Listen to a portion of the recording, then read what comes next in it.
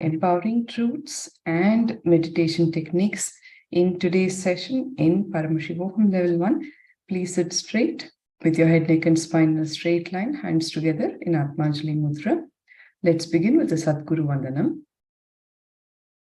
Nithyanandam Paramasukhadam Kevalam Gnanamurtim Dvandvatitam Gagana Sadrusham Tattvamasyaadilakshyam Ekam Nityam Vimalamachalam Sarvadhi Sakshi Bhutam Bhavatitam Trigunarahitam Sadgurum Tam Namami.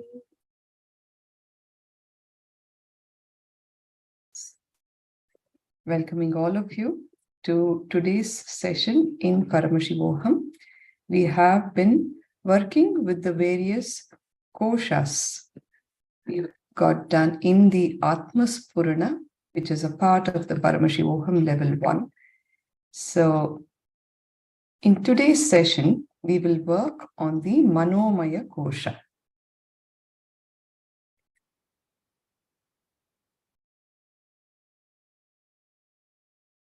Manomaya kosha, as we all know by now, is the mental layer, the third layer.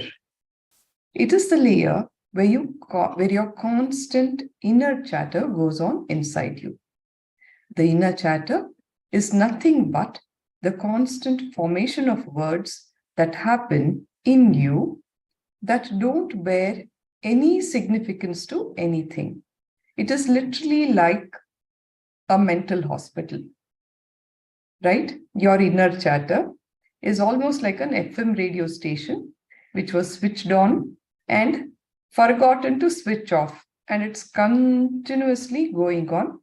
The thoughts that are happening, the words that are happening are highly illogical, irrational, totally disconnected, and doesn't lead you anywhere.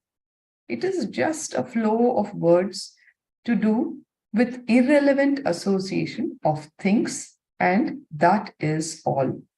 This constant flow is what we call as worry. For example, if you happen to see a red rose, the natural thing should be there in the moment, enjoy the beauty of the red rose, and be done with it. But then your mental layer doesn't end it there. The red rose will take you back down your memory lane, where you remember the red rose given to you by a friend or maybe a crush in your college days. And then suddenly you keep wondering, what's up with him these days? It's been so long. And then you're now 20 years or 30 years down in time from that happening. But you see how the red rose led you back to your college days and maybe your ex-crush. So that is the nature of the mind, the constant flow of irrelevant, illogical thoughts. What is it the red rose actually got to do with that event in college? No, the mind keeps jumping between the past and the future, the past and the future, never in the moment, isn't it? So if a person does not have a clear Manomaya kosha, that is, if he is disturbed in the mind and sits as a leader, just imagine what is going to happen. He can ruin the entire place where he is seated. And one such person becoming a president or the head of the country or a prime minister of the country. Imagine the state of the country. So the Manomaya kosha is very, very important. It is the center of all the 5 koshas. Not only is it in the middle as we know it, but even otherwise, this Manomaya kosha can be called as a base of all the 5 koshas. From Manomaya, you can penetrate or work on all the other 4 koshas as well. So understand, it is not only in the middle of the 5 koshas, it is the base of all the 5 koshas. From this zone, you can penetrate or work on all the other 4 koshas, which includes your Annamaya kosha, your Pranamaya kosha, the Vijnanamaya and the Anandamaya kosha. So, it is known that among the 7 chakras, the Ajna chakra is the Chakra Raja, means the king of all the chakras. In the 7 layers, the Nirvanic layer is considered to be the ultimate. In the same way, in the 5 koshas, the Manomaya kosha is the ultimate one, not even the Anandamaya or the Bliss layer. So understand the importance and the significance of this layer. This is because after the Manomaya kosha, things are involuntary and not under your control. Understand that. After Manomaya kosha, you don't have much access to the other koshas. Things are not under your control. Whatever it is that you can do is only up to the level of the Manomaya kosha alone. And it being the base and the center of all the 5 koshas, it is very, very necessary to purify this. So now, we will work on this Manomaya kosha step by step. It will be a longer process than for the first 2 layers. The meditation process for the Manomaya kosha itself is very simple. It is actually just humming. Intense humming itself will break the inner chatter. When you hum, put your complete awareness on the humming. That will help you to silence the mind. Our inner chatter, all the sound that is generated, all verbalization that happens inside us is created around the navel area.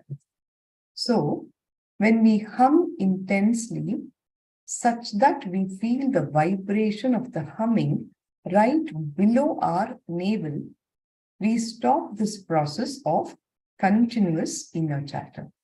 Understand?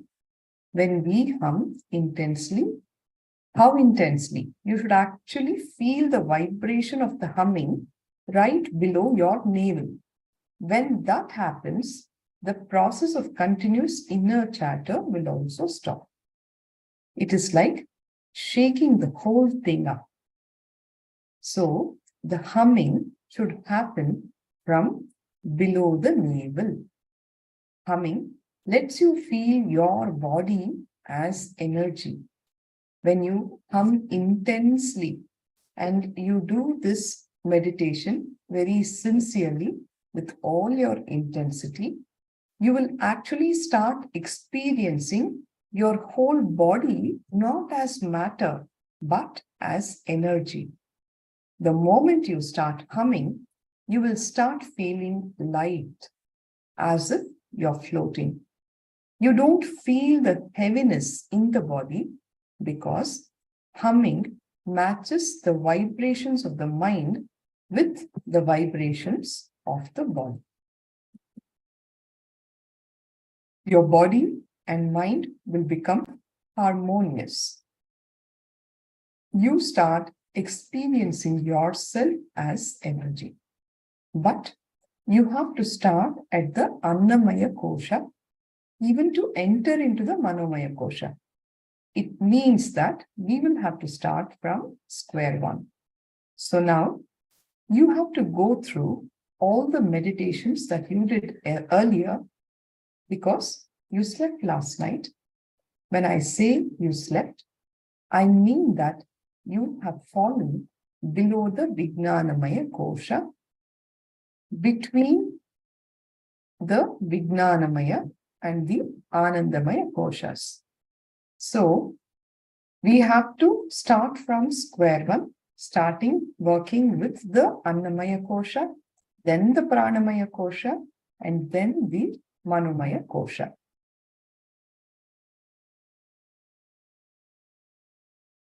So now you can't directly touch the Manomaya. You have to go through the two layers, that is the physical layer, the Annamaya Kosha, and the breath layer, the Pranamaya Kosha, and only then touch the mental layer. Let me explain why you need to do this. You see, the humming that you will do in the Manomaya Kosha meditation, as I said, will shape your inner chattering in the mental layer. Intense humming will completely clean your inner chattering, and that is enough to work on your Manomaya Kosha. But now, if you directly do it, you won't be able to penetrate your Manomaya Kosha as deeply as we want to. All right? So in order to touch and penetrate it deeply, we have to work a little on the earlier two layers, that are the Annamaya and the Pranamaya Kosha layers as well. Once you go deeply into these two layers, the humming will automatically do its work on the Manomaya Kosha directly. So, what does this all mean? Starting with the Annamaya Kosha means we will again be doing the Mruga Sharira Vasa meditation.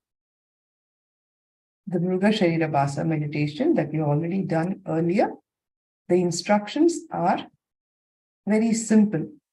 All of us who are sitting here now in this human body, the truth is that we have all gone through all the multiple life forms that we know as primitive, which have happened before us. It would have been in the form of amoeba, then the fish, then the tortoise, the pig, right? The trees that you see, all kinds of life forms, the elephant, the lion, the giraffe, the kangaroo.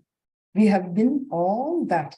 There is a very popular Kannada song of the from the Dasa Sampradaya, which says that you have taken at least 30 crore life forms before you attain the human body.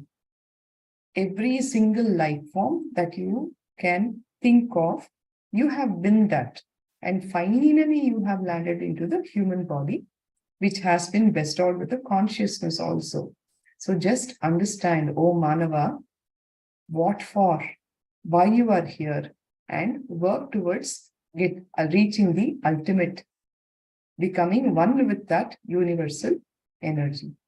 So, for this, we have to break free from all the basic emotions of lust, greed, fantasy, anger, violence, all of that, which will happen only once we get into the animal body.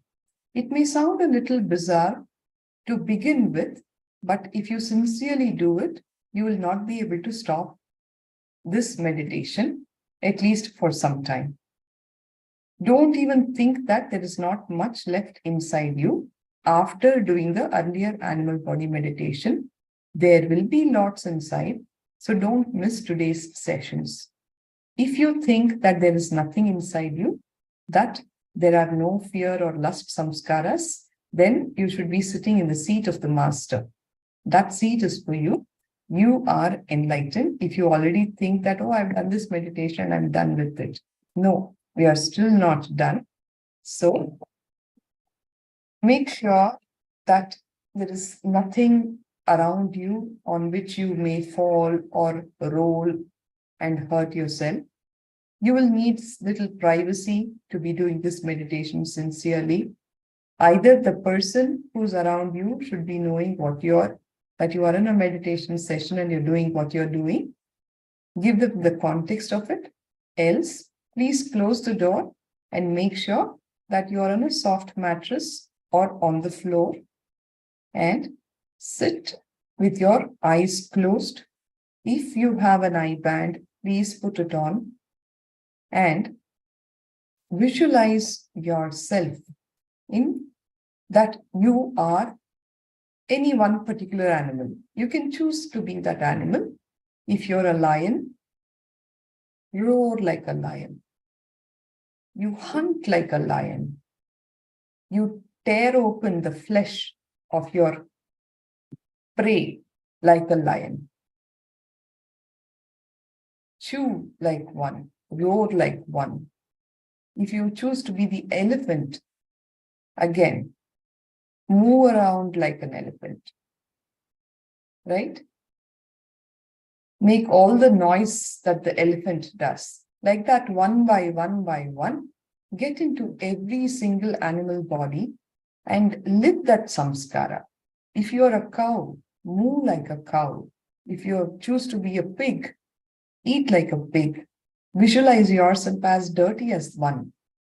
All of that. Okay? So now, requesting all of you to sit with your eye bands on the floor or on a mattress. Make sure that there is nothing that you can injure yourself with when you're doing this particular meditation, because you will be living all the animal samskaras.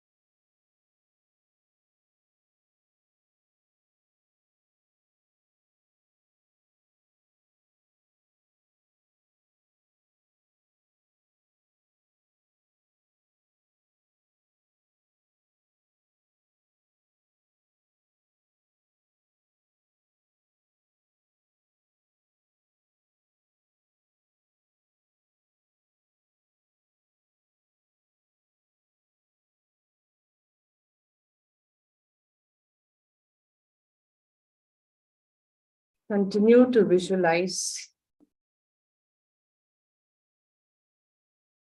yourself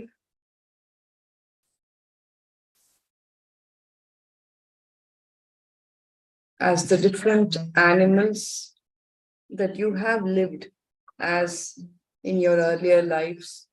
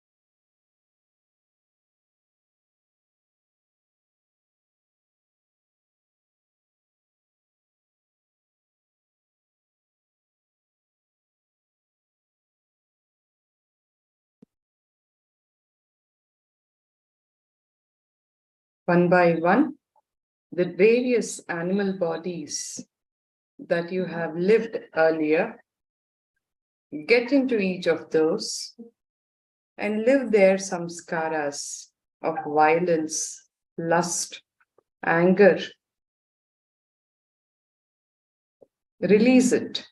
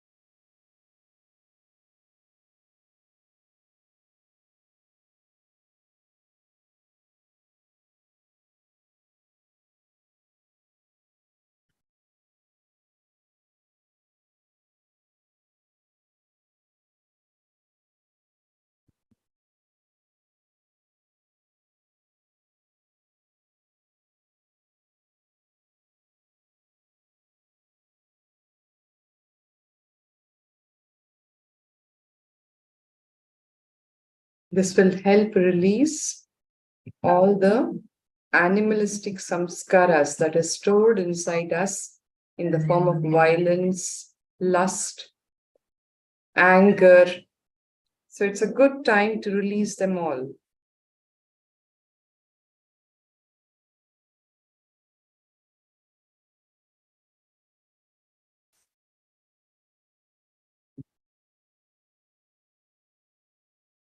You will be able to enter into the Manomaya Kosha only after cleansing up the Annamaya. So do this very, very sincerely.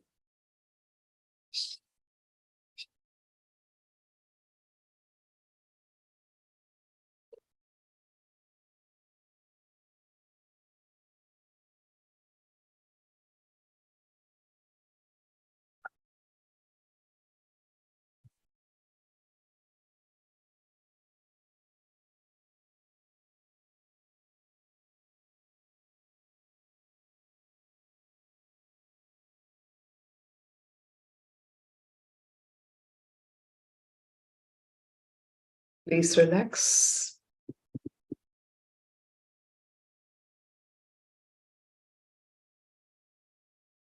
Continue to be sitting with your eyes closed.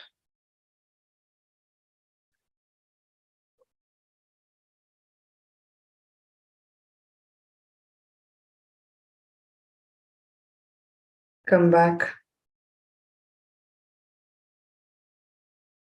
to the human body that you are in right now.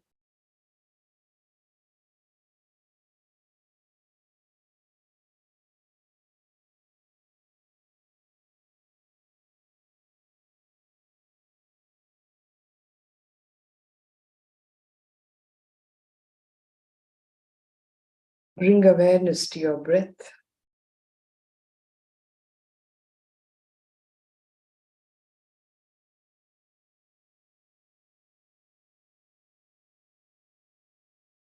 Let go of all the anger, base emotions of lust, greed, violence.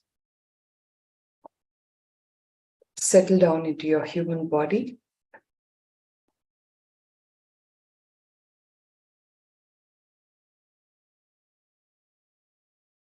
Continue to sit with your eyes closed.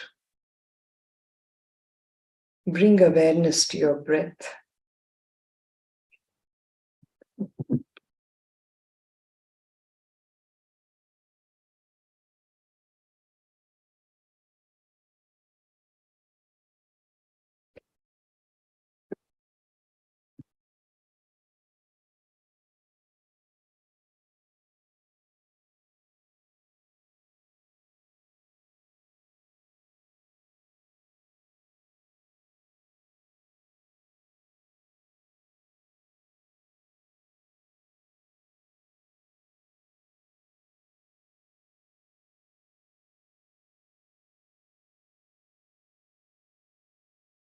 We will now be doing the Pranamaya Kosha meditation.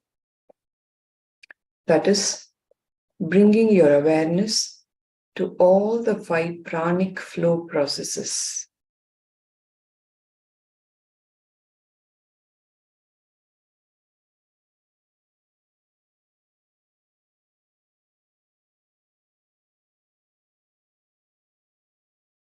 Bring awareness to the air, the breath that's entering into you. Become aware of the inhalation. Take long breaths, deep breaths. Hold the breath inside as long as you can. Bring awareness to the breath spreading to every nook and corner of your body.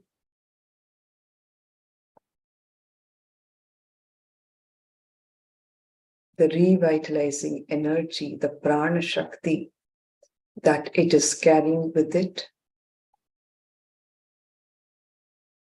You cannot hold your breath anymore.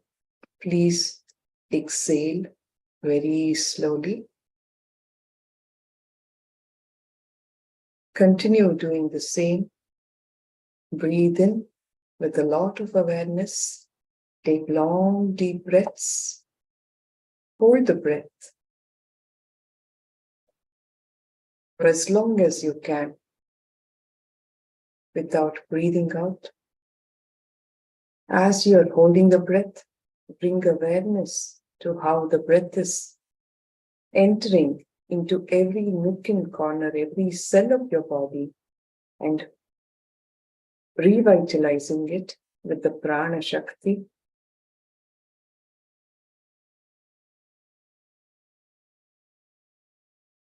What needs to come out will be exhaled when you're not able to hold your breath any longer.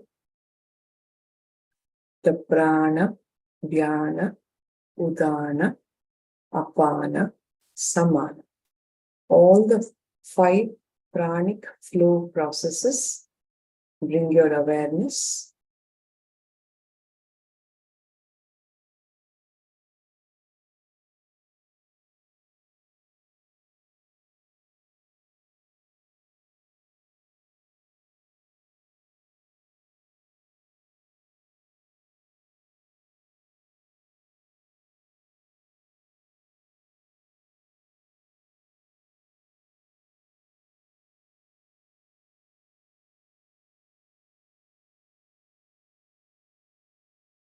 Breathe in as long as possible. Hold the breath.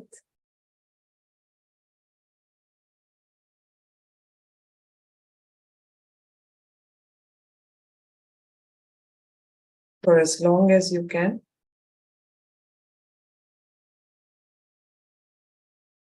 As you're holding the breath, bring awareness to the breath entering into every cell, carrying with it the prana shakti, energizing every nook and corner of your body.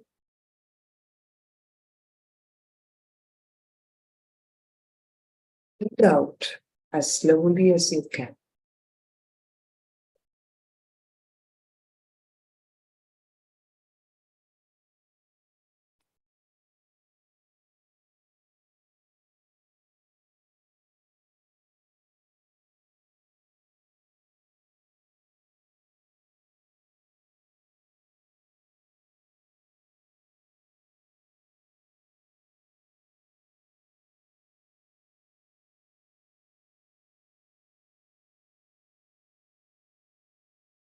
Continue to sit in a comfortable position. If you're on the floor, sit in Sukhasana. The yogis can even decide to sit in Padmasana if you're comfortable. It's important to be comfortable, so whatever suits you best, get into that posture. If you're sitting on a chair and you cannot sit on the floor, perfectly okay, no problem. Continue to sit with your eyes closed, with your head, neck, and spine in a straight line. With your awareness on your breath, breathe in and breathe out as slowly as you can. Now, we will now enter into the Manomaya Kosha meditation technique, which is nothing but intense humming. When you hum, your mouth should be closed and your whole body should vibrate with the humming. To help assist you in this process, I would even recommend keep your palm, your hand, just below your navel. Swamiji says all the verbalization, the sound arises from below the navel, from the navel area. So, just to make sure that the inner chatter inside you will subside, you have to replace it with the vibration. The sound has to be generated from the navel area. So you have to hum with your mouth closed. Take in a breath, and when you are supposed to be exhaling, instead of doing the exhalation, just with your mouth closed,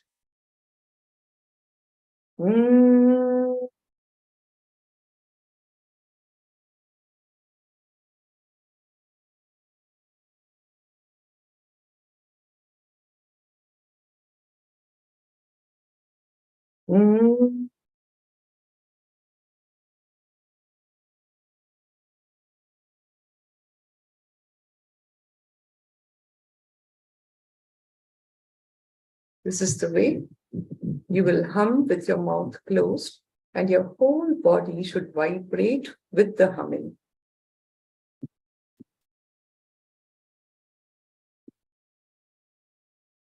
Okay, so to assist the process, I will be playing the Maha Mantra meditation in the background.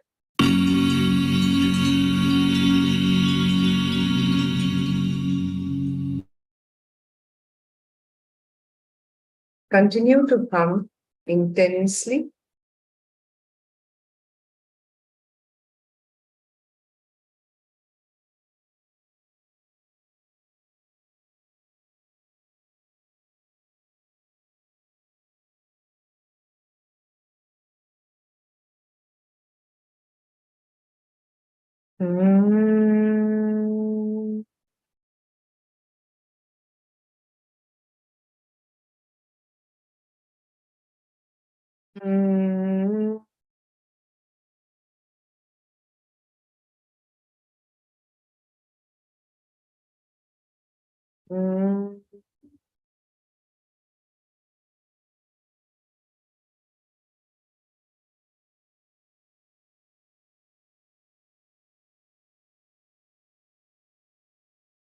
Continue to hum intensely, as loud as possible, as long as possible, and as deep as possible.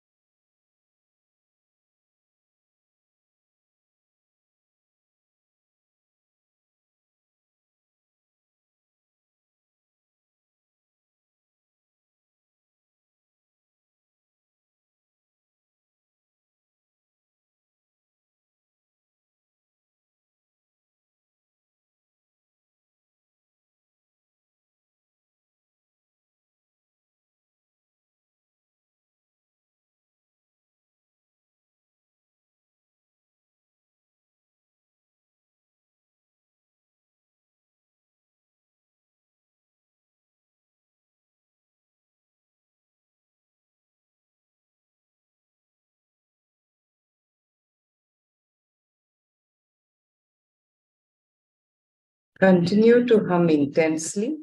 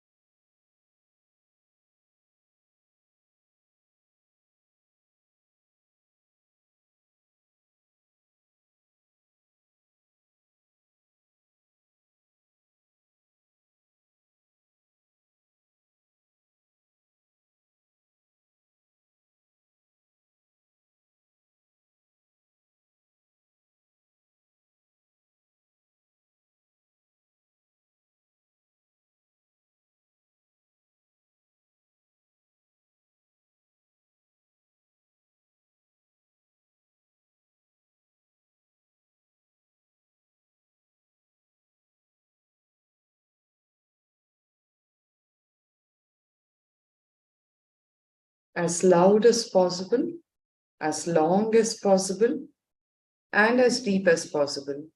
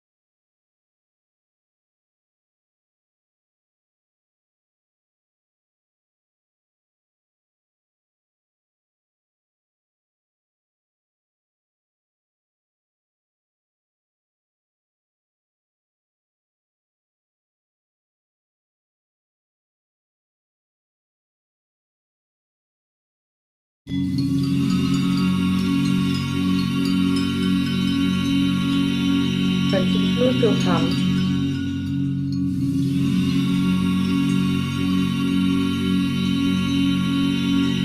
The Mahā Mantra.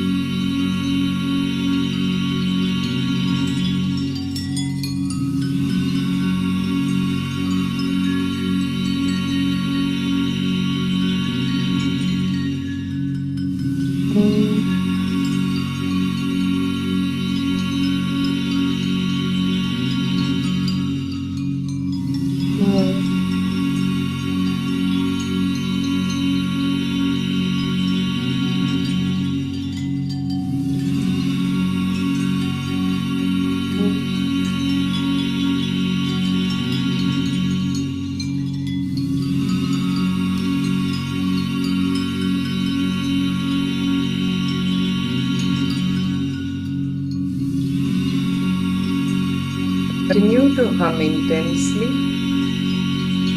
Your whole body should vibrate with the energy of the humming.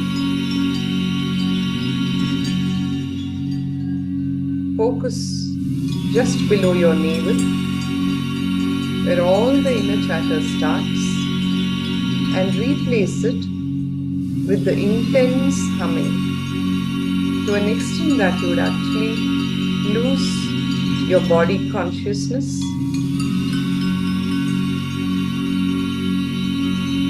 You will no longer feel your body as matter. You will become that pure energy. Continue to hum intensely.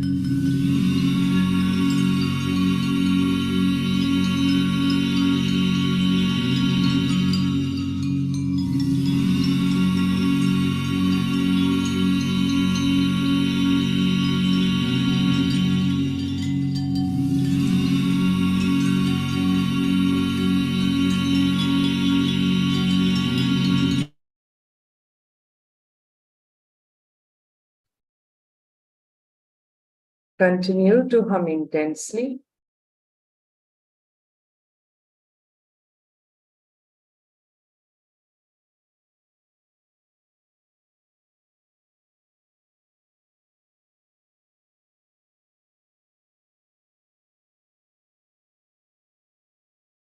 Exhaustion.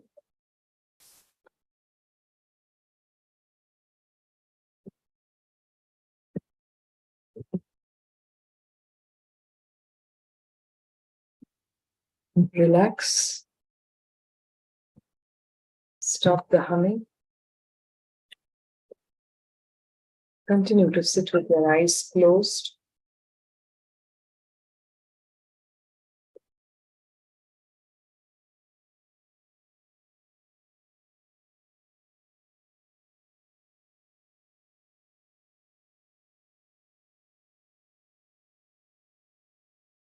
To sit with your eyes closed.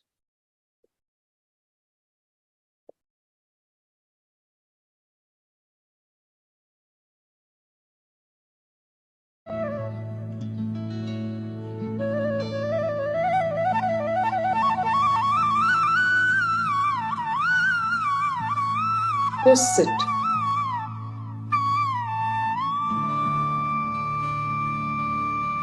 No mantra,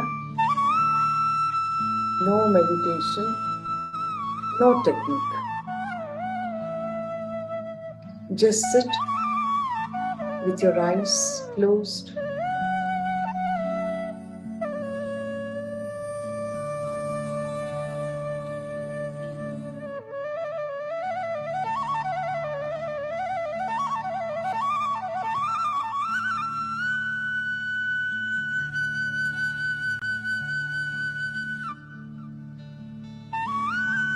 There's no meditation, no technique, no mantra, nothing.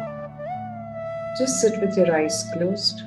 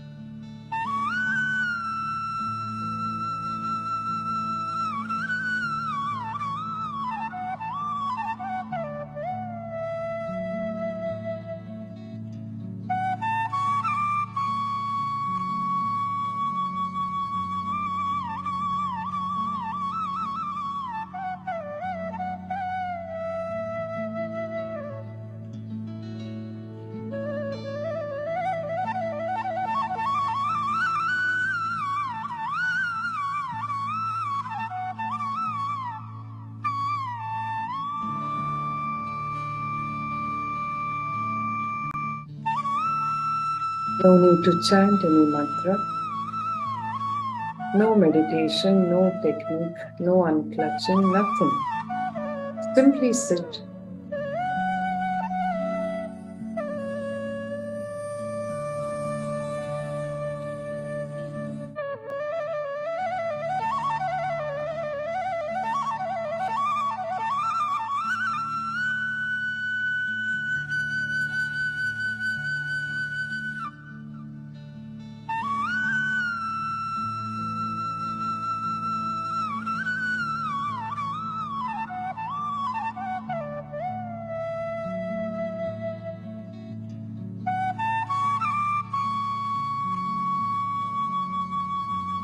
You may feel bored, you may feel restless, it's all right. Just sit.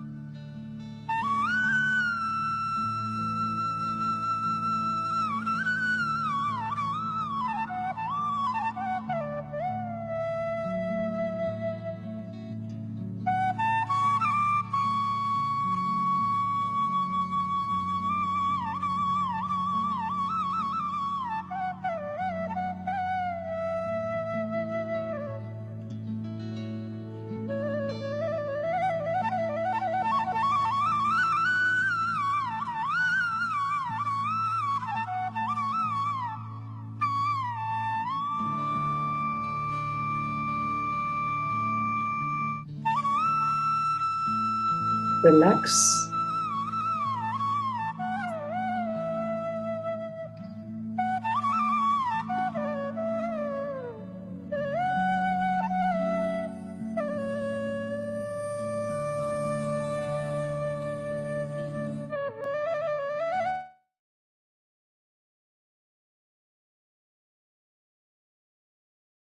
Relax.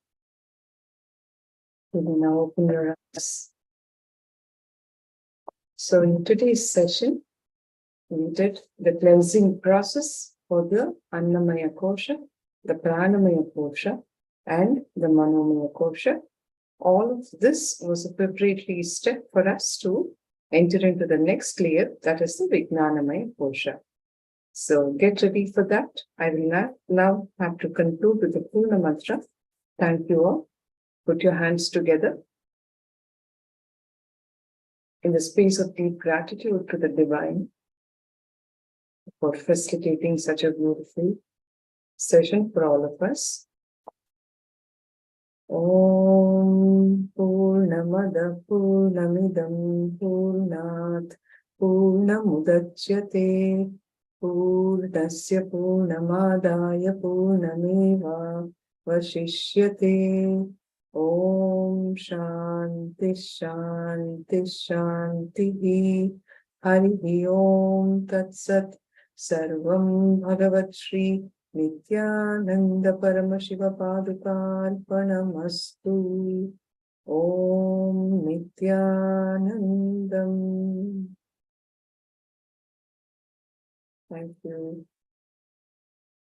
Our Acharya Mahashiva Rupa is here. She will be continuing with the next session. Thank you all. Nithyanandamma.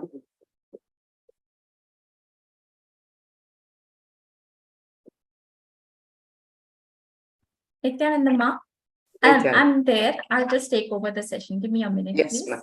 Yeah. Yes. Thank you.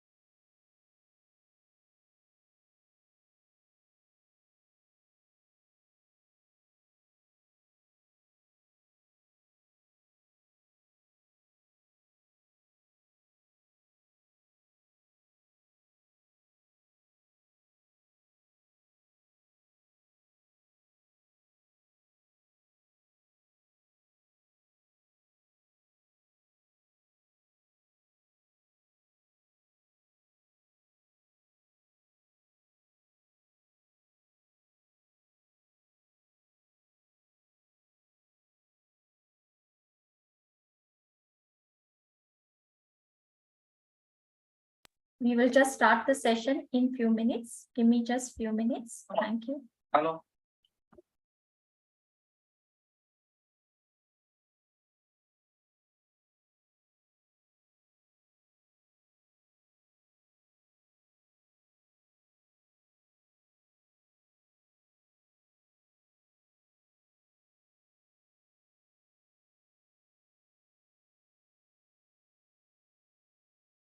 Nithyanandam, everybody.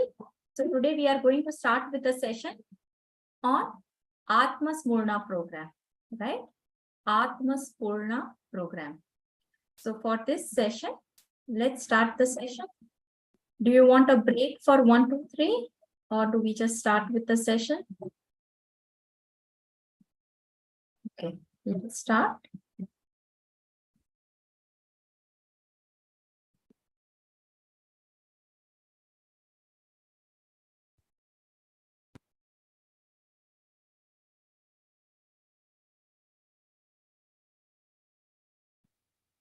Vijnanamaya Kosha, that is Atma Smurna program.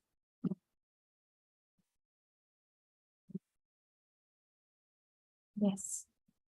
So let's start with Guru Vandana.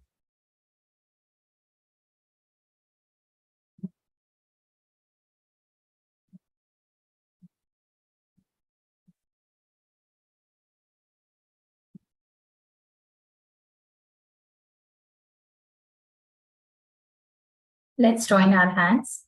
Head, neck and spine erect. Nithyanandam Paramashukadam Kevalam Jnanamurtim Dvandvatitam Gagana Sadrusham Tattvamasyaadilakshyam Ekam Nityam Vimalachalam Sarvadhi Sakshibhutam Bhavatitam Trigunarahitam Sadgurum Tam Namami.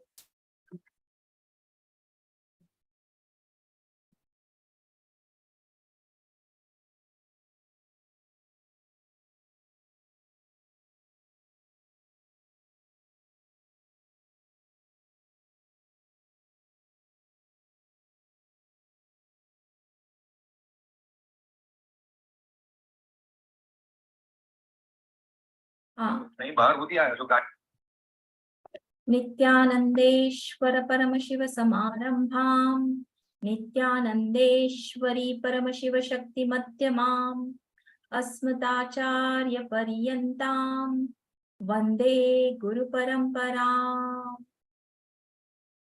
Vande Guru Parampara Vande Guru Parampara Vande Guru Parampara. Yes, let's follow the mandatory guidelines and let's move ahead. So Vijnanamaya Kosha, the visualization layer. Let us now see the Vijnanamaya Kosha, the fourth layer. This is the visualization layer.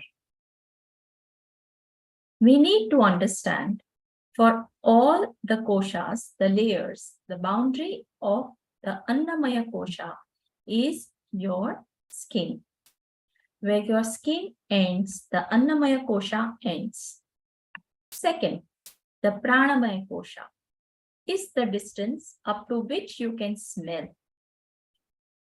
Pranamaya Kosha is the distance up to which you can smell. If you can smell up to a certain distance of say 10 feet or 15 feet, that is your Pranamaya Kosha. Sometimes it can even be up to 30 to 40 feet, but not more than 100 feet. 100 feet will be the maximum. That is why people who have a strong sense of smell will be very sharp and intelligent. This layer is directly associated with intelligence. Such people will be very sharp in their decision making and clarity. But somehow civilization has destroyed the sense of smell. The third layer, the Manomaya Kosha.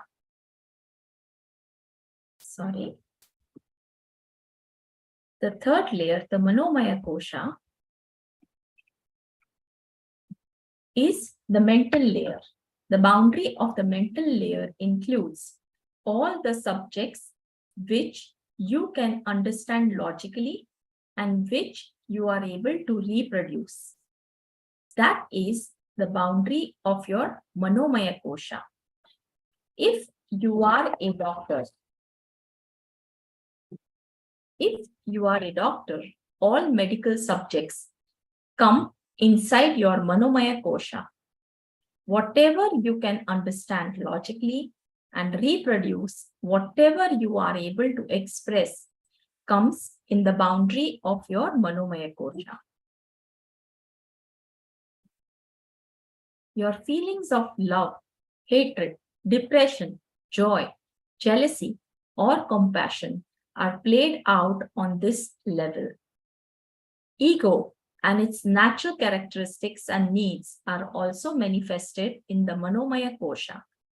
The Manomaya Kosha corresponds to your nervous system. The fourth, or the Vijnanamaya Kosha, is whatever you can visualize or imagine. The people who live in visualization and imagination, like artists, poets, singers, and painters, live in this layer, Vijnanamaya Kosha. They live a more satisfied, happy, and deep life when compared to the logicians. Lawyers, accountants may have money, but not joy or fulfillment. A large firm which was doing scientific research decided that it would experiment its medicine on lawyers instead of rats. They gave 3 reasons for it. 1, there are more numbers of lawyers than rats. 2, reducing the number of lawyers does more good to the country than reducing the number of rats. 3, there are some things that rats won't do for the sake of money. Anyhow, artists, painters, and poets, even though they live with less money, live with deep satisfaction because their boundary is much bigger.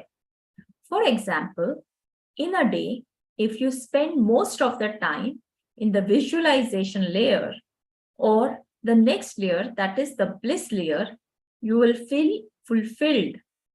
The time that you spend in the deepest layer is what is going to give you the real fulfillment. Your fulfillment depends on that, not the money which you make, or the car which you drive, or the house that you live in. All those things are not going to give you fulfillment. For example, if you spend 10 hours in Annamaya Kosha and 10 hours in Pranamaya Kosha, then you will have only 2 to 3 hours in Manomaya Kosha and no time at all in Vijnanamaya Kosha. Then automatically you feel that your life is dull and dead. That is why if you have too much of entertainment in the Annamaya Kosha, you will feel good on and off, but depression will be the basic thread of civilization for you. Look at all the civilizations which have too much entertainment in the Annamaya Kosha.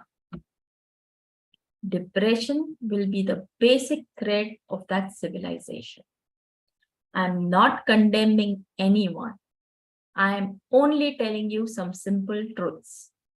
The average time per day that a person spends sitting in front of the television has gone up to 7 hours now in India. This is shocking. Actually, I didn't believe it when I read this report. I think in America, the average time is 3.5 or 4 hours. One good thing is that the majority of the population still does not have access to television in India. The crowd which does not have access to television is safe. But that number is also reducing drastically because now the government is giving free television sets. In the Vedic tradition, even entertainment was designed in such a way that you would be again and again pushed to the second or the third layer. What will such entertainment be? For example, one such tradition is that you should go to the holy town of Tirupati to ensure your head and pray to the Lord. But you also have people who go to the casino, give away everything and come back. Enjoying the probability is one of the important qualities of human being. For example, if you play the slot machine, you may or may not win. Similarly, if you pray to Lord Venkateshwara in Tirupati, he may or may not give. That is the theory of probability. Our Vedic masters knew that there are some basic instincts which you can't kill in human beings. Enjoying probability is one such instinct. So they diverted those energies in a proper way and used them. Enjoying probability is a basic instinct of human beings. Those few moments of anxiety, a certain kind of adrenaline release happens in the system. You enjoy that. Sometimes you may feel frightened, but you enjoy it subconsciously. That is why you sit in all those terrific rides and roller coasters. During those sudden drops and wild rides and the adrenaline release happens in your system, it gives you a sort of a kick. So when you are in the anxiety that sometimes may happen, that something may happen or may not happen, that probability gives you a sort of a subtle kick. That is why you are sitting in front of a slot machine continuously. The same probability has been used by the enlightened masters to put you into the third layer, the Manomaya Kosha. In the case of a slot machine, the same probability is used to retain you in the first layer, that is the physical layer, the Annamaya Kosha. But in Tirupati, you are just dropped into the third and the deep layer. At the end of the day in Tirupati, the money collected goes back for social service. In the casino around the world, the money goes back into the same business. And who is it who is controlling such a huge business? Who is getting empowered in the world? Just think. That is why I say the right visualization can change the whole civilization. Just a few enlightened masters change the history of mankind. If you have to write the entire planet's history, all you have to write is the lives of 10 enlightened masters. Their biography is the gist of the entire history of the planet Earth. The more time you spend in the visualization layer, the deeper and more fulfilled your life will be. I'm just throwing a few points for you to ponder over. Let me give an introduction to Tirupati for those of you who don't know. Tirupati is the richest spiritual center of the world. Per day, 100,000 people worship at the altar there.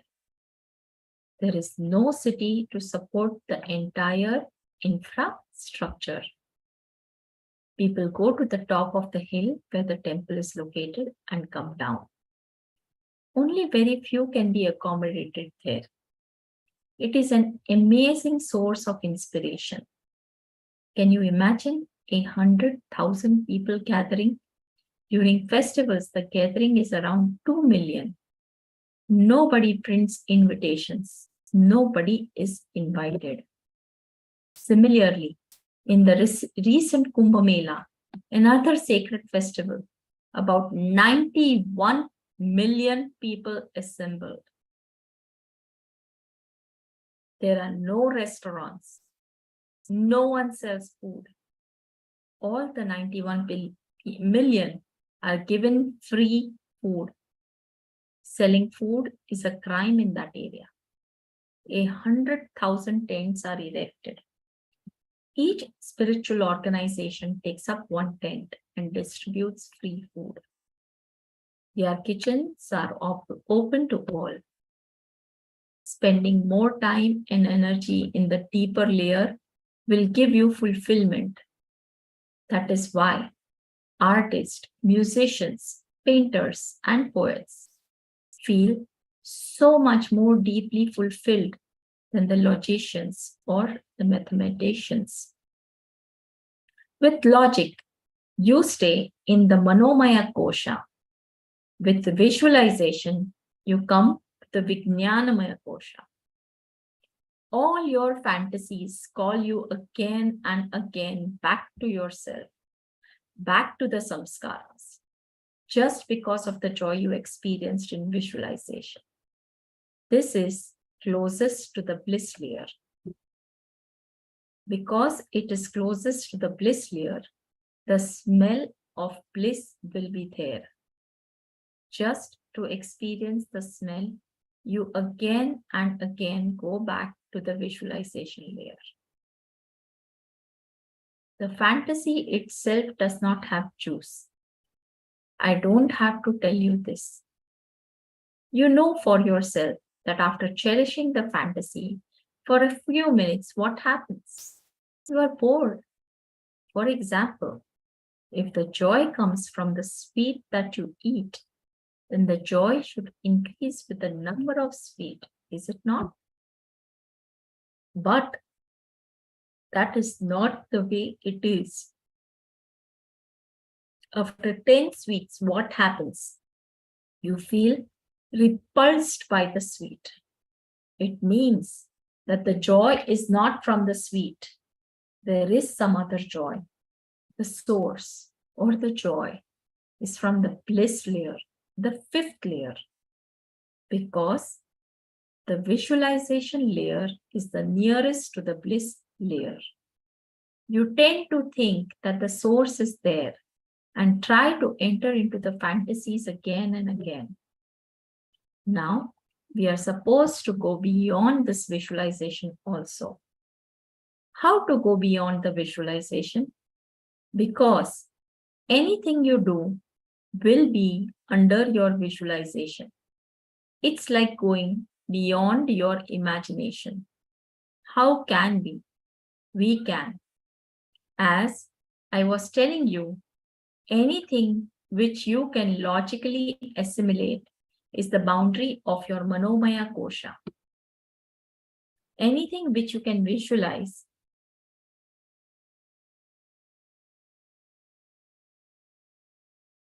anything that you can visualize is your Vijnanamaya Kosha boundary.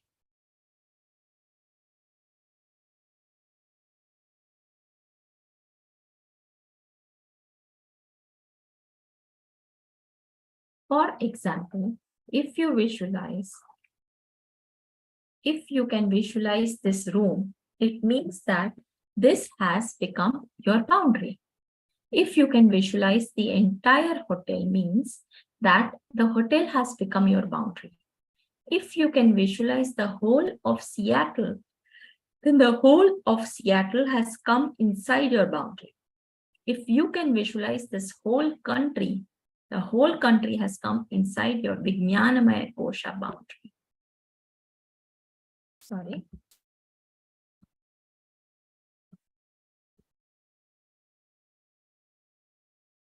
Yes. If you can visualize this whole planet Earth, then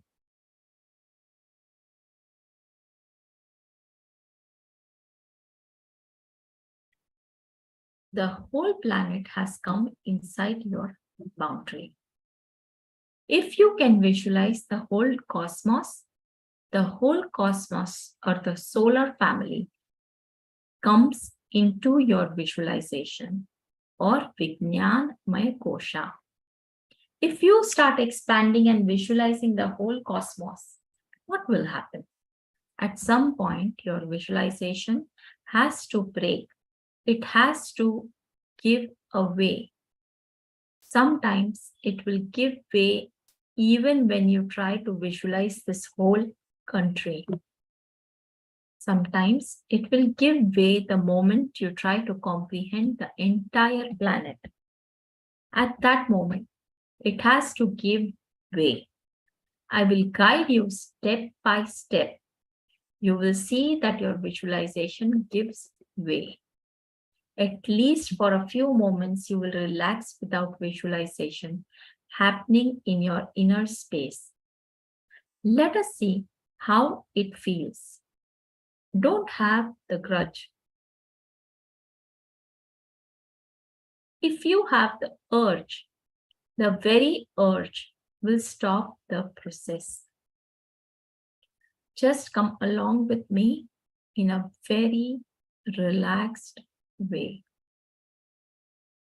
When I say visualize Seattle, whatever you know about Seattle, visualize and feel it inside your skin. The traffic moving inside your skin. The whole thing is happening inside what you think as your boundary. Just expand your visualize step by step. Suddenly, you will see that your visualization gives way to existence itself. Please close your eyes, tie your eye band, sit in a comfortable way. Do not lie down. Do not sleep. Sit in a relaxed way. There should not be anything tight gripping your body. First, feel your body at the Annamaya Kosha, the physical layer. Feel yourself completely inside your skin. So do I give you a few minutes? Please, can you tie your eye bands and we be ready for the meditation? I give you 3 minutes to get assembled to sit for meditation.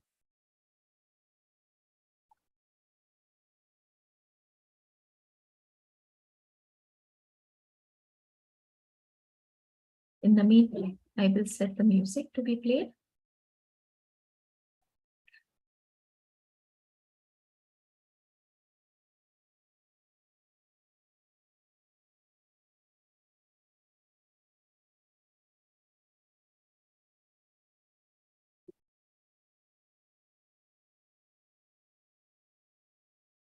I'll stop sharing for a moment.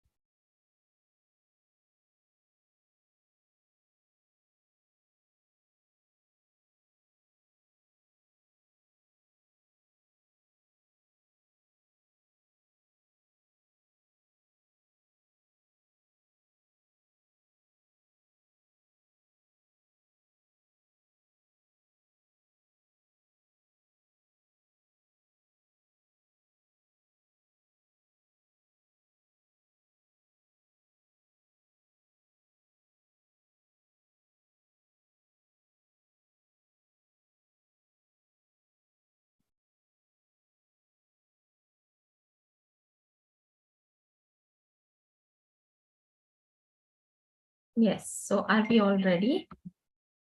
May we start with the session again? I will start the sharing.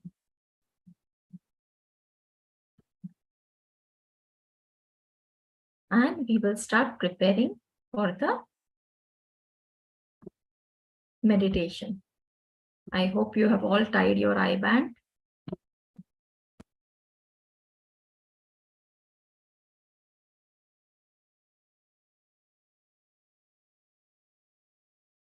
Yes. So please close your eyes, tie your eye band, sit comfortably.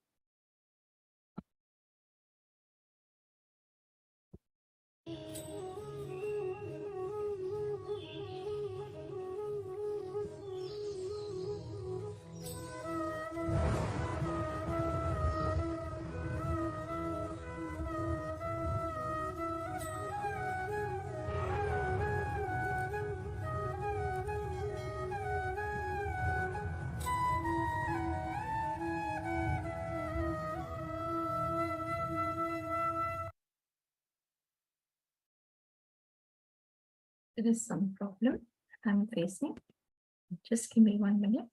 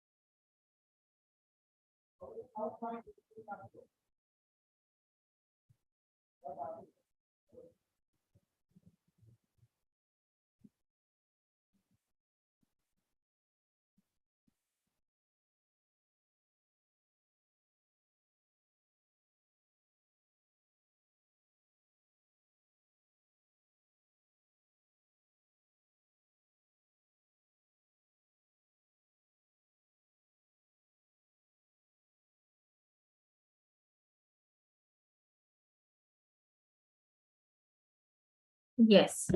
So what we will do is we will start the meditation now with our eye bands tied. Do not lie down. Do not sleep. Sit in a relaxed way.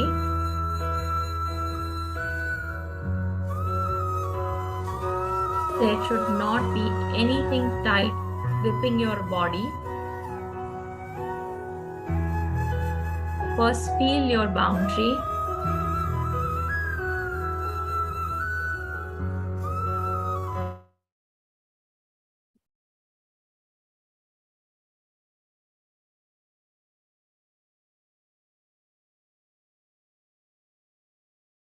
Boundary of your Annamaya Kosha.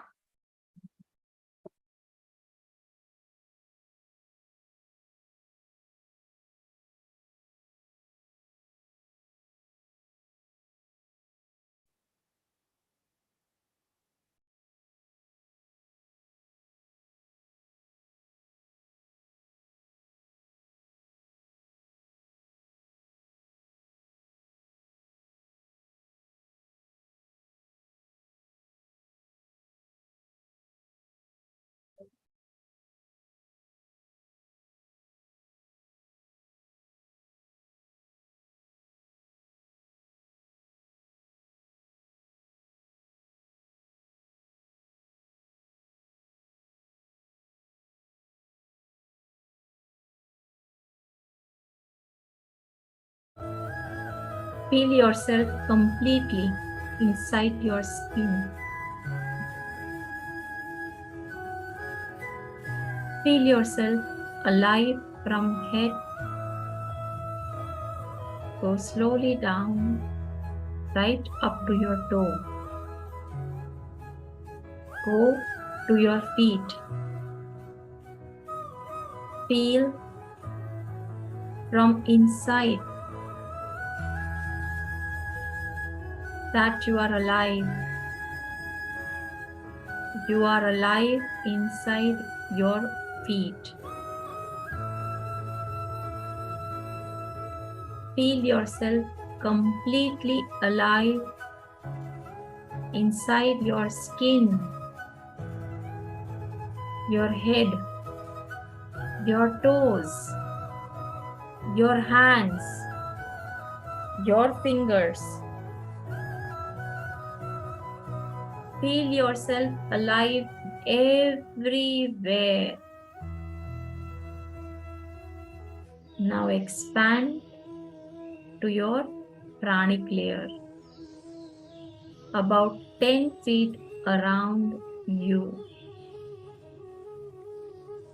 Expand to your pranic layer, about 10 feet around you.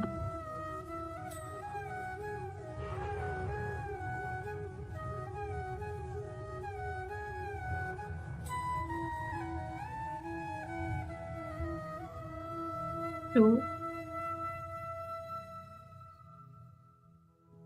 or three people are sitting around you, are all inside you.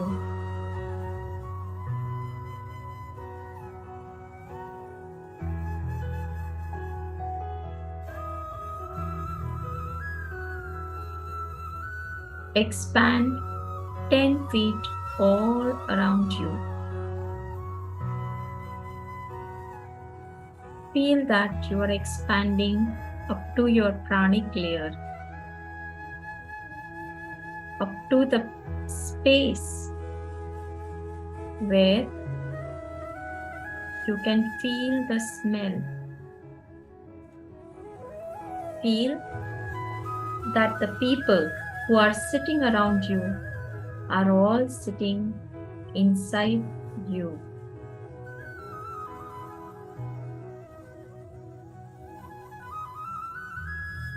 All people sitting around you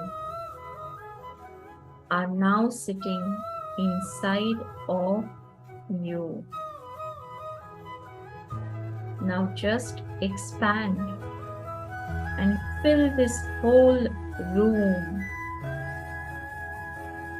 Fill this whole room.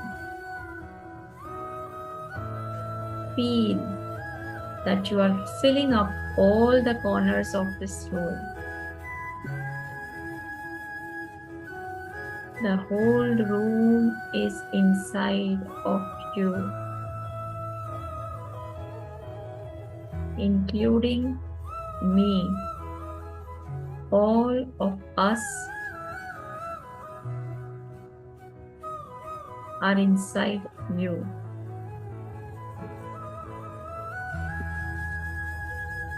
Everybody is sitting inside you. Just expand. These chairs, sofas, all are the mediators. Everyone sitting here is inside you.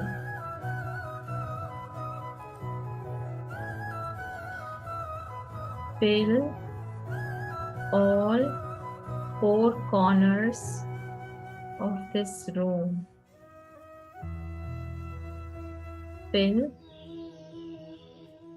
this whole room.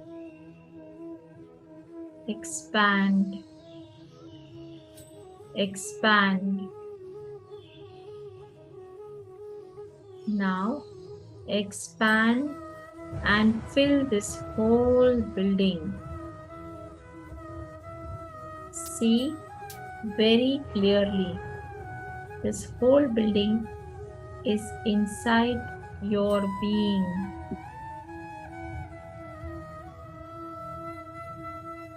Expand and feel this whole building.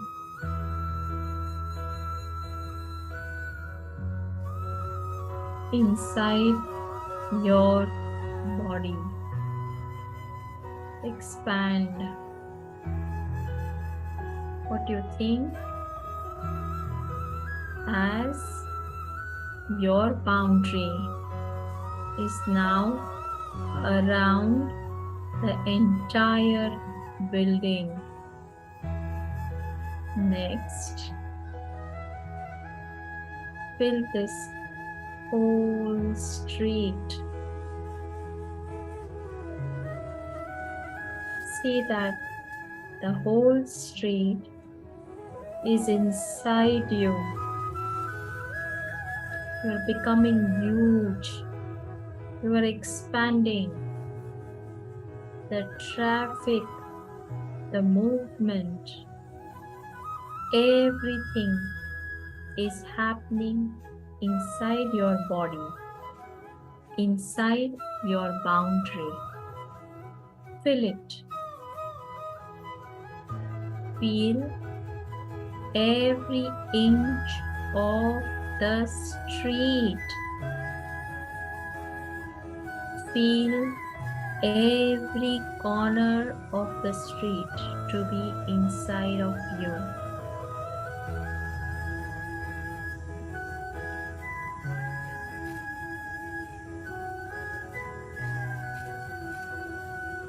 Expand now and fill the entire city. Whatever you know in the city, all the places that you know in the city, just bring all of them back to your memory and see that everything is inside you. You are feeling it.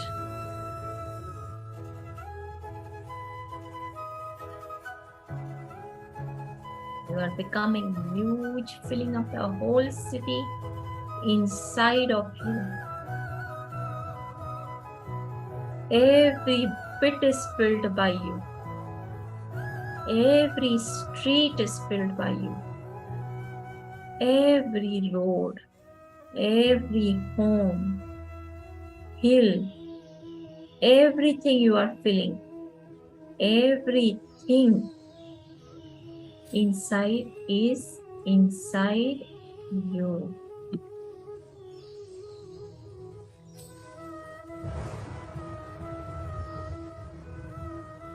Spend some time in visualizing the whole city. How huge you have become. Expand into that space. Feel the space. Be in that moment of expansion. Now expand slowly further and fill all the corners of this country.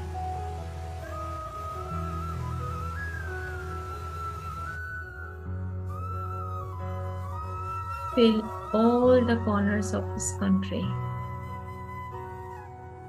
Whatever you know about this country,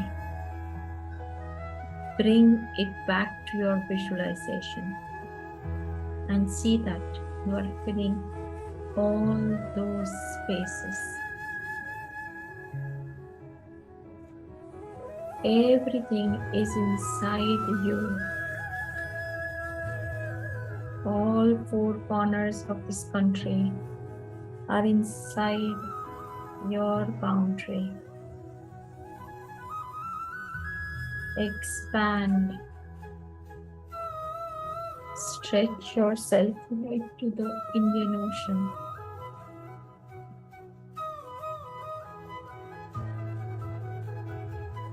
I am talking of India. Similarly, imagine your map and keep on expanding, engulfing the whole of this country into you. Everything is inside you. The hills, the rivers, the snow-capped mountains, the highways, the tunnels, the houses, the sun, everything of India for me is in me. Similarly, everything of the country which you are sitting in is in you. All four corners of this country are inside you. And your boundary. Feel that everything is inside you. All the movement. Everything is inside you. You are feeling everything.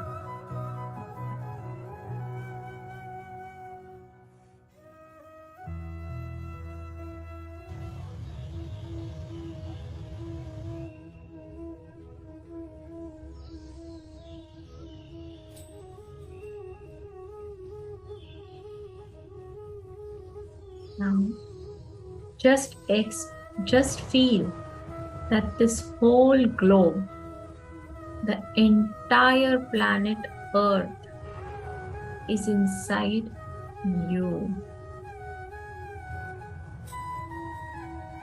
I repeat, now expand and just feel the whole planet, the whole globe, the entire planet Earth is inside you.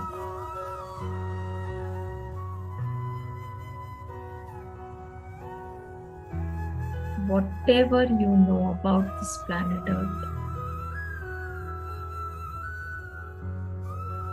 from the Amazon forest to the Nile river to the Ganges,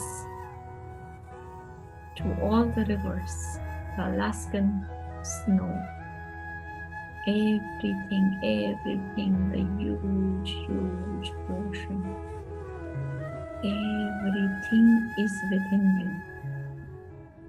Whatever your memory can penetrate, expand to cover it. All the places that you have heard about or seen. Huge African desert, a huge desert in the Middle East, the places on the earth where the gravity is defied.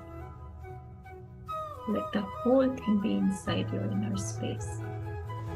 Experience all the places inside you, your boundary, inside your skin, inside you. Expand.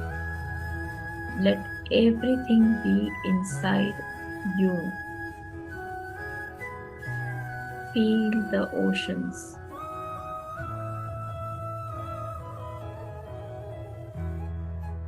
Feel the mountains.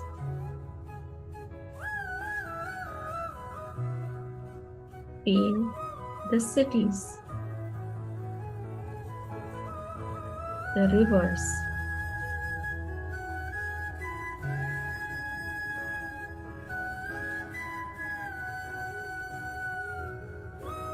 everything to be inside of you. The whole globe is moving inside your inner space. Expand further so that the whole solar family is inside you.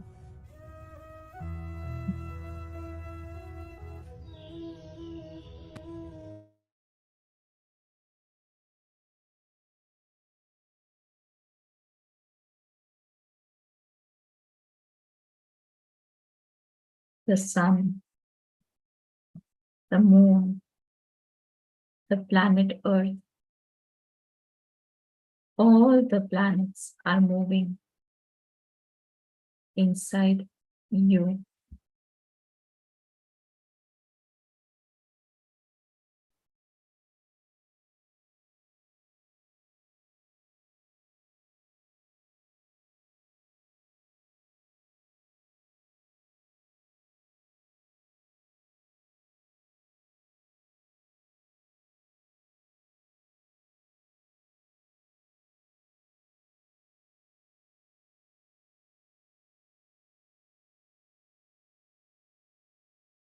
Move yourself into that space where the sun, moon, planet, earth,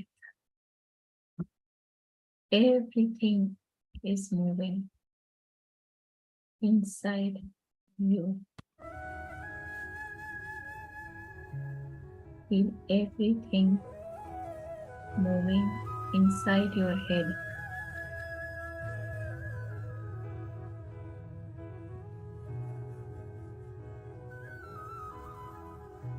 Let everything be inside your head.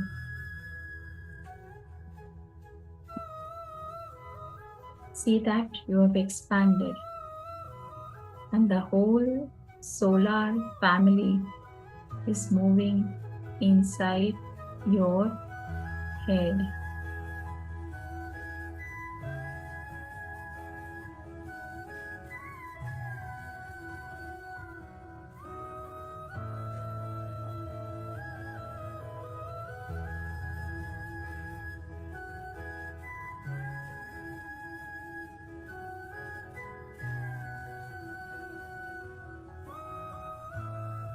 Now, slowly expand further. Let the whole cosmos be inside you.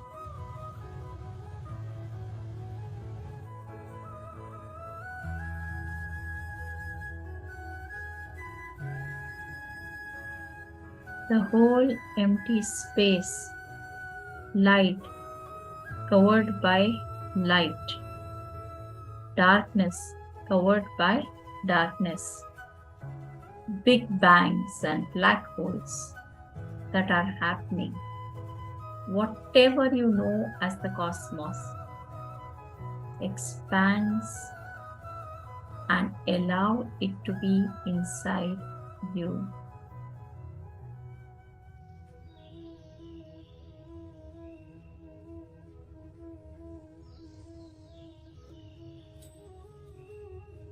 Continue to expand. Feel the bliss in you.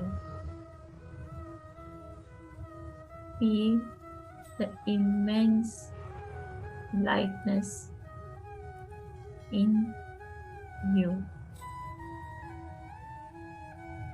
Feel the expanse of bliss in you.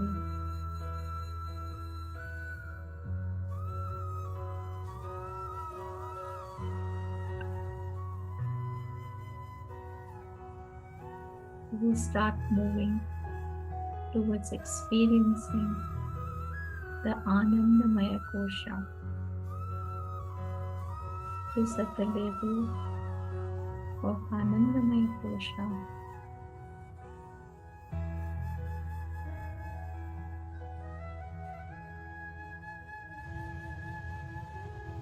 That true yoga happens, where the union of the mind, body, and spirit takes place, where you are one with the cosmic energy, where the self is alive and you have identified yourself with it.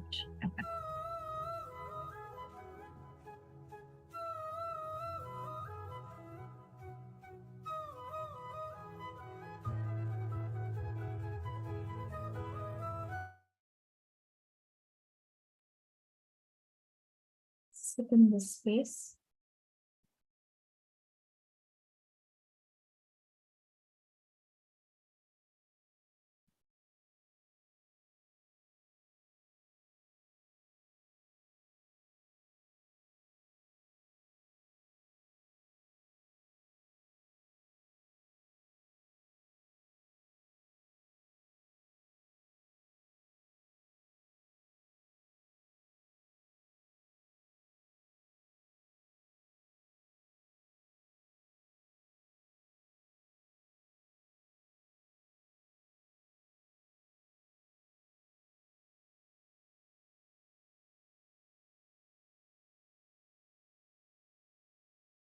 Slowly start relaxing.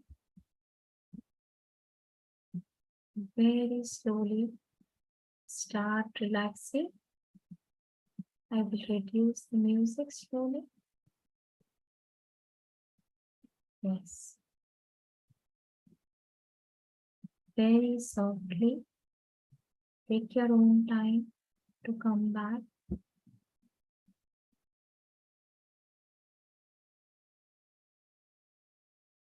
Take your own time to come back. Can you hear me now? Take your own time to come back. Open your eye bands. Gradually be with yourself.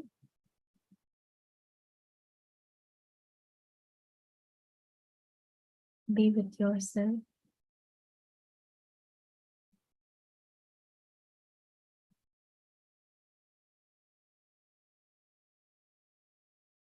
Slowly relax. Very gradually relax.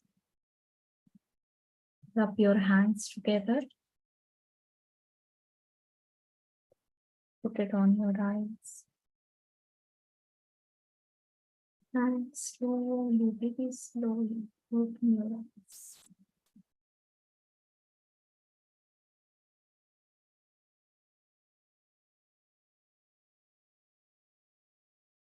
Slowly, very slowly, open your eyes. And slowly move your hands. Give some motion to your body. I hope you enjoyed this meditation. With this, we come to the end of the session. We will be having the next Acharya now coming soon. I hope it was a good session for you.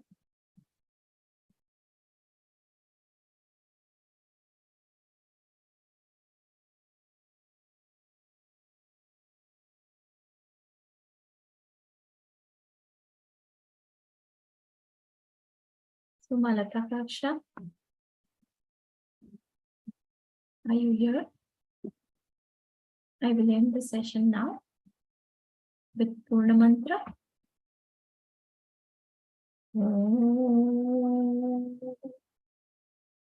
Purnamada Purnamidam Purnam Purnamudachyate Purnasya Purnamadaya Purnamevavashishyate.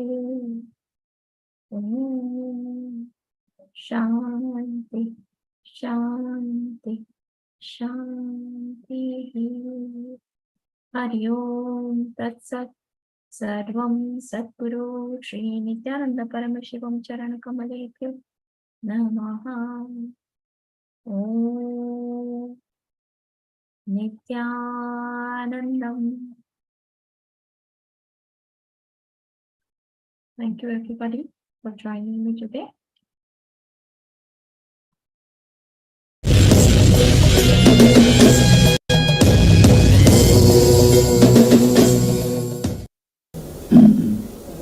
Couple of days back, I in fact felt that I was at a very low TPS.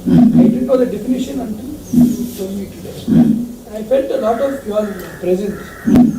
That's good. A lot of. The moment you come down to the low TPS, you will see that I will be there. And it was very buzzing. Very. You felt like you're high. That's right. Like High. And then I took a major decision in that. High. You see, whenever in the high moments you take any decision, it always helps you. In the low moments, never take any decision. In too much of TPS, never take any decision. Don't take any decision when the TPS is high. Take just when you are in any tension, any problem, relax. Bring down the TPS level. Then decide. Then never do any decision making regarding any subject in your life when the TPS is high.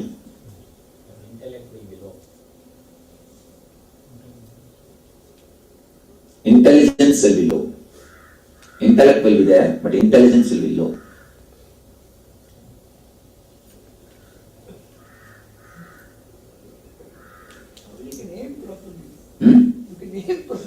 Oh, you are afraid. Somebody else's stone will come on you. Don't bother. Unless you are worthy, it will not come to you. Somewhere or other you must be worthy of that. I may not aim properly, but the stone touched by my hand knows where to travel. See, Rama actually doesn't know how to aim, but Ramabana has got intelligence. Because of his hand, Ramabana gets intelligence, so that directly travels and does the job and comes back. So it's a Ramabana. I may not know how to aim, but I know how to give intelligence to the stone. All these are stories, but only we have to have. Don't bother. So, Swami, when you said that we hear what we want to hear in the discourse, is it based on what we expect? What does it differentiate? You can't understand, relax.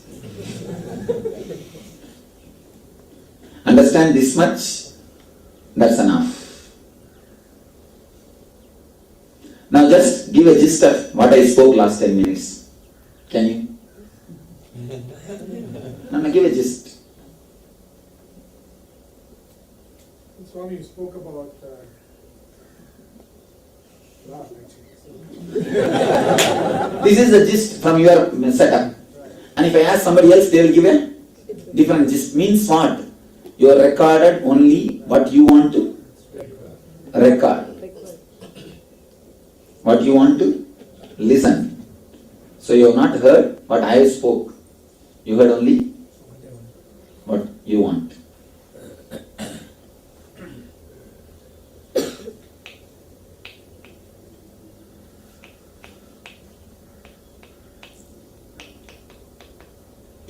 Actually, when the TPS comes down, 24 hours you will have the same flirting mood, that ecstatic mood.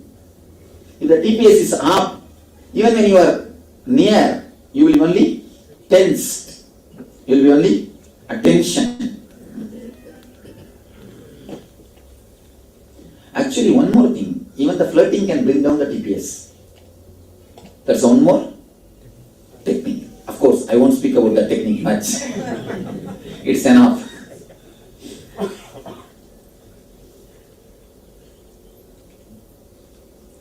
Utterly relaxed just by the deep divine presence of the Master, asking nothing more.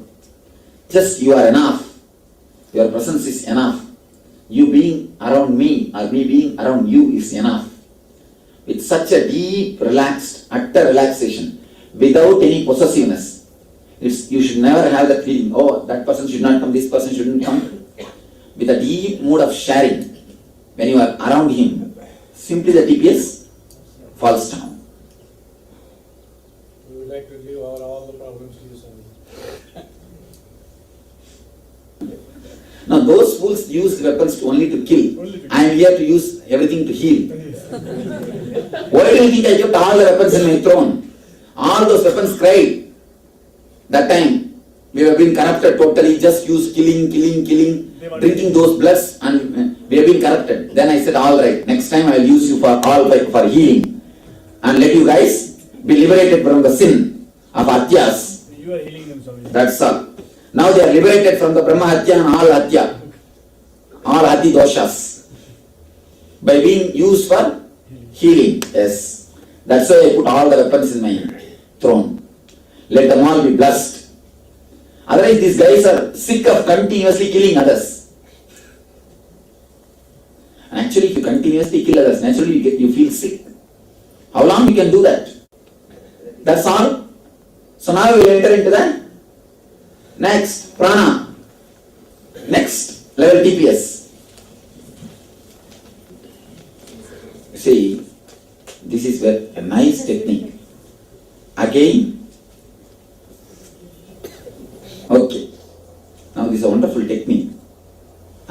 technique, a small rule, no question of opening the eyes and moving from that place. Till I say, move. Now I'm going to attend one function in Bangalore.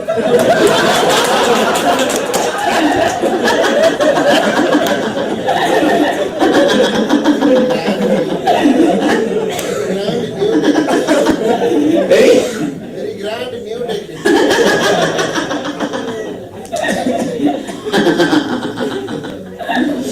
a small function in Bangalore. So soon I will come back. It's not in Mysore, sir. Soon I will come back and move you from your places. It's a very simple technique. Very simple technique. I'll guide you first step by step. I'll guide you first step by step. 4 steps. You have 4 prana movements in your system. The prana going in, prana taking turn, prana coming out, and again prana taking turn. You understand what I say? You have 4 movements. Prana going in, taking turn, going out, again taking turn. You are supposed to witness all these 4 movements. First I will guide you, you will witness only prana going in. Next you will start witnessing only the prana taking turn. Next you will witness only the prana coming out. Next you will witness only prana taking turn.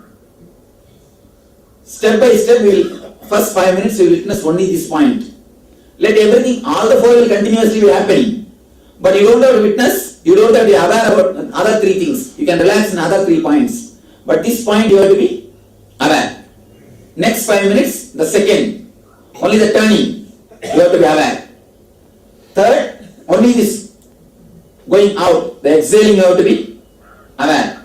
Fourth, only the taking turn, you have to be aware. Understand very clearly. 5 minutes, 5 minutes, 5 minutes. After 20 minutes, you have to be aware of all the 4 movements.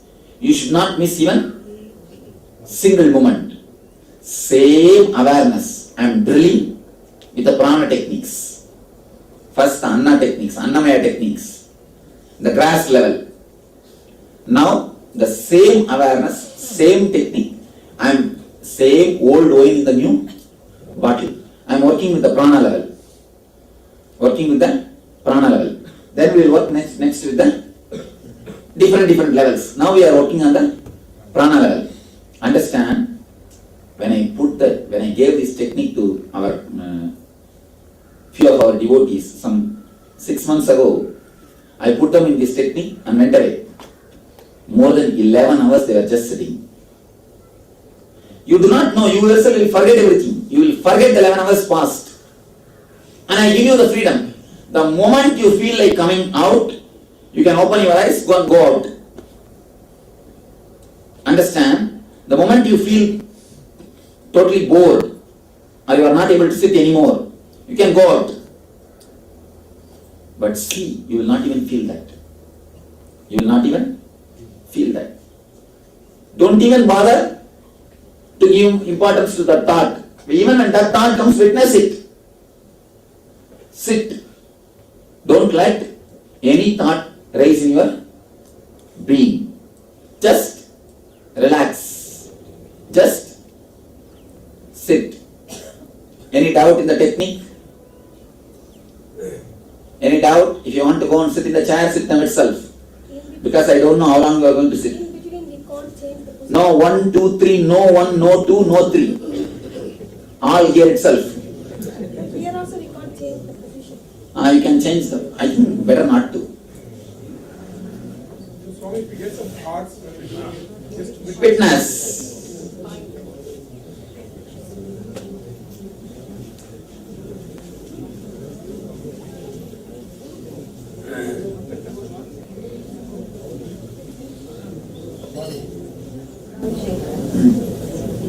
Inhaling and exhaling, we are able to follow that.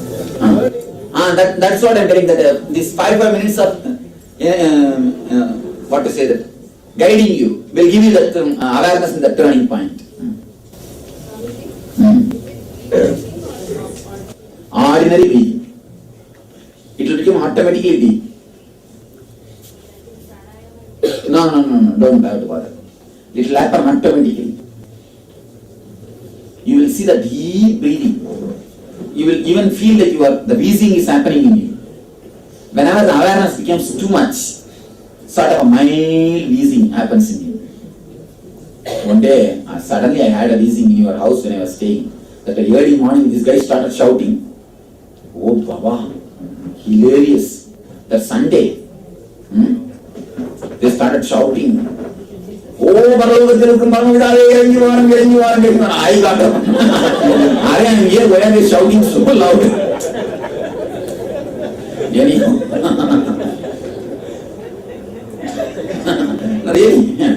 They started shouting so loudly. Still I remember that incident. I had a shock. I thought something seriously wrong happened to somebody. It's a great blessing. You can never forget God. But it will torture us, na? Torture us, remember.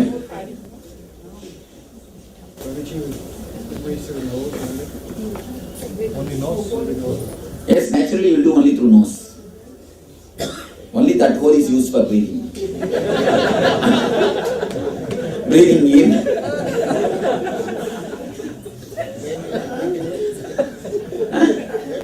Different action.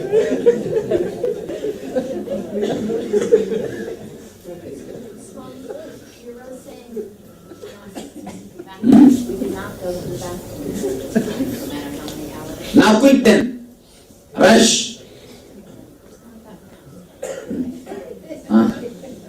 Now after that you will not feel like.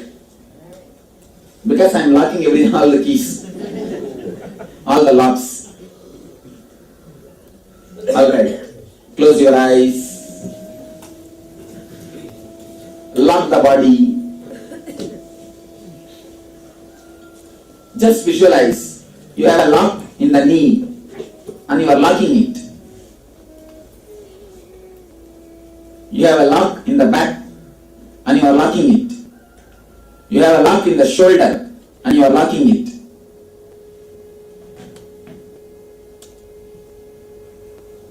Visualize. Step by step your body is getting locked. Feel the lock and key sound. Tak-tak, tak-tak. Your body is just locked. All your joints are just locked with a key. You are almost becoming a statue in the same sitting position. Feel your neck is locked. Both shoulders are locked. Backbone is locked. Knees are locked. And just locked. That's all.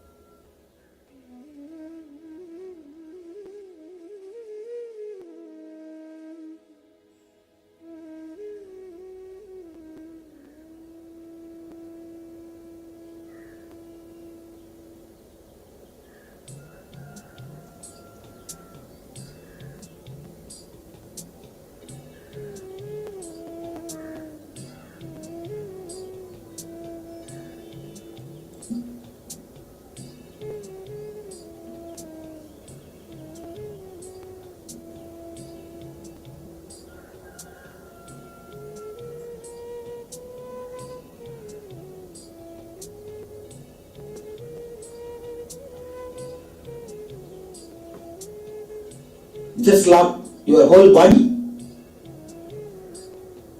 from toe to head. Lock all the joints. Visualize you are locking all the joints. Lock literally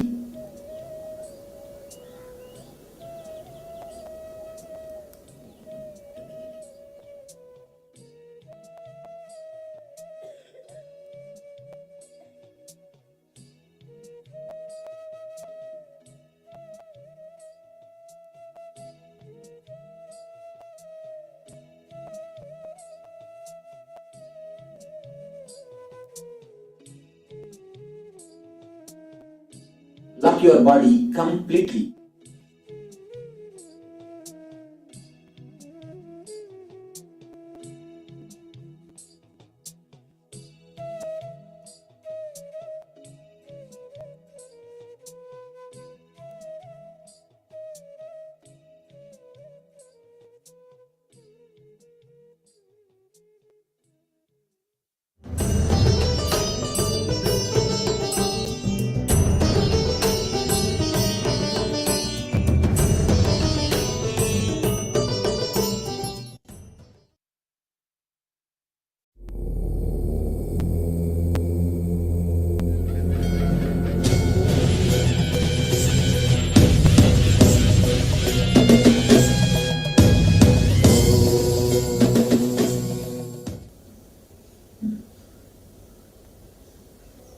How many of you feel that the breathing has totally become one point?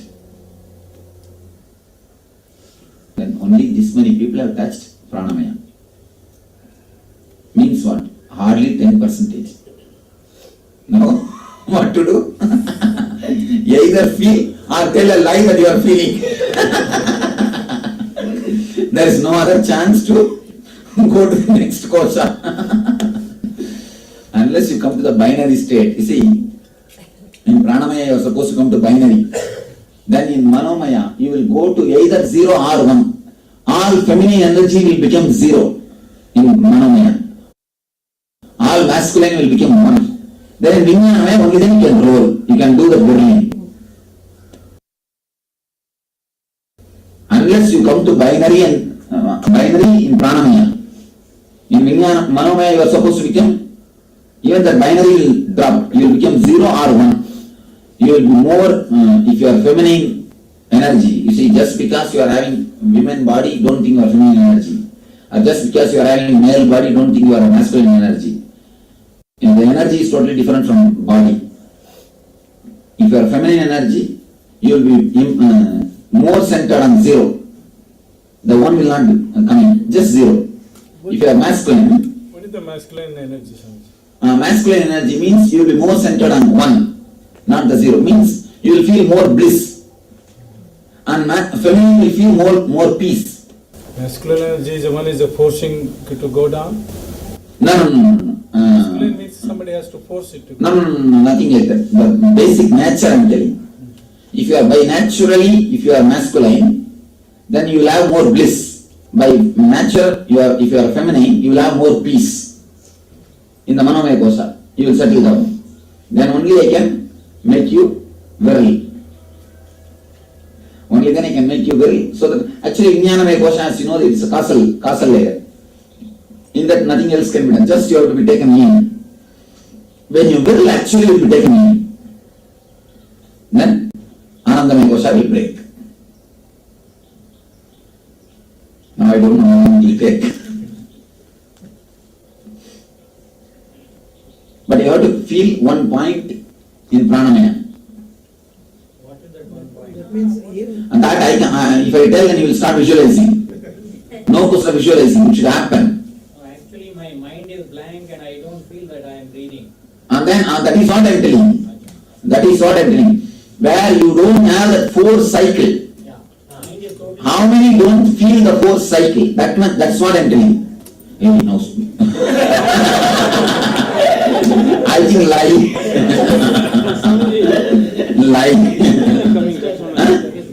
Going and coming. Then binary. Then okay. I'll just 0 and 1. 0, 1. 0, 1. 0, 1. And then still also 0, 1. Sometimes we are unable to differentiate either in this is Going in and coming out. And that is what? Binary. Tak, tak, tak, tak, tak, tak. The force cycle will not be there. Like a tak, tak, tak, tak, tak, tak. Get in 1.2. But I still am not ready to believe. We are able to feel, breathing very clearly. We are able to feel breathing very clearly. No, then you are not in Pranamaya Kosha. No. You are not penetrated. Alright, sit. I'll also sit with you. Let us see what happens. Close your eyes and sit straight. How many are closing your eyes even before I came? All these gap. Oh, okay. Then okay. It means you are working. Otherwise, just looking here and there, this side and that side. How many of you felt this music is too much? It is disturbing your DPS. Then you see, then only these guys have touched pranamaya. If you touch pranamaya, you will feel that music is too heavy. That music is too. Even mind, Swamiji, even that was disturbing. But two things happened yesterday, Swamiji. One was like doing a Maha Mantra, and another one was start laughing. Those two things were disturbed very much. Snoring also. Snoring. Today I will ask stick and stone. No, that shouldn't happen. No mantra. All right.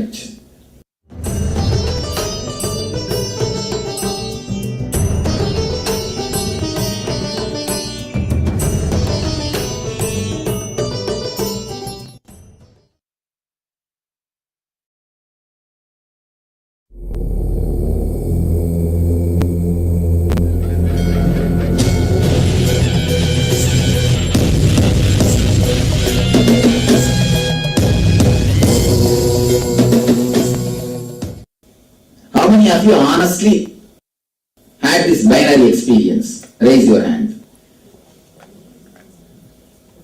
All right, okay. It means something worthy.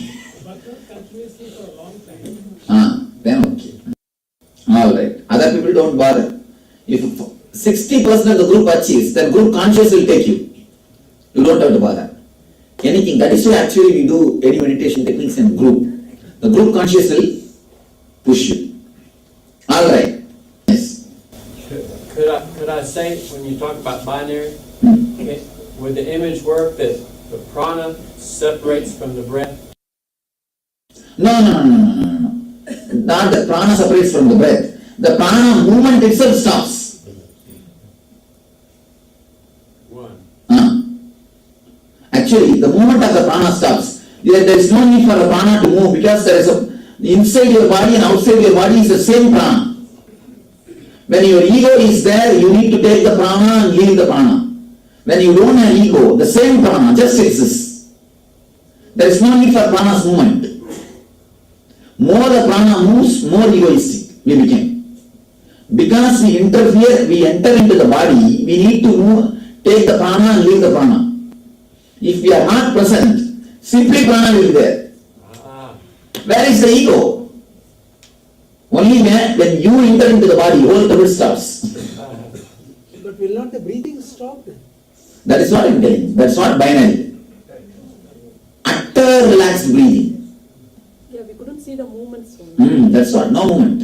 I thought what you meant was, seamless integration. No movement. No movement is what is seamless integration. Between inhaling and exhaling. Yes, there will be no movement. Just a point. 0, 0, 1, 0, 1, 0, 1. That's all.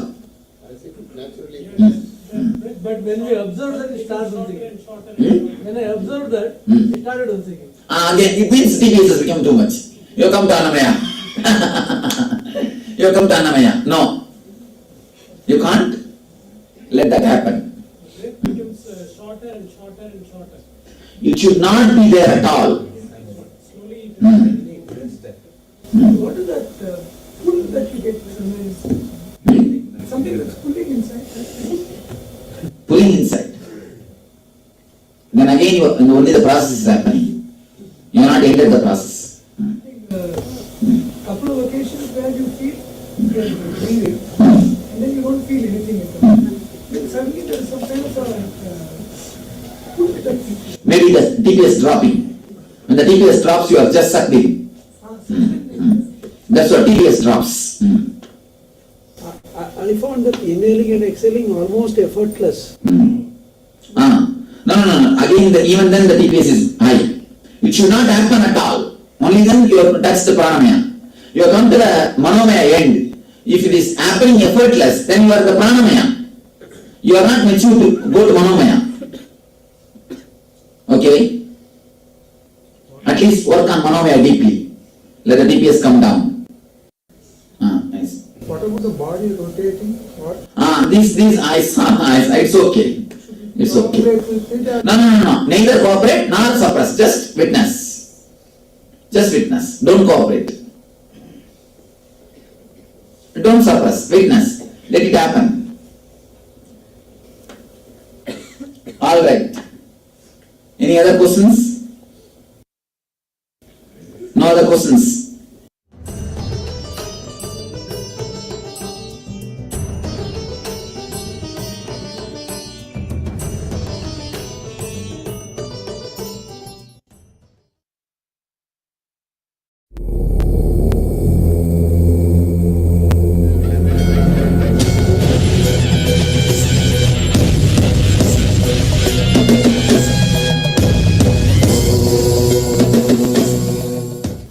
Close your eyes and sit.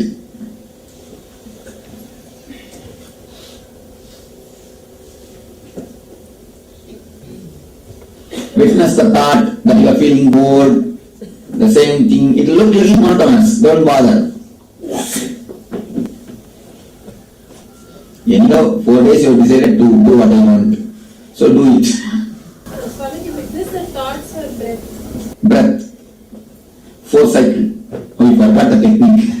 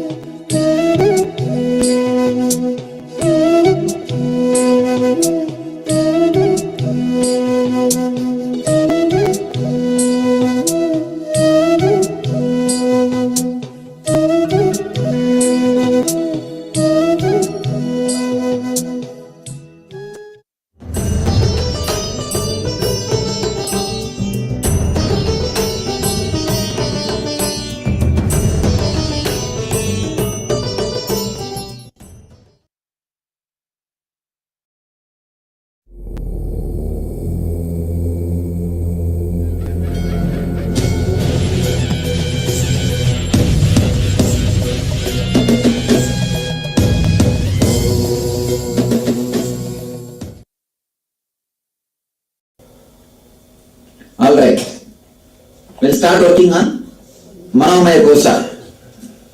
Understand the technique. It's very simple, just like Manomaya Kosha.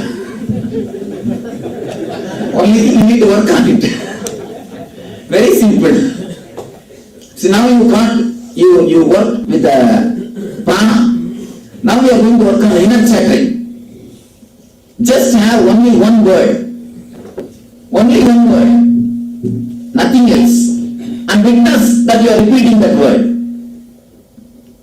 Listen here. You are going to witness your inner chattering. If you directly witness your inner chattering, you will not be able to witness. You will be uttering continuously the word witness, witness, witness. So now I am giving you the technique. Just have one word. Take this one word, Ananda. Ananda is the ultimate word. Take that word, Anandam. Just Anandam. Repeat that word like a mantra and witness it. Don't chant like mantra, Anandam, Anandam, Anandam, Anandam. No. The word should come and you should witness it. You should be aware that you are chanting that word. You should be aware that you are chanting that word. Anandam, Anandam, Anandam, Anandam, Anandam. The awareness should be there that you are chanting that word. Understand? First we worked on Annamaya, on your movements. Next we worked on Pranamaya, on the prana movements. Now Manomaya, on the mental movements. On the mental movements. Then Vijnanamaya only, the emotional movements. That is different. Let's not bother about that now. Now let us work on the Manomaya. Just repeat that one word. Anandam, Anandam. Or even your spiritual names you can use it. Your own spiritual name, which is Ye. Even that word is directly related to your being. Just use that word. Use that word. No problem. But continuously witness that. Either take a word Anandam or use your spiritual name. Just continuously repeat that word and be aware. No other word should be allowed. It is very boring, it is tiring, time is up, let's go to eating. No other word. How about your name? No. No other word should be allowed. Neither the thought, oh, let us go and eat. It's again one word. Let us go and eat. It is boring. No. None of these words should be allowed. Just remove and throw it away. Remove those words. Only this one word is allowed. Anandam and the witnessing. You should witness. Yes. Should we forget about the prana or maintain? Yes, now forget about the prana. Now forget about the prana. Okay, clear the technique? Any doubt? Say it loudly. No, inside. It should not be beyond Manipura. Tongue should not move. Be very clear. Even inside the tongue should not move. I'll guide you. First, make the tongue very stiff and straight. Feel the tongue has become like a stone. Then you should repeat. Then naturally you will see slowly your consciousness drops to this area. And there you should repeat. Anandam, Anandam, Anandam. Even the Anandamaga Iringal, that's a wonderful word. That is the word which came to me first after enlightenment, when I settled into the body. But that didn't come in Tamil language, it came in as a concept. In the Prakrita. Prakrita means as an idea it came out. Then, of course, after all the mind which I was having is trained only to Tamil language, it came out in Tamil language. Even that word is okay. Either the word Anandam or Anandamaga Iringal or your NSP name, your name. In these three, anyone you choose. Don't mix all the three. Take up one and repeat only that one. Only repeat that one. NSP full names. Yes. You have to repeat the whole thing, okay? If some other word comes, what will? No, you are not supposed to follow. Just break it and throw it out. Okay? Clear with instruction? Any doubt with instruction? Anybody is tired or bored?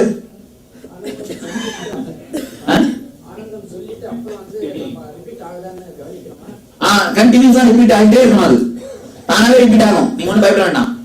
Just விட்னஸா இருங்க போதும். Yes. I have been already doing this in the evening. Oh. By repeating the name. Oh, your new name. A new name. That's nice. It means already you started entering into Manomaya. How you started? Just like that.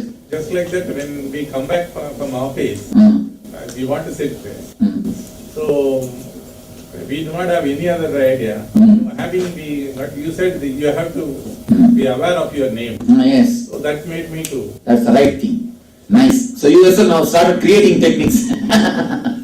You also told in the NSP song. Repeat your name. Ready now? Please sit straight and close your eyes. Visualize you are locking all your joints. Yes. Swami, can I keep the eyes open because I can do it better with the eyes open? No. With the eyes open, always thoughts will come. It doesn't come. For years it is like that. Then you master the technique of sleeping with the eyes open. Better close your eyes. That's the best thing. Close your eyes. Visualize first that you are locking all the joints. Lock the knee joints. Lock the backbone joint.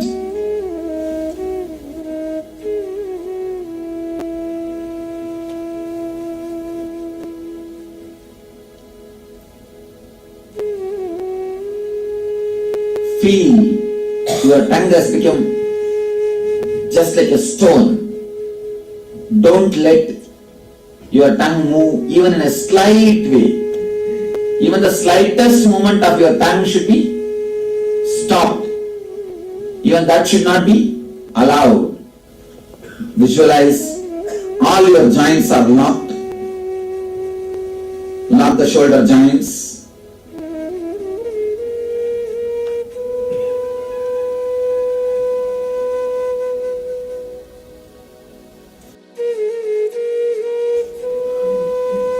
Lock the neck joint.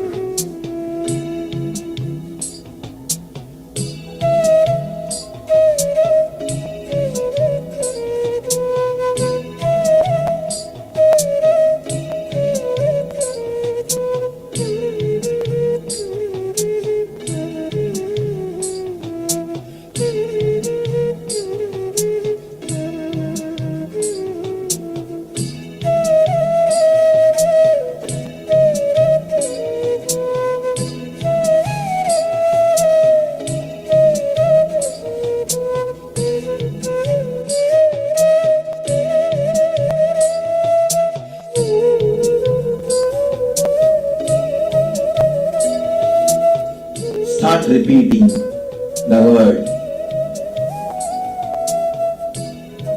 Witness the word being repeated in your being. Effortlessly repeat that word very slowly and witness it. Witnessing is an important thing. Witness it.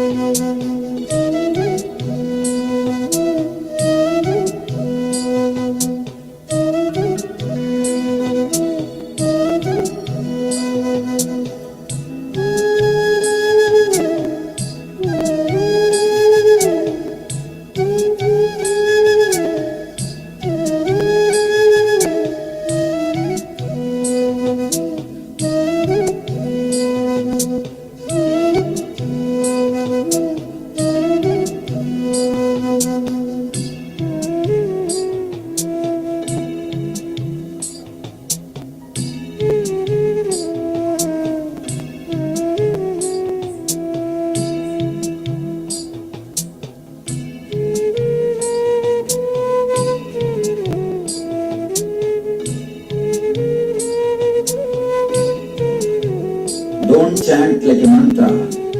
Repeat with awareness and witnessing consciousness. Give a gap between every mantra.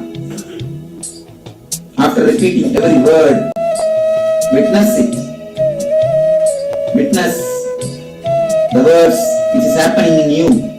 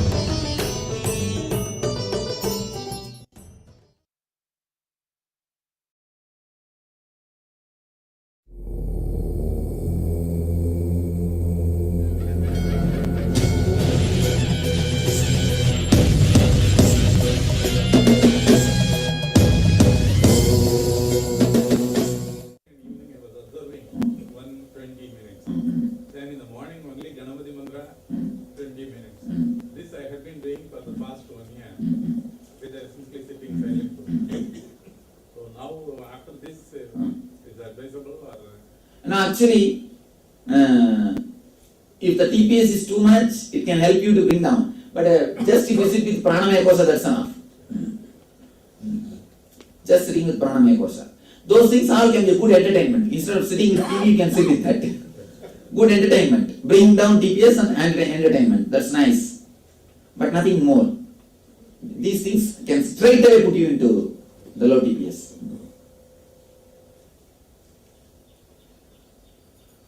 Body, the process the body Actually, your body will start moving along with everything. In the Vijnanamaya, we will be doing wonderful technique. We will be doing the whirling. The Vijnanamaya, the fourth layer. You can see your body will be moving so wildly and you will be just centered. You will not be moving. What I do in the energization, that's what we are going to do today. Today all of you are going to do, but technically don't bother. I'll take you step by step only. It will be very step by step, and before that I will make you concentrate on the Manipura, and the Pitta will be cleansed, all these things will be done. Don't have fear. Slowly you will do.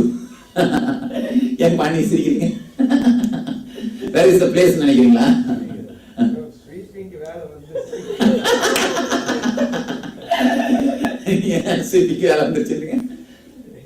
வாந்திக்கிந்தி எடுத்தவா இல்லை வாந்தி எடுக்க மாட்டீங்க ஒன்றும் பயப்படாதீங்க அவ்வளோ பித்தம் அது ஆக்சுவலாக டெக்னிக்கலாக பண்ணால் வாந்தி எடுக்க மாட்டீங்க it's actually if you do it technically you will not vomit it's a balancing of pitta it's balancing of pitta don't bother even if you vomit volunteers are there I'll take care. Oh, that is why vamiting is afraid.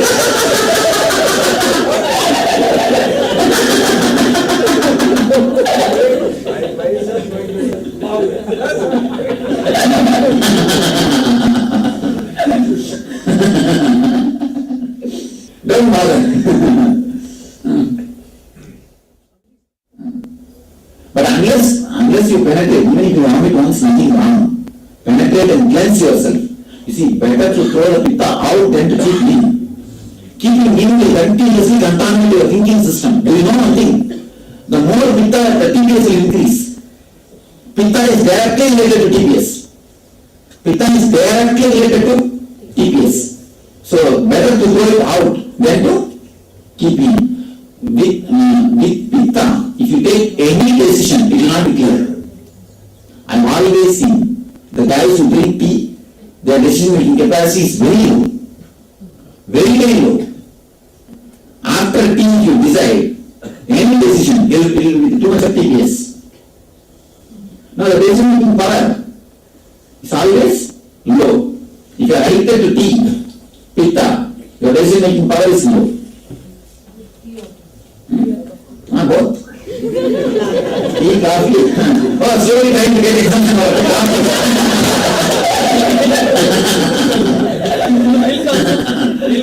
Milk, okay. Slowly trying to get exemption for coffee. Tea or coffee, anything which creates pitta, straight away you will take wrong decision. And if you drink a little bit of alcohol, straight up. That's single decision. It goes on regularly. In between, there is a deep breath. What is the reason for that? It means some suppressions is getting yapping out. You must have kept something suppressed. That like a bubble, it will just come out and break. Then again you see again you are balanced. This will happen. Vibration passing from the nostril to the face to the body up to the thigh, but I couldn't feel on the back and the lower. Means you are not living with that portions. You are just hating your lower body and the back portion. That's the problem. On witnessing that it was random. Witnessing it will be healed. Sukkumale coffee or ginger tea. That's okay. You see, anything which is herbal, natural, will never disturb you. You see, there are even the natural products, there are few products in which pitta is there. But that pitta will not stay in your body. It will just be washed away. See, any natural products which has got pitta, if it goes inside you also, the pitta will be simply washed away. It will not stay in your system. But the same artificial drinks, the tea, and all these things. See, the tea and all is created in the early time to keep you awake. First, especially for meditation. Zen people only invented tea. Not for everyday use. Tamil Nadu only you can see that nonsense. Even the hot sun. Even the hot sun is burning on the head and the feet. And they will have a party. Even a guy who sells telephone will have a tea. He will drink tea only. He will sell telephone for others. But he will drink hot tea. No, it's a herbal process already. It can't be anymore. And moreover, it is created for different purpose, not for a regular drink. It is created to keep you awake in the night for meditation, not for regular use. Swamiji, while meditating, because of the heaviness, it's just falling. No, because of sleeping, not because of heaviness. Then keep alive, keep awake, witness. Swamiji, from the childhood I am not taking tea and coffee. They say in my office I banned tea and coffee in both two offices. That's good. 25 people are not taking tea and coffee. That's good. The less toxin, more healthy. Less toxin, less TPS. The more the toxins inside your system, and even the other things, try to avoid using the toothpaste. And I don't say don't brush your teeth. Brushing is herbal products. Try to avoid more and more things which is that acid and artificial things. Try to use more natural products. Now we have launched Nithya Herbals. I am embracing for that. We have launched Nithya Herbals. Use only Nithya Herbals. For less TPS only Nithya Herbals. Try to avoid more chemical things. Try to avoid maximum chemical things from your life. Whether it is a soap or I am implementing ashram slowly. First time I am implementing on myself. The tooth powder and the snam powder and everything. You see, the more you live with nature, the less toxins inside the system. The less toxins, life will be always happy. You will be more blissful. And especially the sensitivity. You will have a tremendous sensitivity. Use the natural products. Whole day you will feel that fresh. You will feel that you are very sensitive and graceful. Whole day you can feel the grace.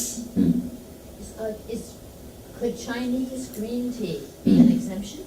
I don't know, I have not used it. Because it has healing properties of antioxidants. Maybe then okay. I have not used it. Yes.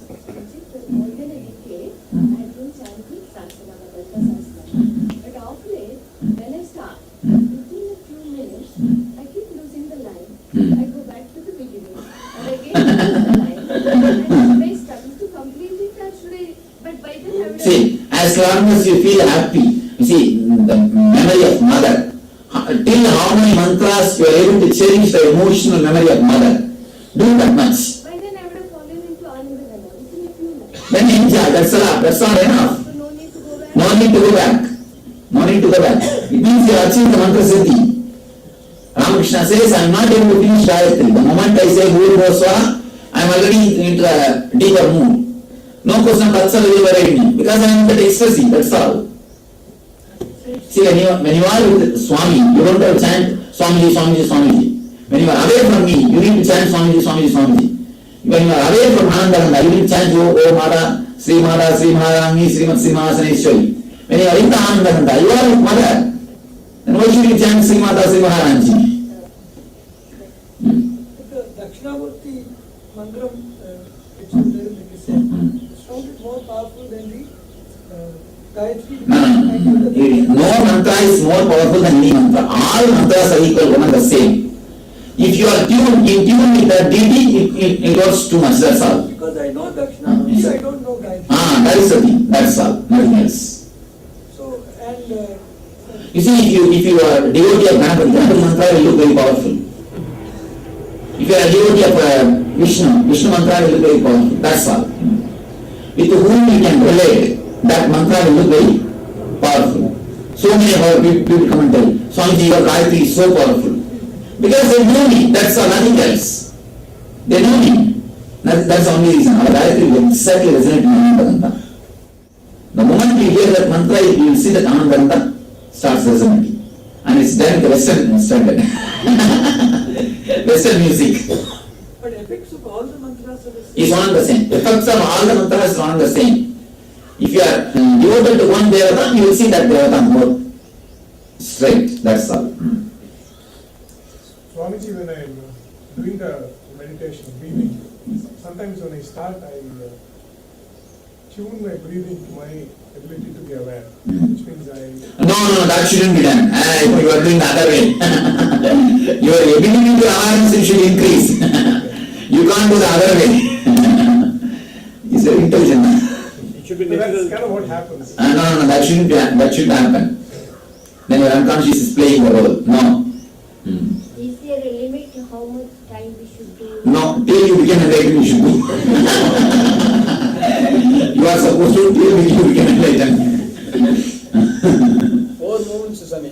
உள்ளே இருக்கும்போது அநாதக சக்கரம் Titan ஆகுது. வெளிய விடும்போது மணிப்பூர சக்கரம் வந்து Titan ஆகுது. அதே மாதிரி நான் லேட்டா படுத்துட்டு படுக்கும்போது அது அப்படியே போயிட்டே அந்த விட்னஸ் போயிட்டே இருக்கு மாதிரி. எப்படின்னு தெரியல ஆனா விட்னஸ் போயிட்டு இருக்கு தெரியுது. He says that even in the sleep I could see very clearly the witnessing is happening. That's the beauty. It means you are achieved. You are really going deep. The atmosphere depresses you.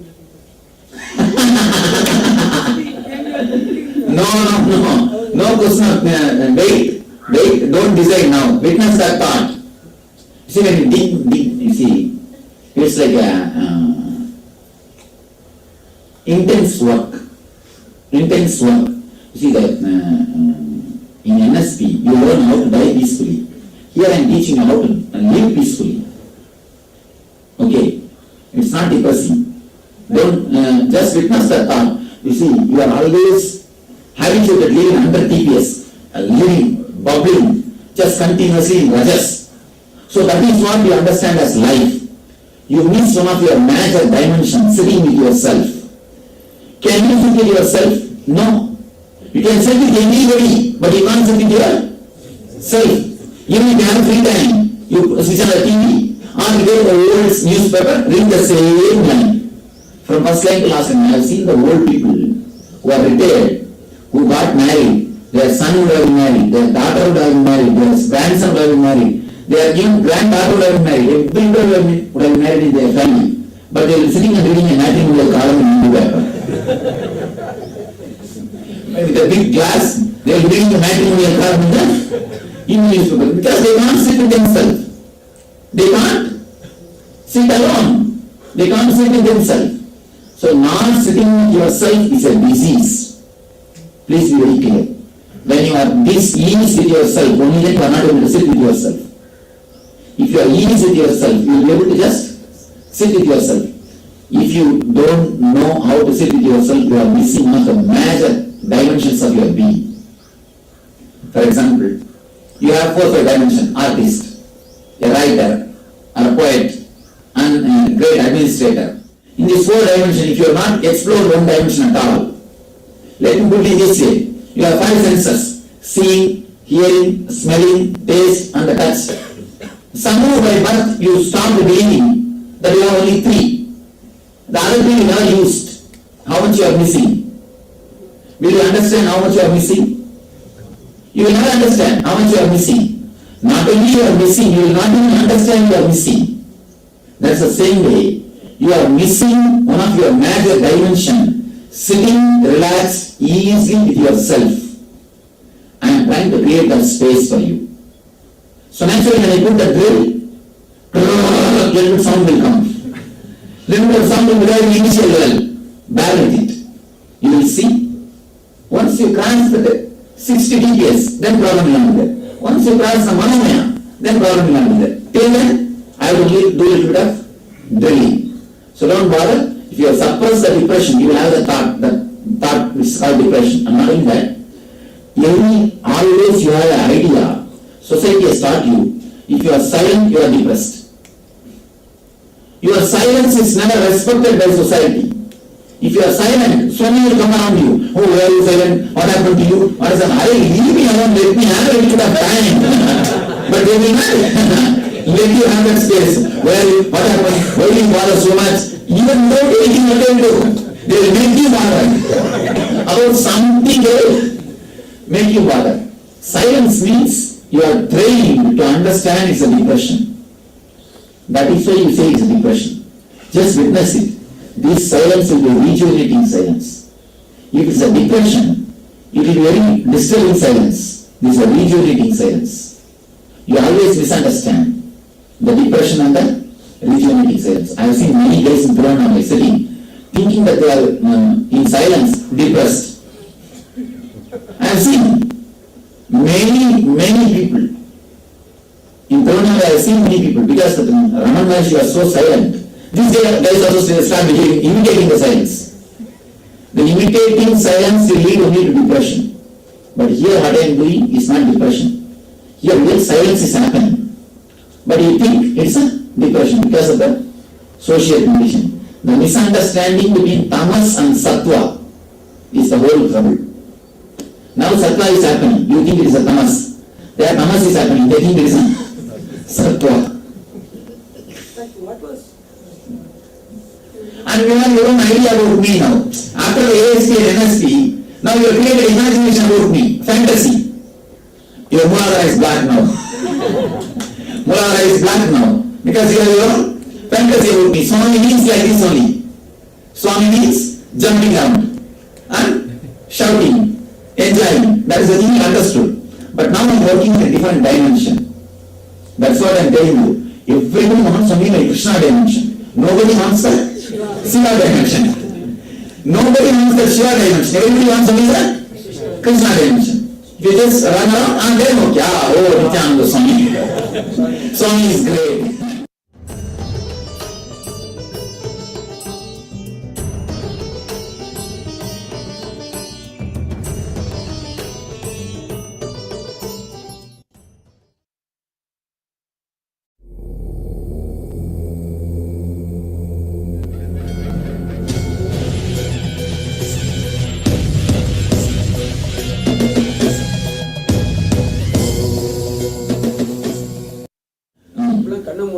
Swami picture தெரியும் சாமி.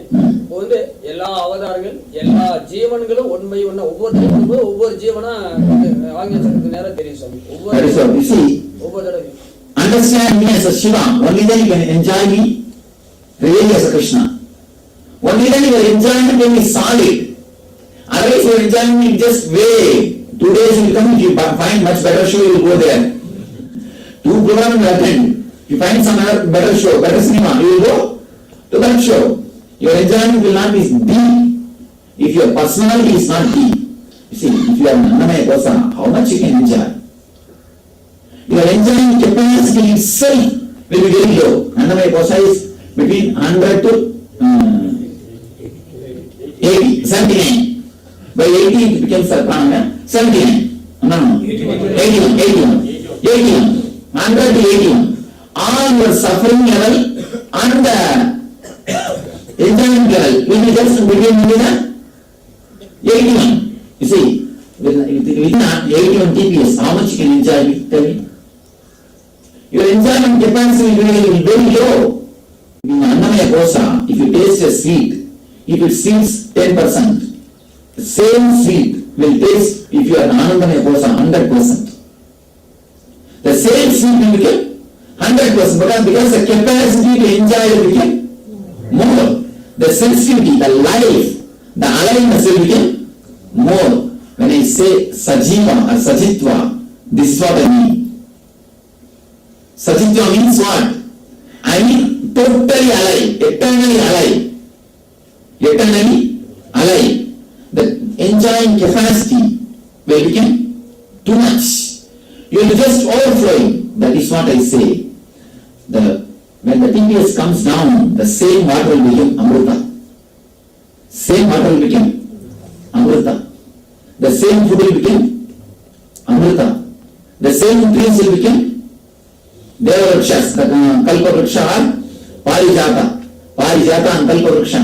Same Arigan chair will become Ratna Singhasana. Same way we became Ramba.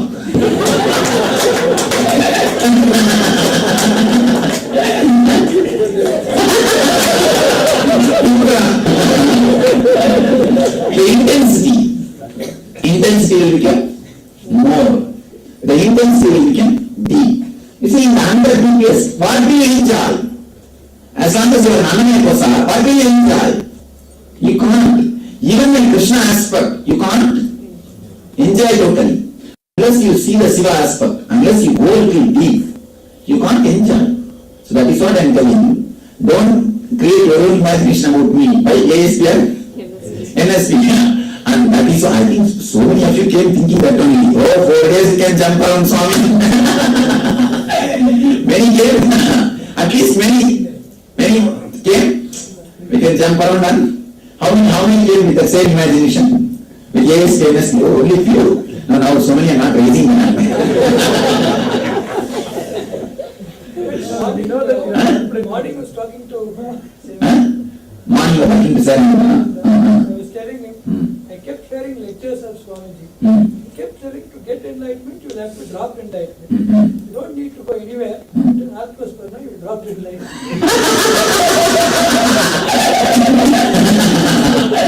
That's all. The next.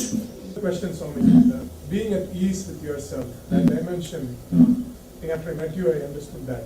I see children of today, they play computer, they play these video games, and nice and especially, I'm seeing everywhere, they all want some action. They can't sit for 5 minutes and do anything more.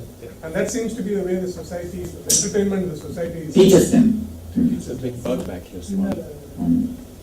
Maybe he's also attending the discourse. But let him attend sitting there. On that, Swami, is there any meditation? I mean, what do we... At least once in a day, half an hour, let them be trained to sit silently.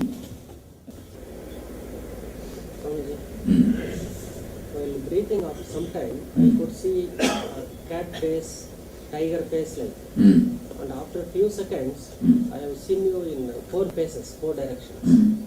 For nearly some 10 seconds. Brahma. It means you have touched your Swadhisthana. And I tried to regain again, but I could not. You have touched your Swadhisthana, but and that's what you are also, when you try to regain, then again you miss the technique. You are supposed to only witness and destroy it. You see, the moment you touch the Swadhisthana and have a vision of Brahma, if you just witness and try to move away from it, you will see the Vishnu, the Manipura. You will come up. If you try to hold or regain, what will you do? You will only fall down. So never try to hold the visions. Please be very clear. Only try to do it more and more. Deeper witnessing consciousness. Witness. Witness meaning again get back to the beginning. Yes. In introduction to Gayatri Mantra, Swamiji has said that it is the ultimate technique. Does it apply to all other mantras? You see, Gayatri has spread more. So, for more people to fall into the mantra is chance. And listen only that cassette. It is said only in that context. That's all. When I come to Mahā Mantra, you will see. There is no other technique like. You see, my aim is to inspire you. If you believe that and use the Gayatri Mantra, that's the ultimate technique. If you believe this and use Mahā Mantra, that's the ultimate technique. So my purpose is to put you into the technique, to blank you totally from everything else. For that reason, that word is used. Please use with total belief, that becomes ultimate. Yes. Whichever. Swamiji, yesterday in one of the question answers, you talked about fear and greed. During NSP, one of the things we do is we write what we like to get. We explore both the dimensions. And one of the things I understood in NSP was if you focus on what you want to do, in terms of then you give energy to it. Energy to that, greed or desire. And then that becomes actualized by divine. When you give energy to the desire, it can't be called anymore as desire. It's a living path. As as long as you are not able to supply enough energy to the desire, it's a desire, it's a weight on you. If you are able to supply energy, the desire will simply disappear. Only if it is necessary it will be alive and show you the path. It will become a torch. The very desire, without energy, when you are with the desire, it will become a just desire and hangover. Without, if you are not fulfilling, it will be weight on you. If you are fulfilling, again it will create guilt in you. Unfulfilled feeling, guilt in you. When you are not there with the desire, when the only energy is there with the desire, the same desire will become a torch to guide your life. Without fulfilling also, it will not disturb you. After fulfilling also, you will feel a tremendous fulfillment. Swami, on the one hand, we are saying slow, and whatever comes to you is what is necessary for you. On the other hand, we are talking about empowering desire. Isn't there a kind of you see one thing, you are asking the question in the other way. One side you say don't put effort, other side you say put effort. You stop, you actually, whatever is happening to you, you are stopping it. I am asking you to stop the action stopping. Whatever is coming to you, you are not letting it happen actually. You are stopping it. So by empowering your desires, I am asking you to stop the action of stopping. Okay? I am asking you to cooperate with what is happening by asking you to empower the desires. Now as from now, if something is coming to you, it is not that you are directly accepting it. You are trying to create so many blockages. I am just telling you, don't create blockages by asking you to empower the desires. The Ananda Spurana is happening. You are stopping. When I say stop, I am saying you to stop the action of stopping the Ananda Spurana. Then actually Ananda Spurana will happen. Now clear? After attending 50 Ananda Spurana, this question comes up.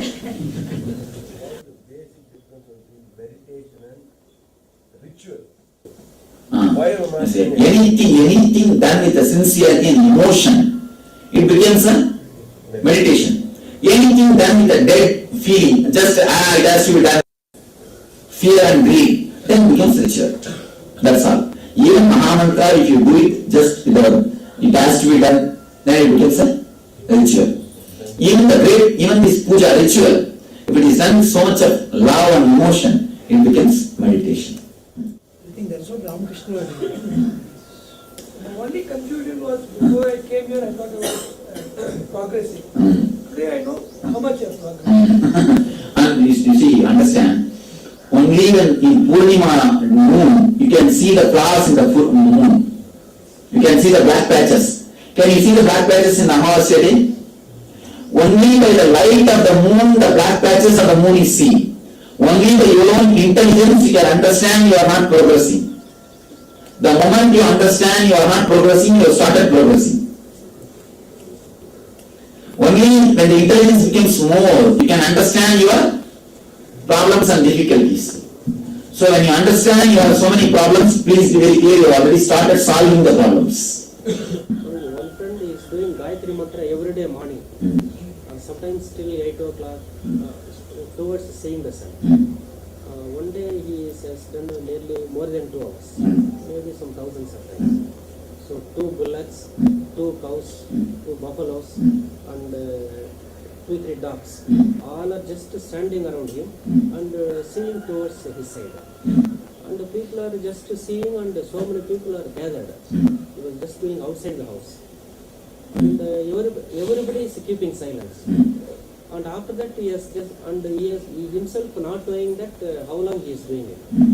So only after he is coming out of the tantra, then he has seen so many things. That's good. And it means he has done very well. He has gone deep into the Pranamaya Kosha. And while doing this Pranamaya Kosha, Himsa Pratishtayam Mailatyagaha, Patanjali Yoga Sutra says, if you are established in the ahimsa energy, in front of you even animals keep silent.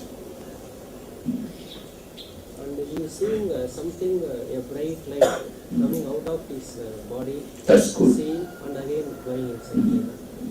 Swamiji, from one of the Swamiji's devotee I heard, whenever he comes for blessing, when he catches your feet, when he sees your leg directly, he is able, the next day onward, he is able to read the papers without spectacles. And that power is there for about a week or so. And it decreases. Means the TPS becomes high. Actually, see, when you put your head down and feel, especially with so much of love and devotion, the TPS just put it down. Just you are brought down. 80%. Oh, okay, you know what I'm doing? You see, when you put with your love and, you see, when you are away from me, you are just continuously thinking of me. When will I see him again? When will I think of him? When will I touch him? When will I have his darshan? When will I be able to do namaskar? You are continuously thinking. So that creates a deep devotion in you. When you come near me and touch my feet, simply the TPS is brought down. The TPS is brought down. Means what? If you are having usually the 100 TPS, it is just brought down to 20-30. When the TPS falls down, tremendously, the energy becomes high. Too much of energy. The anya gets the power. You don't need glass, you become alive. But after 1 week again the TPS goes up. Take some technique.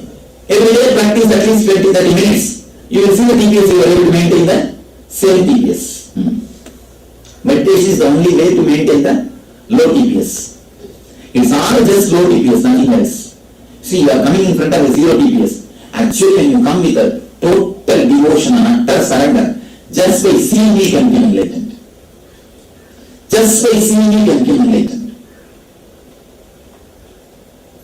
Actually, I was asking that when I was giving names, I was sitting, somebody said, Swamiji, why don't you, something like Ishwari or something I said, why don't you give the name Nithyananda Swamiji? I said, no, I am keeping that name for reserve for somebody who will just see me and become enlightened. For that person only that name is waiting. The Nithyananda name is waiting for that person. Actually, when you are utterly devoted, when you have a deep surrender, the moment you see and drop, simply you can get zero TPS. Simply contact zero TPS.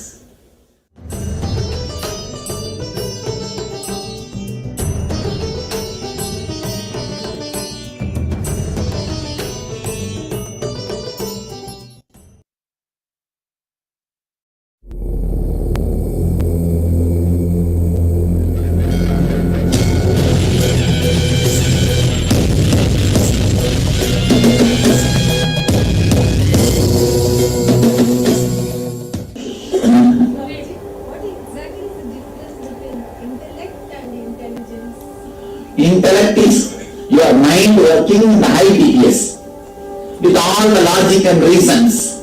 Intuition, the intelligence is your mind working with the lower TPS, straight away bringing answers. These are all techniques to take us to the beautiful Buddhi. Yes. At least Buddhi.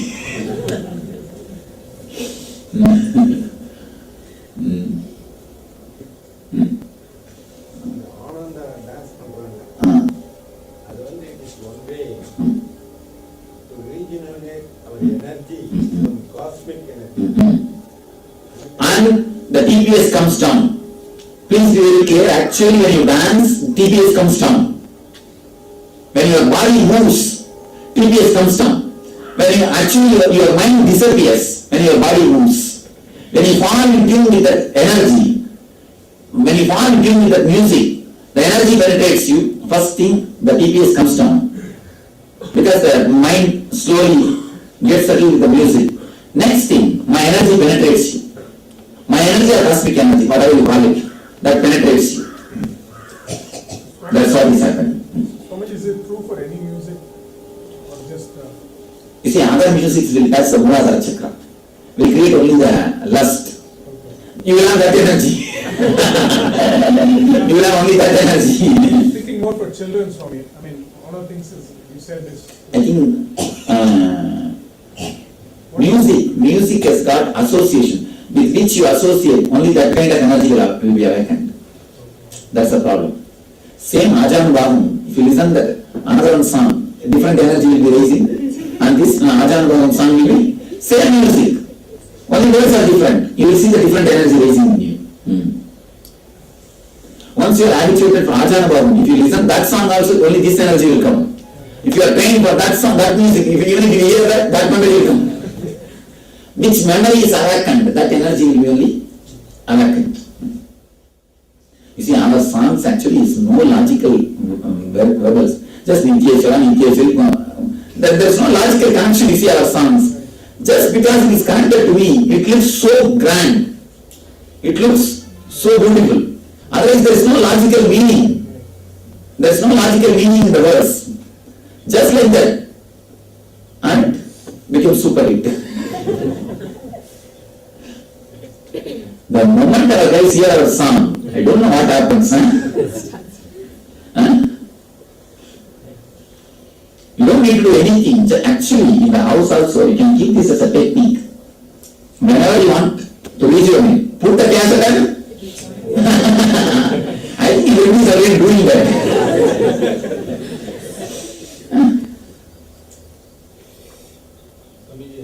How will you select the spiritual name? How will you select the spiritual name? I meditate on each and every one of you and see the path in which you are supposed to travel is decided and given. Do we travel or will be in the... You will be traveling in that same path. Your path will be that. You are already traveling, you are ready to travel. For somebody it's a blessing. It's just a blessing. So in NSP, after that, we found some amount of attachment which is there. And becoming a little cold towards, when we heard about tsunami, because we felt sad in that moment. But the emotional attachment will not be there. Some people, 5 of them told us, we're not having dinner for New Year today, tsunami. I fired them saying, you sound like those beauty pageants and saying world peace. You are not, what is wrong with you people?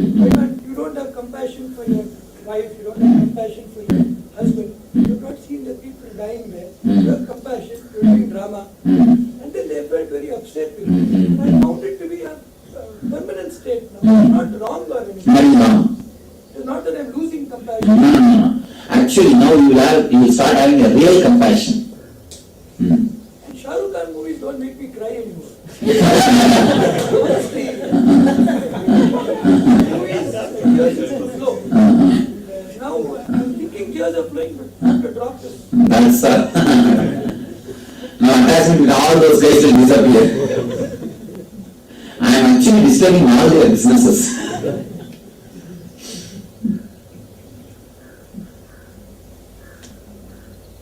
When doing business, teachers will be more. When doing business, teachers will be more. But for that, best solution is putting Kirtana and Kirtans. Especially Niti Kirtan, silent music. Om Namah Shivaya, Nithyananda, silent music. It just continuously rejuvenates you. To enjoy with no pressure of anything. And actually, that Kirtan will continuously keep you related with me. Continuously keep you related with me, especially the chanting box. Chanting box is a great boon, big boon. Just put that. Let it be in one corner, many mind. It will continuously ring in your corner of your mind. Underneath, you will have a bridge. Wherever, how much you walk, you will see the bridge is there underneath. You will never fall. If you fall, you will fall with me.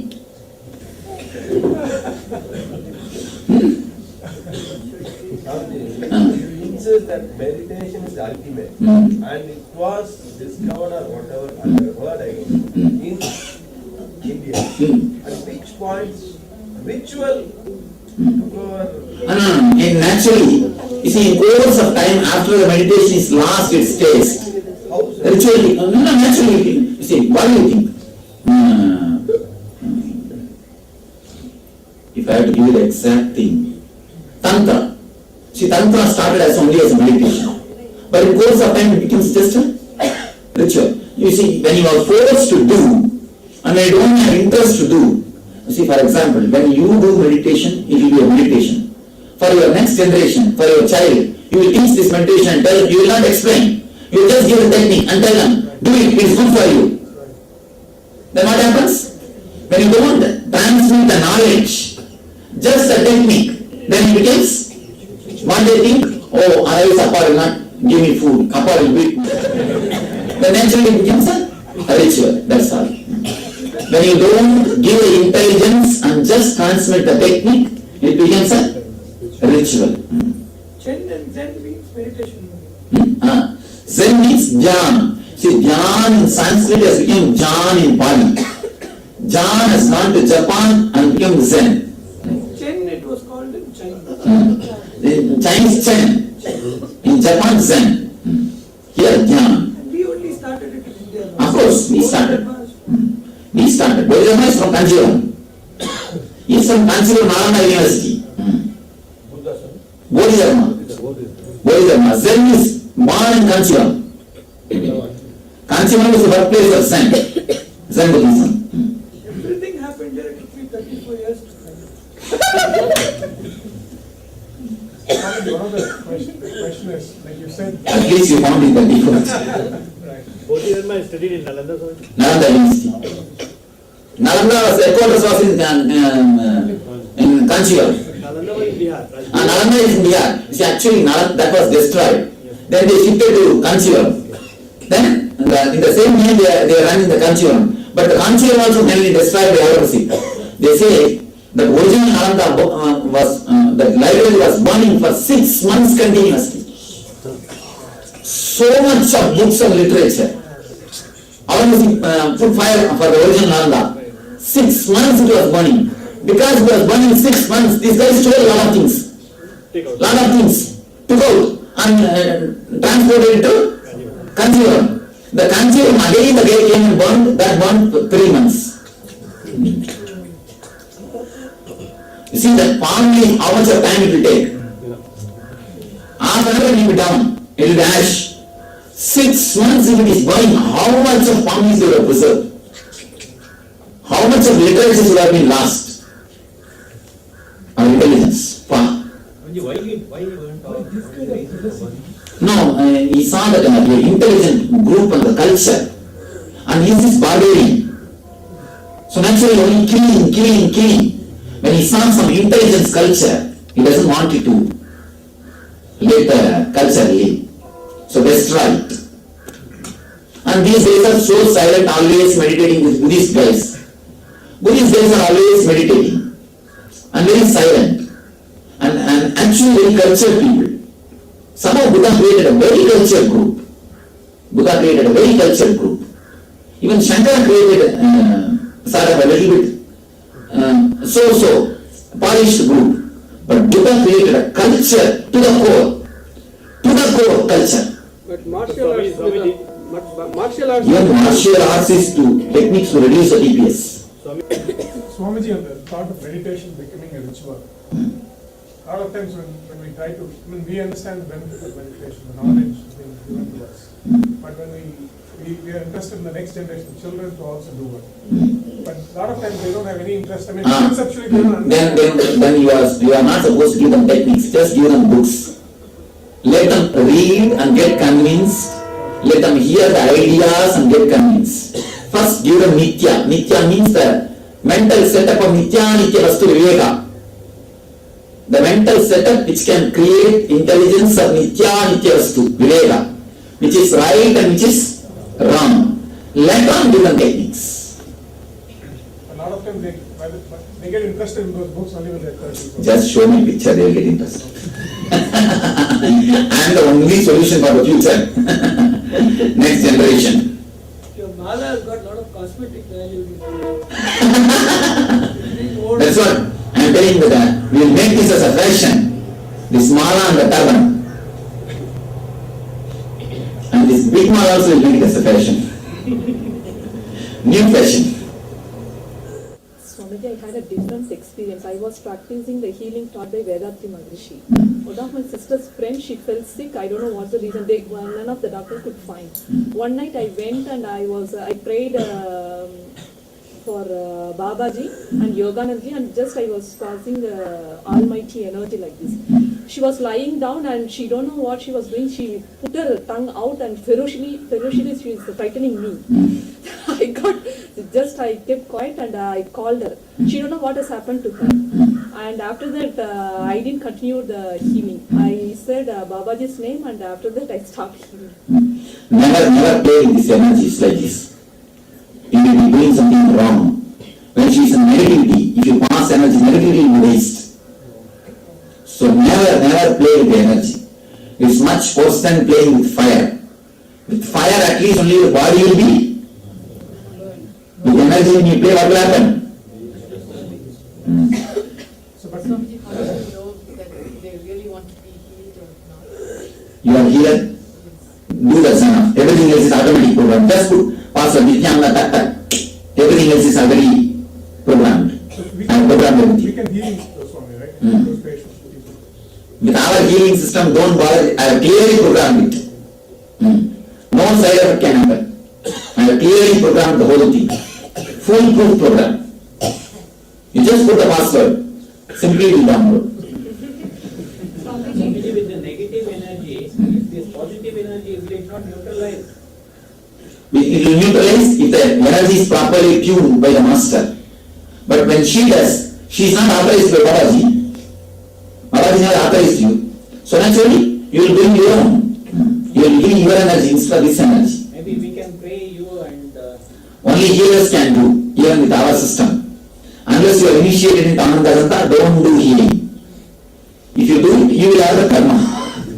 Nothing else. Next day also you will have the knee pain, that's all. If you are healing knee pain, you will have knee pain in 24 hours. Immediately you can see. Whenever we are healing, there will be some black spots and sometimes some luminous spots appearing. What does that mean? Means a black spot means negative energy is there. Luminous spot means it is getting cleared. Sometimes while we are healing, I feel sometimes that you are telling me what to do or some messages. Actually, I am talking to you, don't worry. The effect of the chakra on the body can be measured biometrically. So that we are trying to work. Already we got a machine to measure. Now let us see.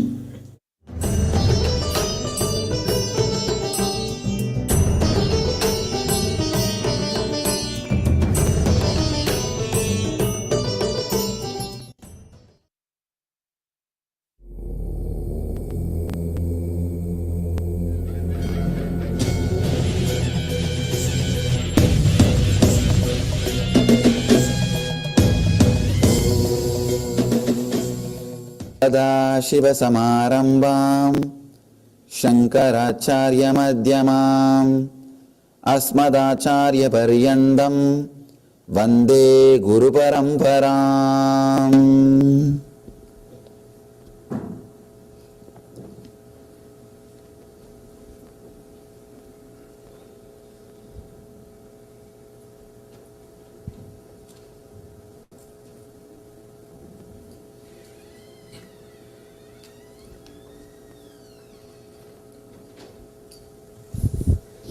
I welcome you all with my love and respects.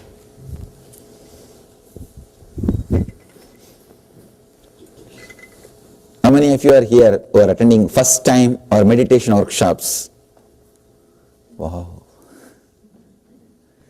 So I welcome you all into our family.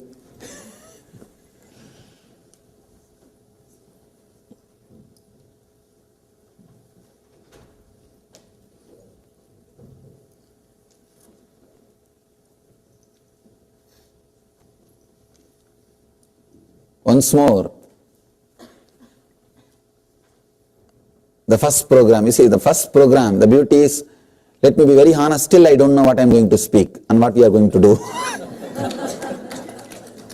And people who have done earlier, who have done the first NSP or the first ASP, they know that. I think nobody is here who has done first ASP. It has happened 5 years ago. But there are few who have done first NSP. I think the first NSP also started the same way. But again, something happens. Nice. It's like none of our programs are designed, they are revealed. There's a big difference between the designing and revelation. Let us understand this first. This is the first thing which we need to understand. Designed means having the information, what the customer wants and what is supposed to be supplied and how best way the packaging can be done. What is the interest of the product means what you want to give and how you want to market. With all this information, with all this data, product is created and marketed. Revelation means only one thing is in the picture, need of a customer, that's all, nothing else. What the person needs, nothing else is in the front. And the truth, as it should be expressed, comes out. Just now, the car, one of our ashramites was talking. They went to attend some personality development seminar. We have been invited to do one of our meditations in their seminar. He was telling Swamiji, I was shocked because the stuff which they have is nothing. But the marketing they do is amazing. He said that whole stuff, what they deliver during that program, we deliver in one session. So never, we spent all our time in creating the products, not marketing. Designing is different, revelation is different. If it is a designed program, you don't need any preparation because it is revelation, means the truth. You need just few preparation. First thing, I'm not going to waste time in unnecessary intellectual arguments, giving you more and more words. See, if you want words, I have published so many volumes, hundreds of volumes. We have published 200 volumes in 12 languages. Read them all. We have more than 800 DVDs published. 800 DVD and 200 volumes. Just play with them all.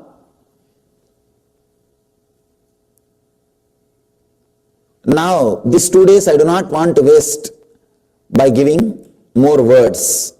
Let us straight away start the work towards the process. So do not expect too much of words. Do not waste your time with too much of words. Not only not expecting from me, you also do not waste your time in too much of words. Like whenever you find time, start chatting. That's a basic tendency, especially Indians.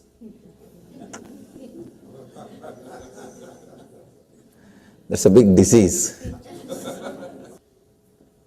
So try not to waste too much of time in just chatting.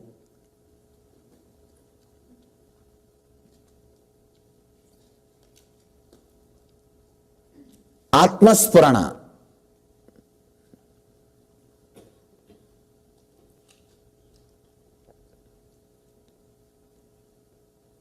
Flowering of yourself. Understand, the ultimate consciousness which is in you, that is always overflowing. That is an eternal flower. We don't need to work on it. But something which is between that self and us. Your body, your mind, your emotions, these few things, these few sheets we call koshas. Only these few koshas needs to flower, needs to open, needs to radiate, needs to fall in tune. Understand? The ultimate self itself does not need anything. But the instruments with which you experience the self needs to flower. They need to open up. They need to experience the truth. You have the 5 layer. One more thing I want to tell you. If you have done NSP, do not think it is like NSP. No. In NSP, we work on the samskaras, engrams printed on the 7 layers. Now we are going to work on the very koshas, very layers, not just on the engrams. In NSP, you work on the painting. Now we are going to work on the canvas, on which the engrams or the paintings are painted. Koshas, the 5 layer, first layer, the first body which you carry is Annamaya Kosha, the physical body with the flesh, bones. Second, Pranamaya, the breathing, the prana movement happening in you. Third, Manomaya, the inner chattering happening in you. Fourth, Vijnanamaya, the emotion, intense emotion happening in you. Fifth, ultimate Anandamaya, the peace which you experience, or the joy which you experience. Now all 5 layers need to be purified so that it constantly radiates enlightenment. One more thing, please understand, in NSP we work on the samskaras, means the engrams which is printed on the koshas, on the layers. Now we are going to work on the very koshas, very layer itself, on the very canvas itself.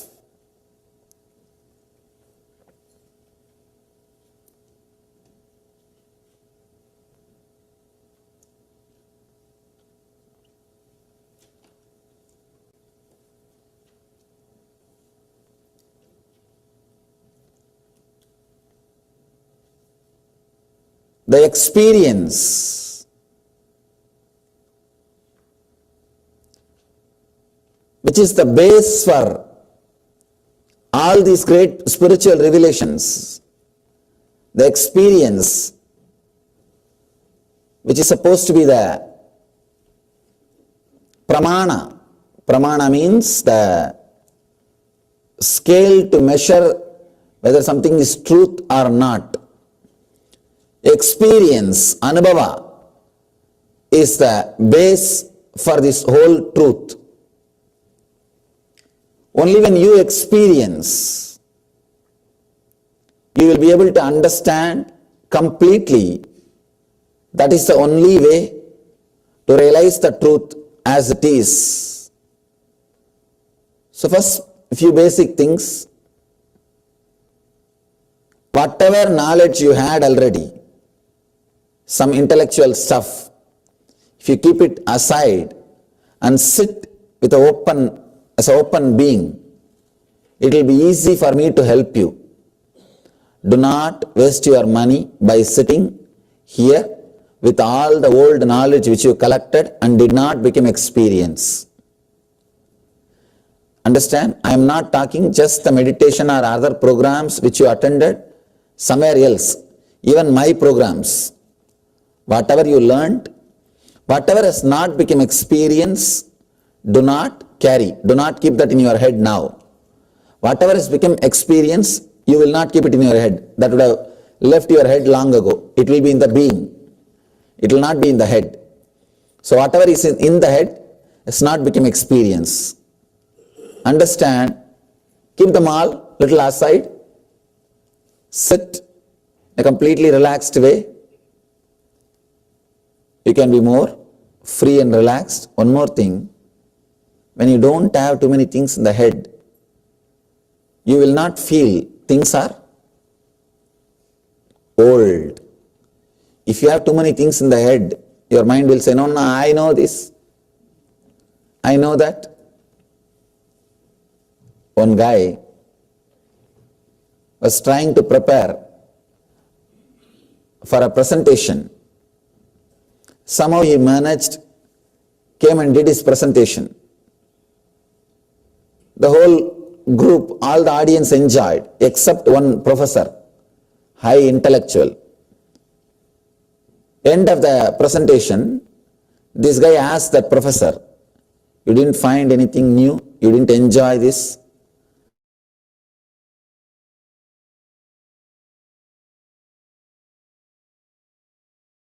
The word which you used is there in that book.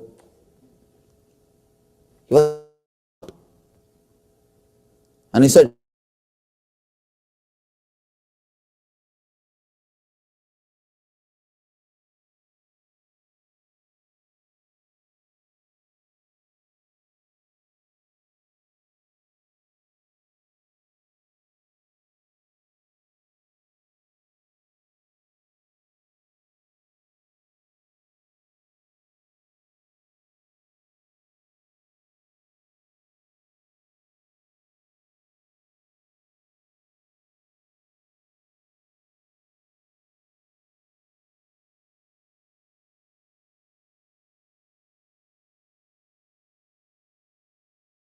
knowledge which has not become experience.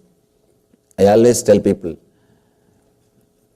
spending years and years in just acquiring knowledge is a mere waste.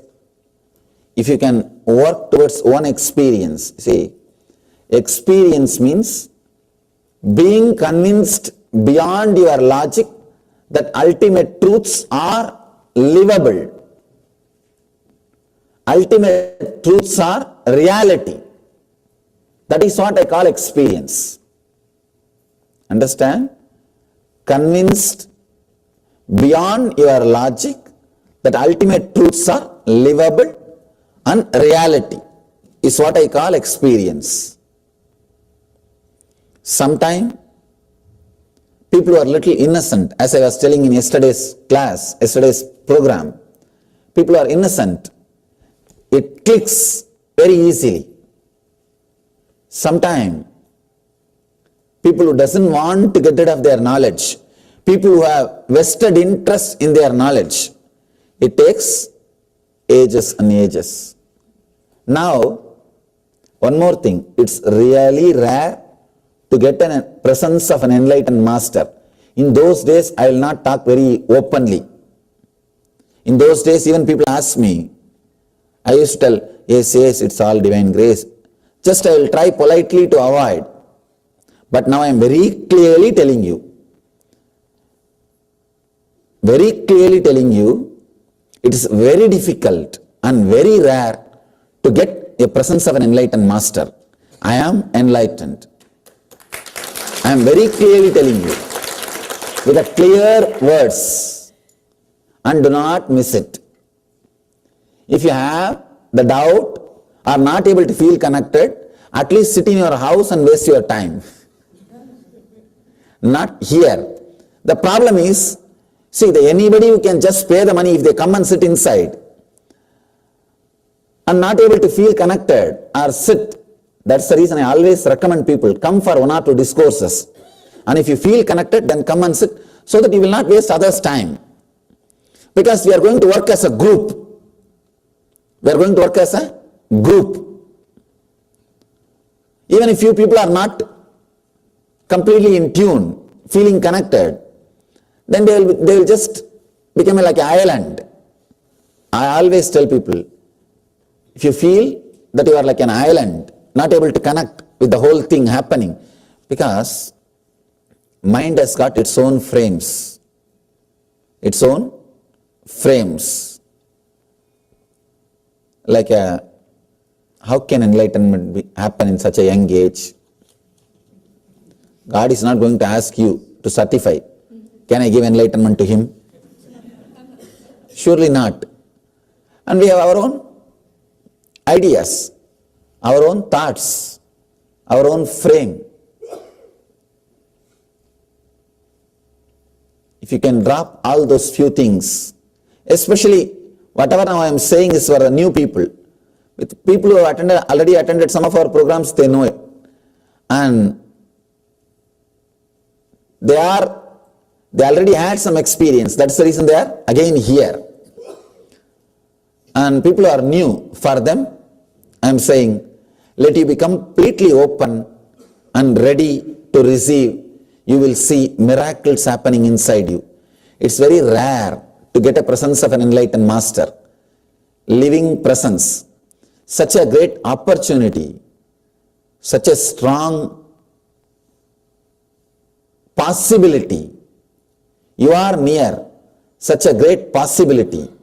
So do not waste it with small thoughts and small ideas and small arguments. I have seen many people. They waste their time being around, when they are around me in arguments. And after I leave the country or when I am not there, then they sit and repent. Oh God, I think I wasted my time in such a petty thing. Because when you come first in front of any person, you wanted to poke and see who he is, or his capabilities.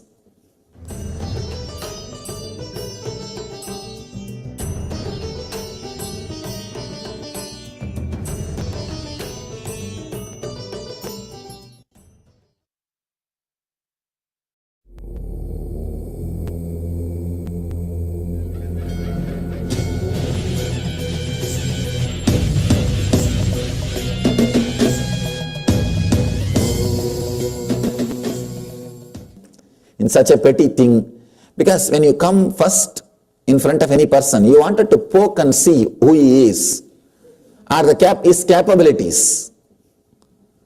And let it be very clear, now we don't have time to do all these small games. And one more doubt, usually these professional seekers, means their profession itself is only seeking, going here, there. Always they have a question. I am initiated by that person, this guru. Can I attend? Can I have initiation? Can I learn from you? I have no problem at all. I always tell people, I have no problem at all. According to me, I have come to fulfill, to complement, not to contradict. Complimenting is the basic thing. I have come to complement, not to contradict. I have no problem at all. If you are initiated by anybody or disciple of anybody, I have no problem at all. And if he has got a problem, you should check with him. If he has got a problem of you coming to me, I have no, that you have to check with him. From my side, I have no problem at all. From my side, one more thing, even after you being initiated, I always not only encourage, I recommend, go to all sources and learn whatever you can. Go to all possible sources and learn, enrich your life. After all, the whole purpose is enriching your being, enriching your life. So if at all you can add something more to yourself, you are free to do so. And not only that, I encourage you to do so. Go around, pluck flowers from all garden and make a beautiful bouquet for you. That's all. Two things you need to understand. Enriching your life is an amazing thing. But do not go around with the ego. See, when people come to me, they come and tell me, I am with this master for last 20 years. So naturally now I have to respect you as a representative of that master. Do not go to anybody with that ego. When you go out, don't claim that you are my representative. No. Go as a student and learn. Don't go as a master. Go as a student and learn. Whenever you go to somebody, go as a student. That will help you. Not as a representative of somebody. I've seen many people coming to me and they want to learn, but they want some special place. They say, I was with him, I am with him, I am his disciple. So now I have to respect him because he is representative of that master. So in that way you can't learn from me. If you are sitting here as a representative of somebody, you can't learn. No. Sit as a student. When you go somewhere else also, go as a student, you will learn, you will be helped. If you are a student, you will always be helped. If you go with a big ego, then you can't be helped.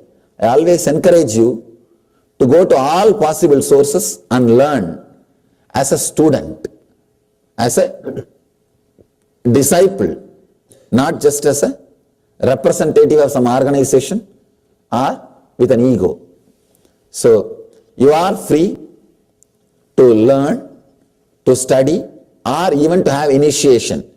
In none of our literature, even the literature which is given to you during healing initiation, you won't find the word, don't go to other masters. No. You are here to learn. Actually, there will be line. Please go to all the sources and learn. Enrich yourself more. These are the few things. And one more thing. Be a little more flowing for next 2 days. You are in a safe, blissful zone.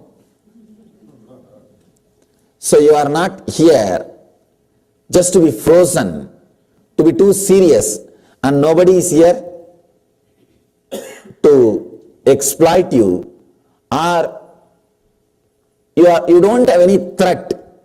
You are in a complete safe and secure zone. Just be little relaxed, little open. People are constantly holding their identity just because they feel insecure, threatened. See, deep down, all of us have got a desire to be in a place where you don't need to hold on to your identity. For example, when you see a beach or a resort or a snow-covered mountain in website or TV or in photograph, you always feel you should be there in that spot. And you visualize, fantasize, you just sitting in a boat and enjoying that ambience. You always visualize. But when you go to that spot, actually, you don't feel that joy or the ecstasy which you always fantasized, you will have it. When you think of Miami, it is fantastic. Not when you live there. That's always true. Why? Because the desire is to be in a place where you don't need to hold an identity. See, now, when you are sitting here and visualizing that Miami or the snow-covered mountains, you always know that there is nobody there who knows you. You are new to that place. You don't have to hold on to your identity for survival. It's a freedom from identity which you are searching. Not changing place, changing space. Understand very deeply? This truth will help you to have vacation here and now. Your desire for vacation is nothing but desire to be away from your identity. But when you go there, without knowing that truth, you try to establish your identity there also. In 2 days, you will establish your identity. Do you know who am I? Do you know who am I? Do you know who am I? And in 2 days, you are in your same hell. You are ready with your hell. Now, these 2 days, try to have the real vacation. Means moving away from your identity. First, move away from your friends and family. Do not sit next to them. Do not sit next to your friends next to your family, just move away from them. If you are sitting next to them, constantly you have to react as they want. I have seen husbands do not laugh completely when they are sitting with wives. Every time they have to ask permission.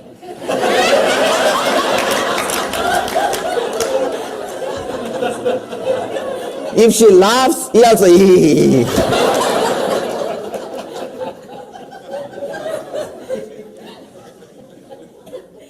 He can't.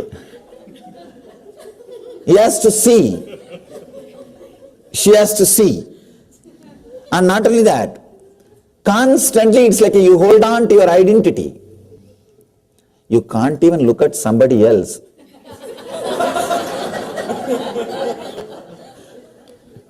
No, I'm not telling you to do that. But just looking very little clearly is nothing wrong. And you are bound so much. If your eyes are just settling on somebody. What is there? I am not just. So much of bondage is not required. Just for 2 days. You can be little away and relaxed. Another important thing, when you are sitting with your family or friends, constantly you will be reminded that identity which you are carrying, identity which you need to protect. You have your own standard. You have created an idea about you in that person. You have to maintain that. Your body language, your words, everything has to fit with that. These 2 days, understand, this is the first meditation technique I am giving for you. One more thing, I can't use the word meditation technique. It's again the word which is abused. This word has been abused in the West enough. And what all they call it in the name of meditation technique, I am surprised. Anyhow, this 2 days workshop is neither going to be with meditation techniques nor going to be no technique. How it is going to be? You will see it. No technique and no technique. I have done enough programs with techniques. ASP, NSP, all are with technique. And I have done enough programs with no technique. Dhyanasparana, Nithyanandam, all are no technique. Understand? I have done programs with techniques and with no techniques. Now, neither technique, no technique. The moment I say technique, your mind has already planned that I will practice in the home regularly. I should collect music CD. It is not going to have any quality of technique. If you do it in the home, it will not work. Let me be very clear. Neither technique nor no technique. Technique means you have to try. Do it again and again. Technique is a beautiful way of cheating a disciple. See, these incompetent gurus who don't have capacity to give the truth, these idiots created techniques to cheat the disciples. But you see, already they took money from disciples. Now the disciple will question, hey, you promised, you are not giving, what to do? Then give some technique and tell them, do this every day.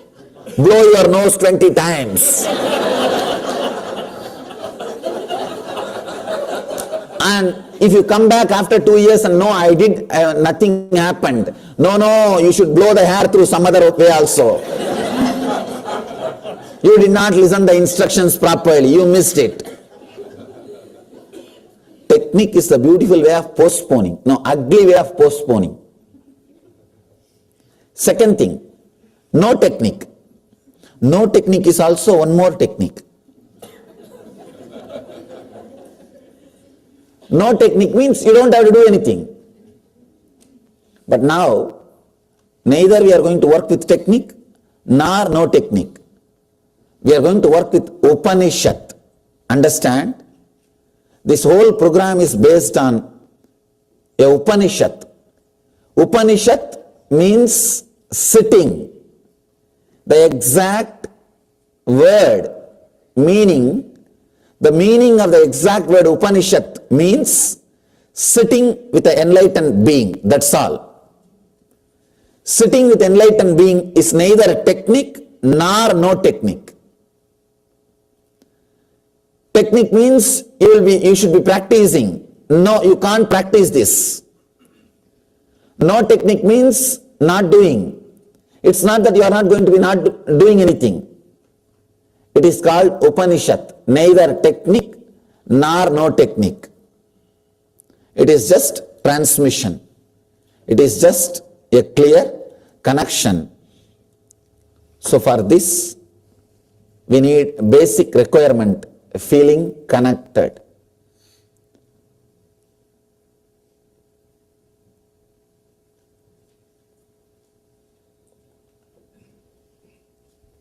Even if you are not able to completely throw away your doubts, decide for these 2 days, you will strongly believe, you will strongly trust, you will strongly work with the Master. That's all. See, completely all the doubts will disappear only when you become enlightened. Now, decide that you will put more part of your energy, major part of your energy. You will put maximum possible energy towards the direction of working with the Master. You have 2 paths. You can put your energy to working or to doubting. Just doubting and wasting time. Now I am asking you to put your energy more towards working. Let us work. Why waste time? And if you are doubting, I need to waste a lot of time in convincing you and proving you. And I already wasted enough of time in convincing people. I have convinced 12 lakh people around the world. 12 lakh means 1.2 million. That's the number of initiated disciples. So I have convinced 12 lakh, 1.2 million in 4 years. So be very clear. In that 1.2, surely there are more intelligent people than you. So I have enough method and technique to convince much more intelligent people than you. Then surely I have enough method. So just relax from the head and do not bother too much about the intellectual knowledge and stuff and words. Why I have to tell so many things? Why I have to take so much time? Because in the West, this is a big problem. People waste so much of time in the words, so much of time in the intellectual jugglery. The other day I went to one of our devotees' house. The devotee's daughter, she was telling me, I will do whatever my mom says, but I should be convinced. I will ask why. I just wanted to ask her, then whatever you are doing, you are convinced. You know very clearly, logically, what you are doing. No.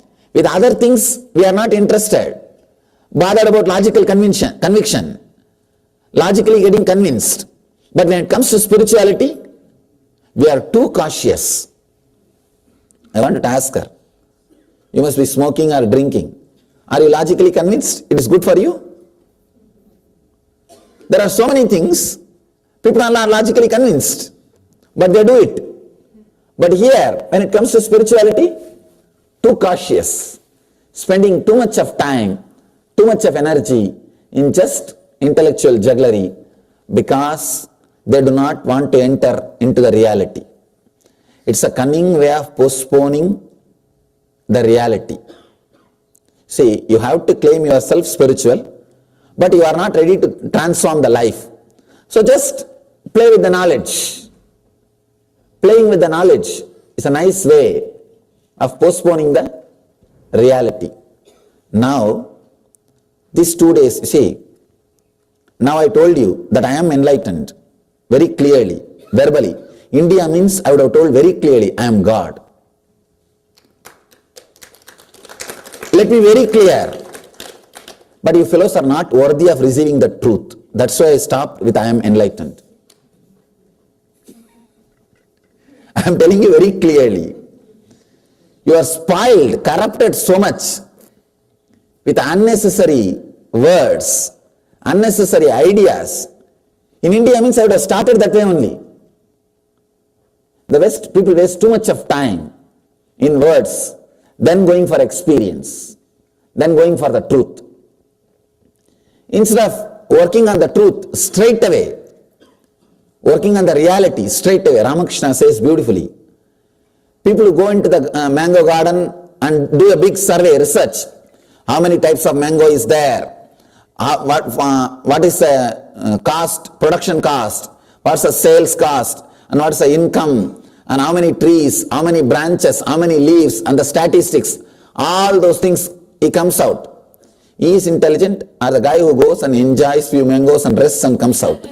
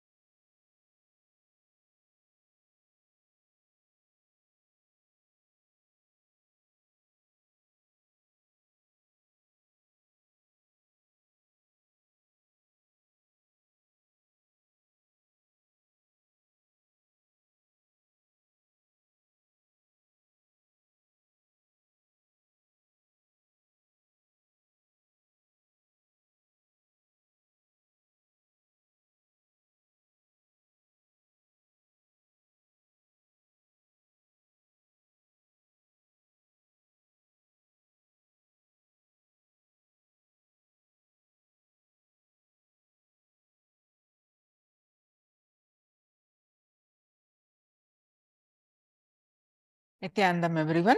So now, let's start our next layer, Anandamaya Kosha, as part of this Atma Spurana, the flowering of bliss. We are entering into the bliss layer.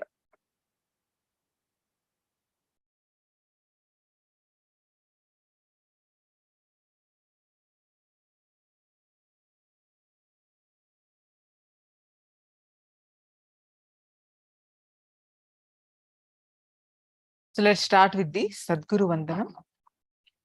Nithyanandam Paramasugadam Kevalam Jnanamurtim Dvandvatitam Gagana Sadusham Tattvamasya Ekam Nityam Bimalamachalam Sarvadi Sakshibhutam Bhavatitam Trigunarahitam Sadgurum Tam Namami.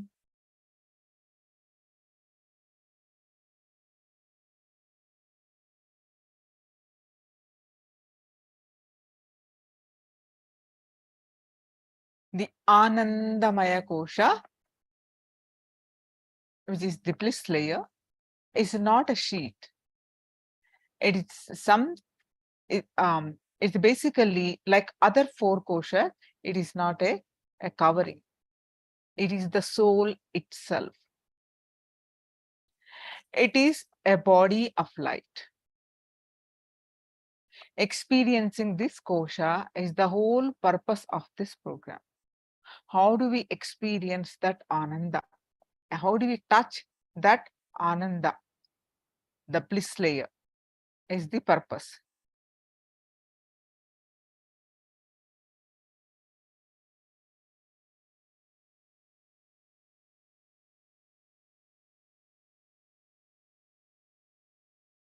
All the meditation we did till now are only cleansing processes for experiencing this Anandamaya Kosha.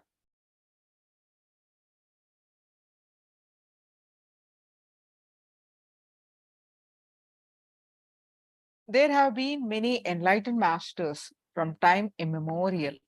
Each of them experienced the truth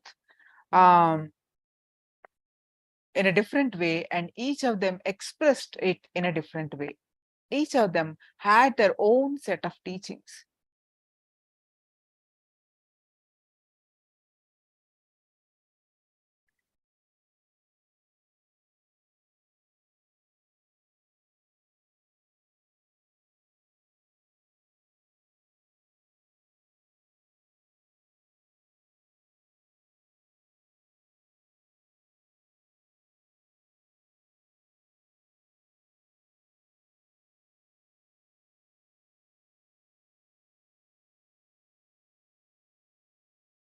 One master would say that you should not enter into marital life in order to get enlightened, while another master would say that it was all right to be married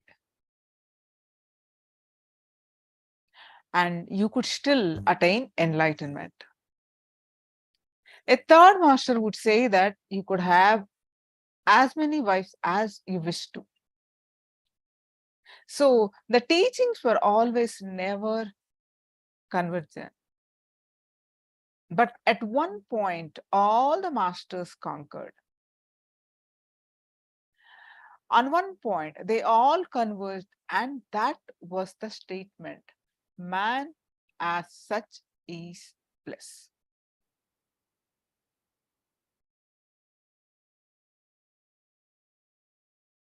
All the masters have this statement as their foundation, and it is upon this statement. That is, the rest of their teachings are built. The primary teaching, the primary statement is you are bliss. This is the underlying statement. Man's inherent nature is bliss. To understand this single statement, we need to understand a few basic truths about ourselves. One, the identity which we project to the outer world, how we want the world to know us, and how we want to present ourselves to the world, how we want the world to remember us. We call this word ahankar, outer image. We want our friends to think about us. We want our relatives to think about us. And you, for that, you project something, the image. Not necessarily you may feel inside of you, which is what you believe inside of you, inside your heart. This you may not tell to others.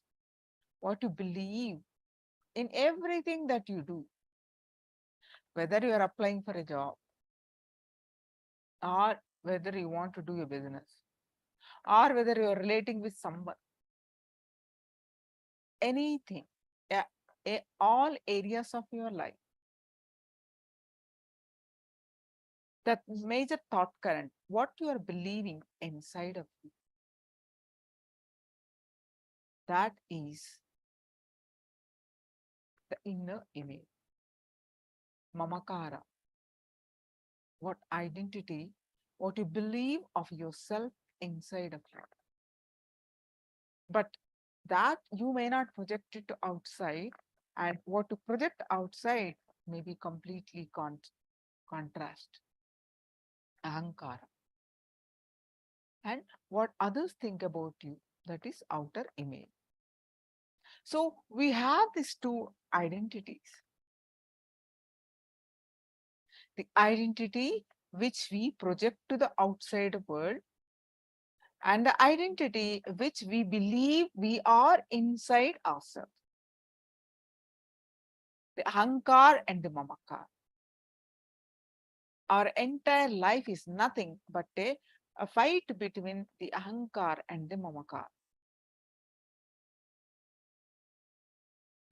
There is a constant struggle between the identity which we want to project to the outer world and the identity which we believe we are inside us. When we think that the identity which we want to project to the outer world is reality, we become materialistic.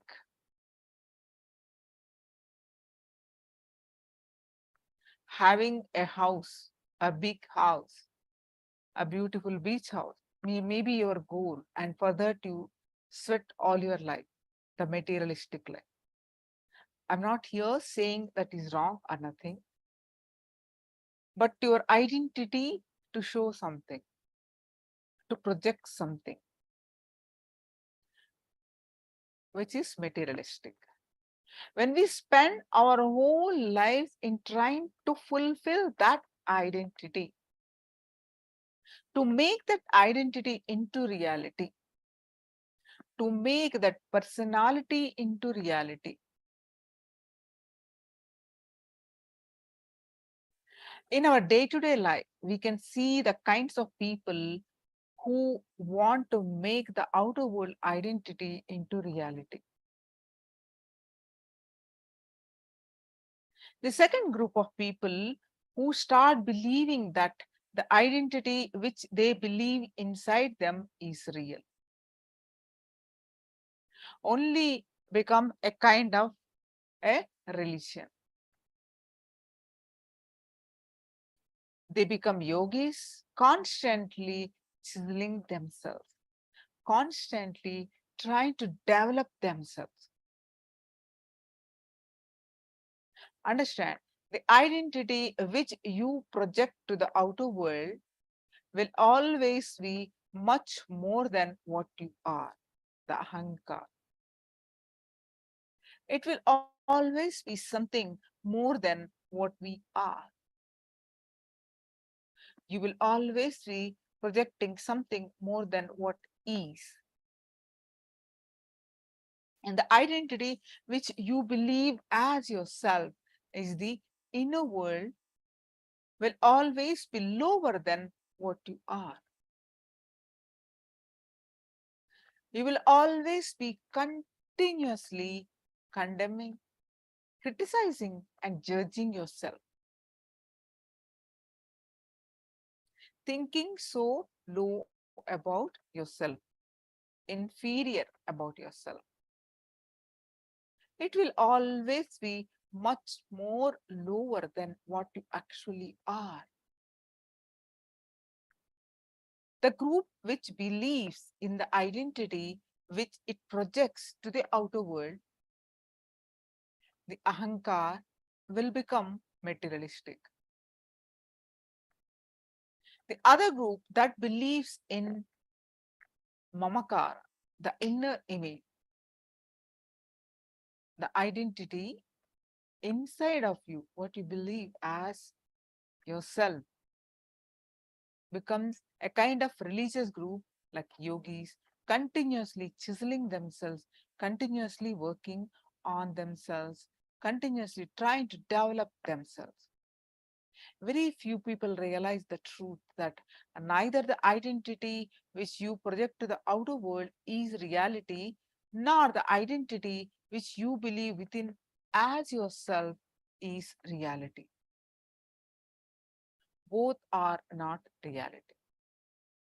People who realize both are not reality, that both have no base, only they experience true liberation.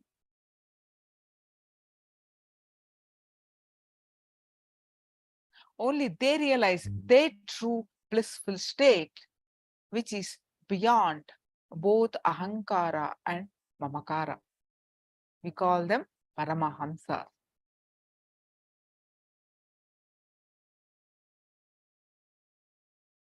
Spirituality, the traditional knowledge, the research and development which went on in India for the last 10,000 years in the inner science is capable of contributing something more than just feel-good feeling that we are all trying to achieve.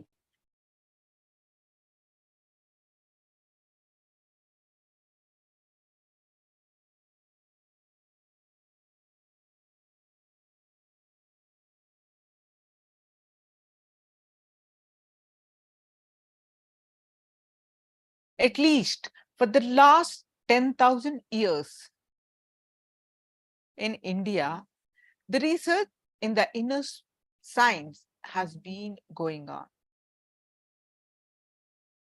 Millions of inner world scientists, great rishis and masters, and at least 1 crore inner science laboratories, our temples and places of satsangs have worked in the inner world to achieve the truth.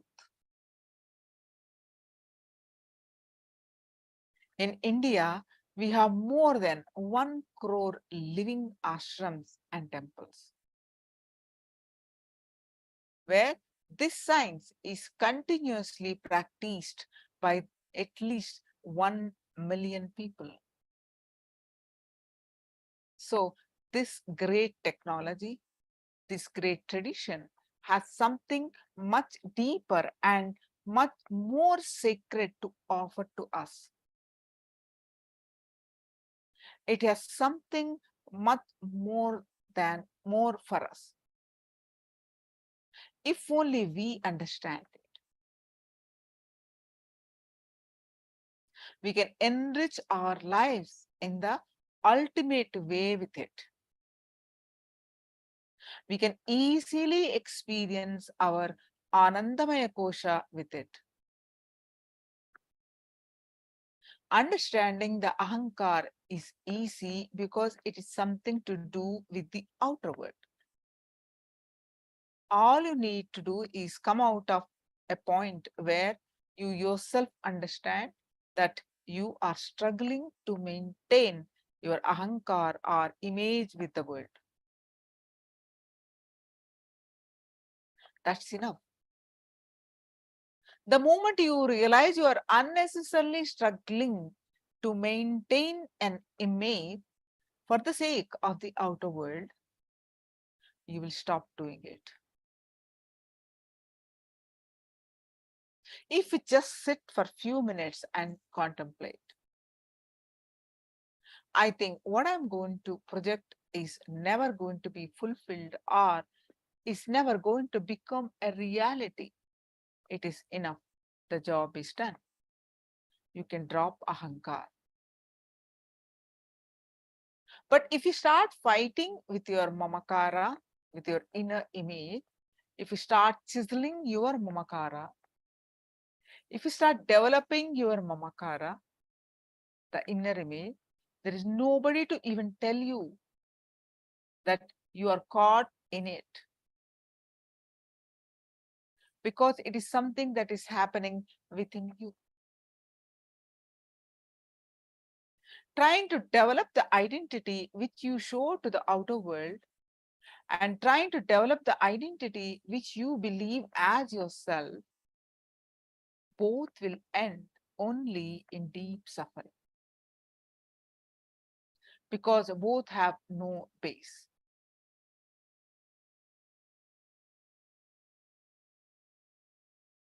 Neither Ahamkar nor Mamakar have a base.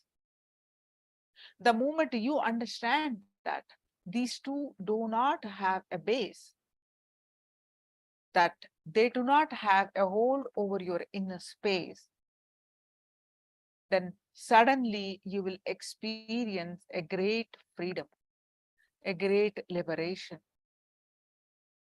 a deep, restful awareness. This is the Anandamaya Kosha.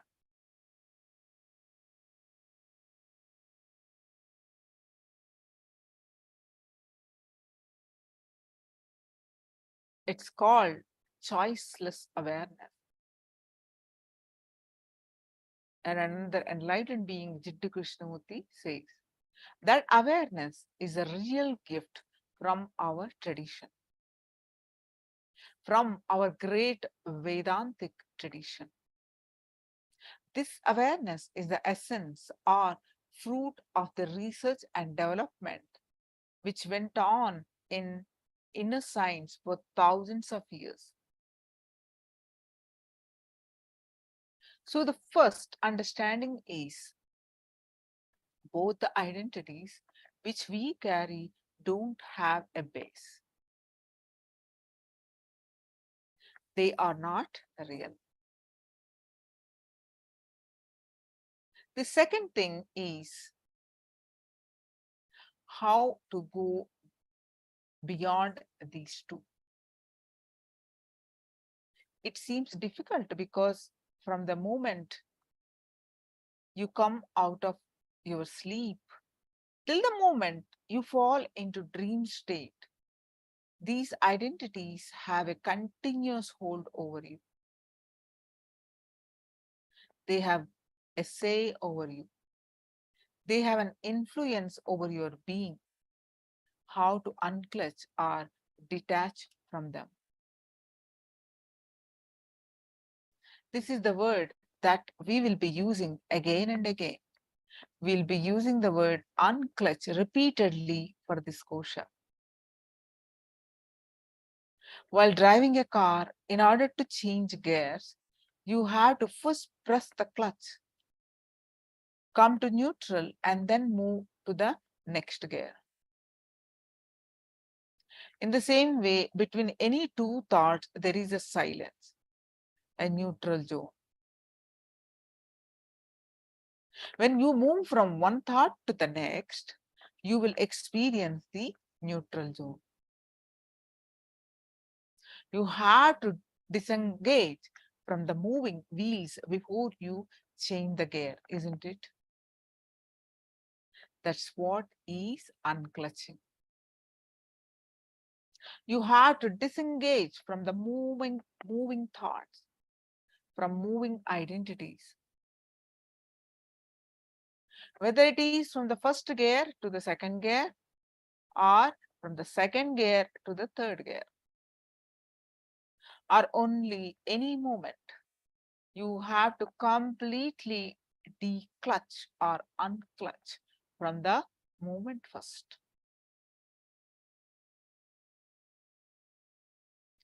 In the same way, any state you fall into, whether it is from the waking state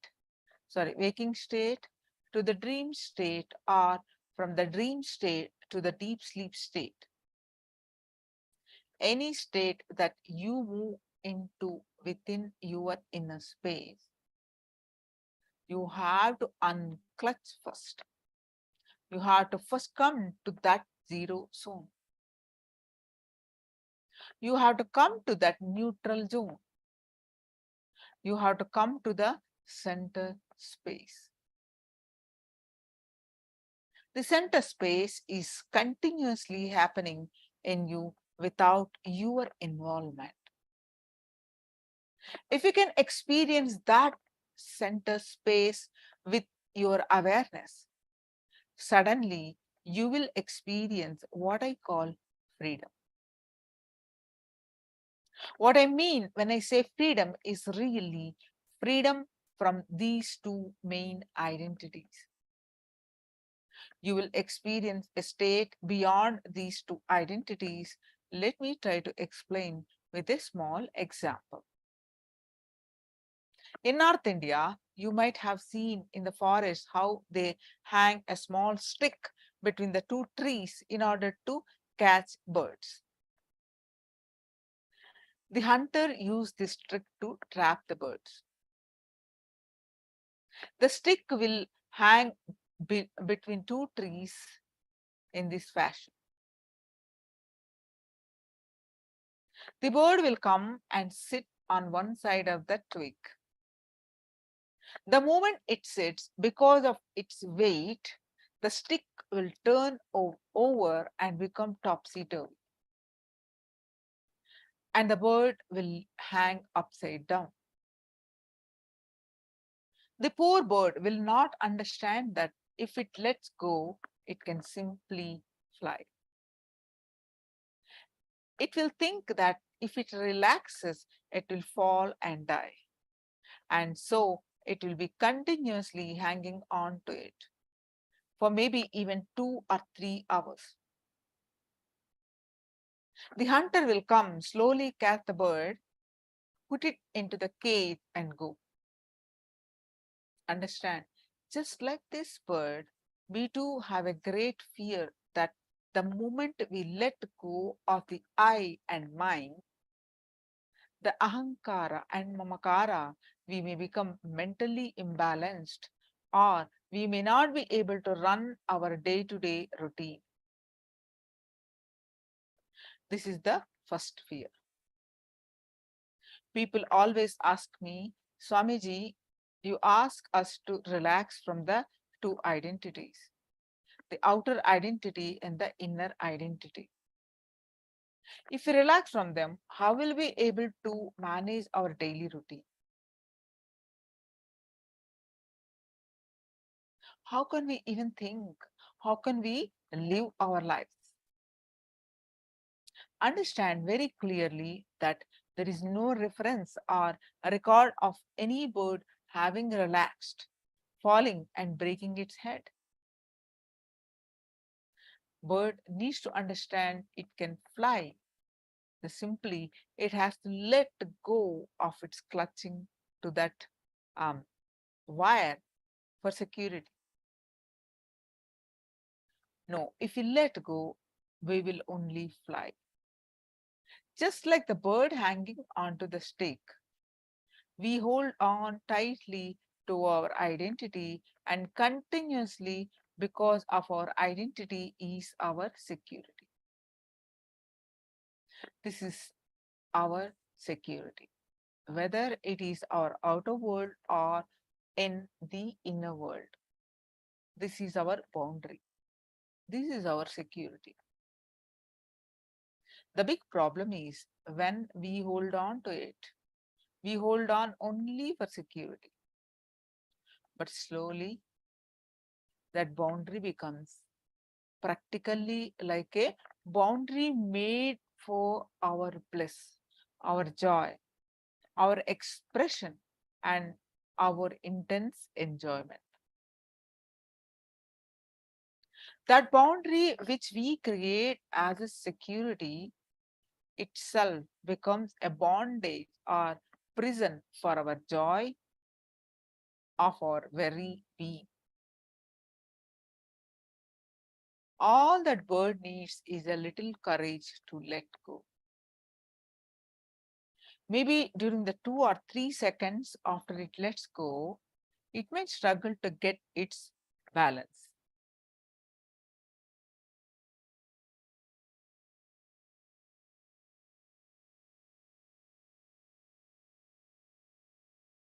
It may experience a little chaos, a little difficulty for a few seconds.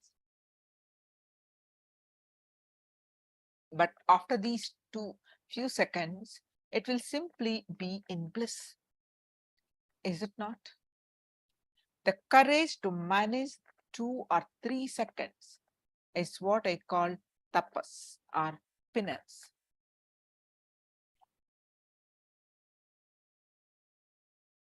That is what is penance. All we need to know is the identity which we project to the outer world and the identity which we believe as ourselves. Both have no base. When you understand that both have no base, that they have no direct use to you in your life, that they do not directly contribute to your life, you can simply relax and play the game in a much better way without these two identities. The whole game which you are playing now, your whole life, your whole day-to-day routine can be handled, managed, and lived without these two identities coming into play, or without these two identities remembered in your inner space as yourself. If this possibility is understood, then you have caught what I call the right listening, the Sravana.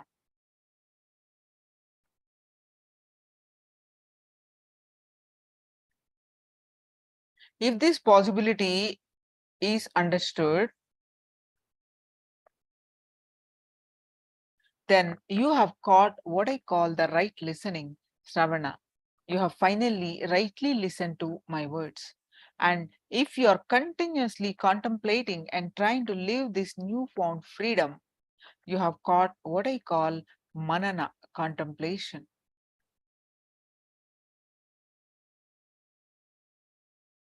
You have finally started contemplating the great truth.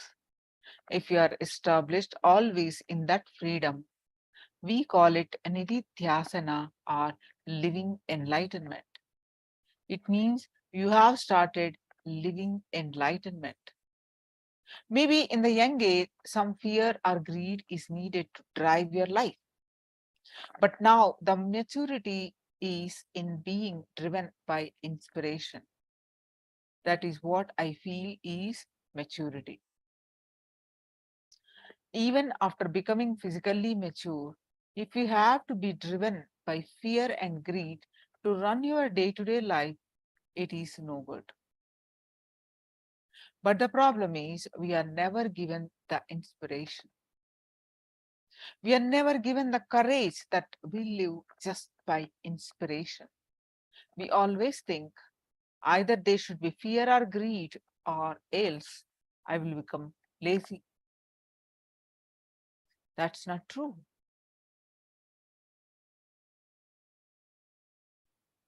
Sometimes you can see that for no reason you will radiate excitement, and for no reason you radiate intelligence.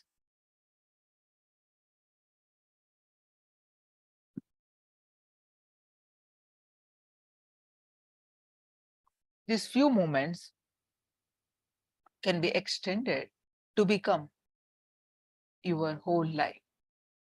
This is what is experiencing the bliss body or Anandamaya Kosha.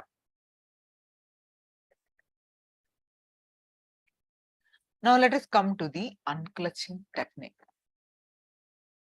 If you observe your mind, you will see that thoughts are flowing continuously inside.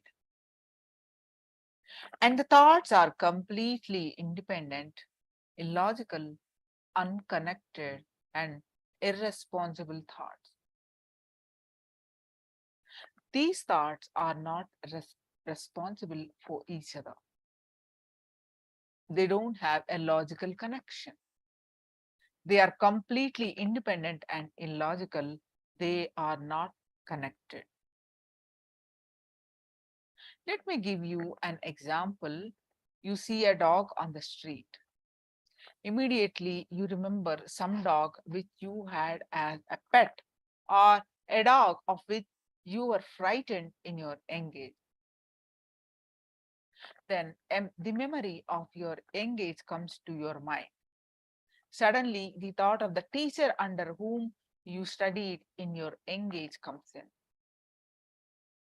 The dog which you saw on the street and the teacher whom you studied under have no logical connection.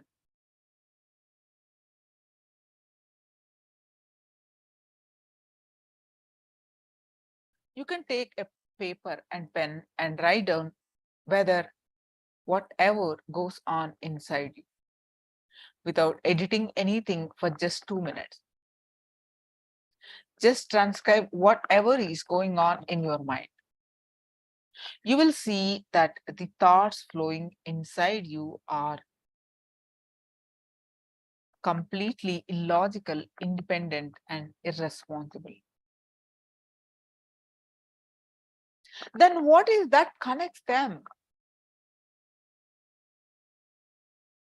What is that connects them and gives you the kind of feeling that it is continuous and logical?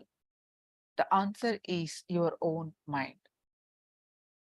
For example, if you decide to connect all the sufferings and depressing thoughts in your life, you create an idea of pain shaft. Then you will conclude that your life itself is suffering. Then because you have decided that your life is suffering, you will keep creating the pain shaft easily for yourself. Very rarely, when you are in a high mood, in an exciting mood, and when you are rarely in love with someone or some object with your life, do you feel that your whole life is a joy? And those moments you cannot connect as joyful moments and make a joy shaft. If you believe life is painful, you will create a pain shaft. If you believe life is joy, you will create a joy shaft.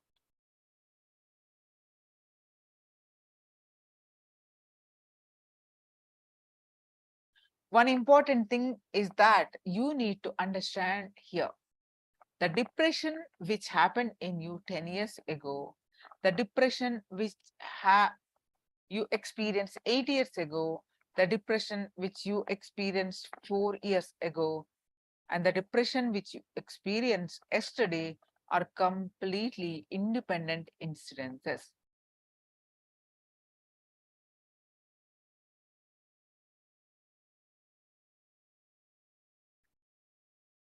Our responses to independent incidences in our life are independent experiences. But when you connect all of them and see them together, you say, my whole life is depression.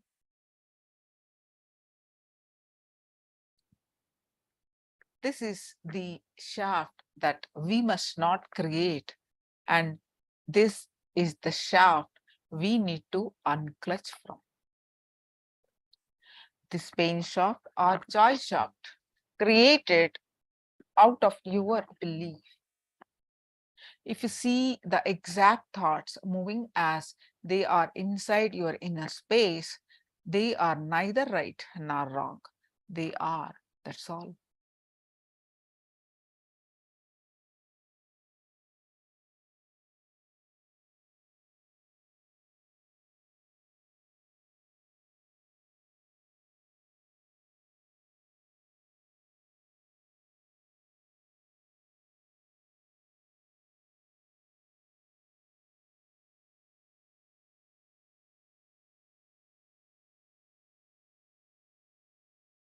It is an existence, a reality. It is just flowing.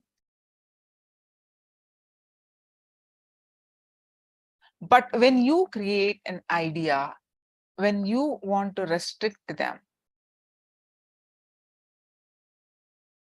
when you want to frame them for future references, you either frame them as a pain shaft or a joy shaft. And the idea and the difficulty is you don't stop here. The moment you identify your whole life as a pain shaft, you try to break it. If you identify your whole life as a joy shaft, you try to elongate it.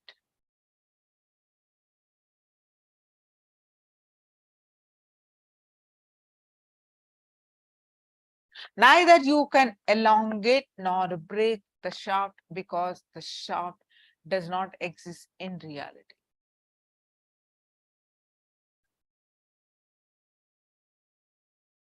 It does not exist in reality. It is just imaginary. It is just your feeling. It If it exists, you can break it. It does not exist. If you are trying to break something which is not there, you are trying to continuously fight with something which is not there. Either the joy shaft is there or the pain shaft is there.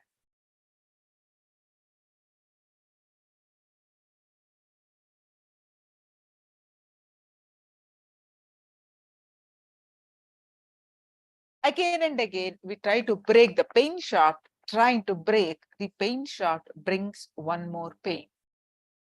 The words flowing and the thoughts flowing in our inner space, creating pain shaft or creating joy shafts, is what I call Maya, delusion. In Sanskrit, we are this beautiful world Maya, that which is not there but gives the suffering as if it is there.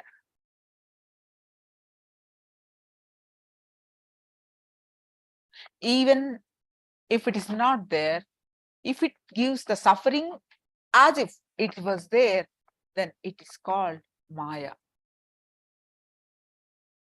It is not, if it is not there, but it gives the suffering or the impression as if it is there.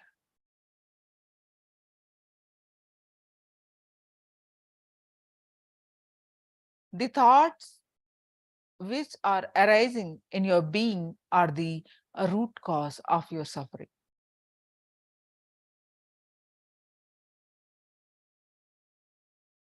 Let me give you a simple technique of unclutching. Please understand, if it is a simple technique of unclutching, what do you mean by the word unclutching?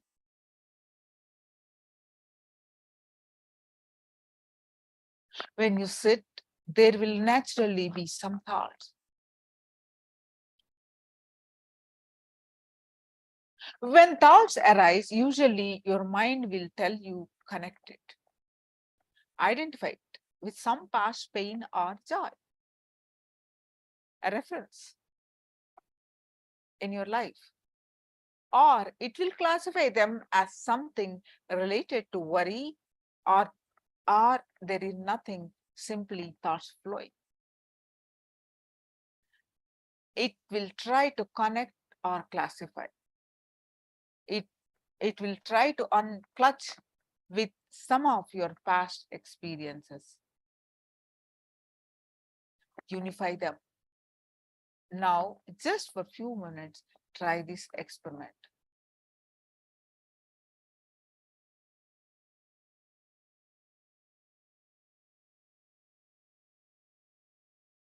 Just few moments, try this experiment. When any thought comes, do not clutch it with your past experience. Do not clutch it with your past suffering or joy. When the words come out of your being, instead of giving meaning to them, just see the source of the sound.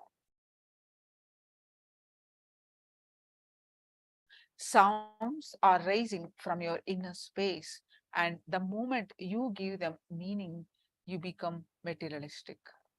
And understand, thoughts arise only one after another in you.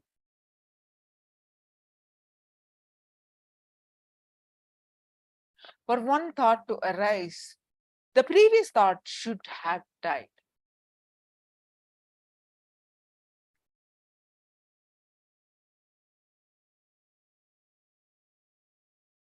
Thoughts arise only one after the another in you. For one thought to arise, the previous thought should have died. Else, there is no way that this thought could have surfaced. If you are sitting now and you suddenly decide to stand up, then the thought that you have sit should have left you and that very moment. Otherwise, you cannot stand up. Am I right?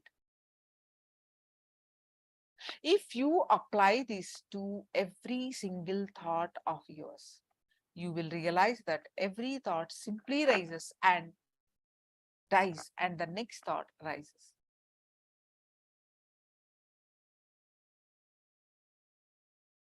But what do we do? We gather all the thoughts that have died as well and make our shafts and suffer. If we stop connecting the thoughts, your mind will disappear and you will be in pure, thoughtless awareness or bliss body. If you catch this technique of unclutching from your thoughts, you can catch the zone of thoughtless awareness or bliss.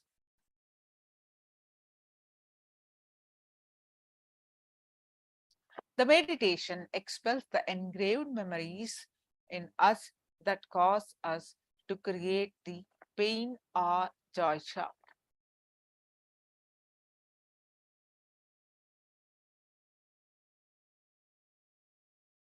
It creates a harmonizing and balancing energy in us and keeps us in an energized and blissful state.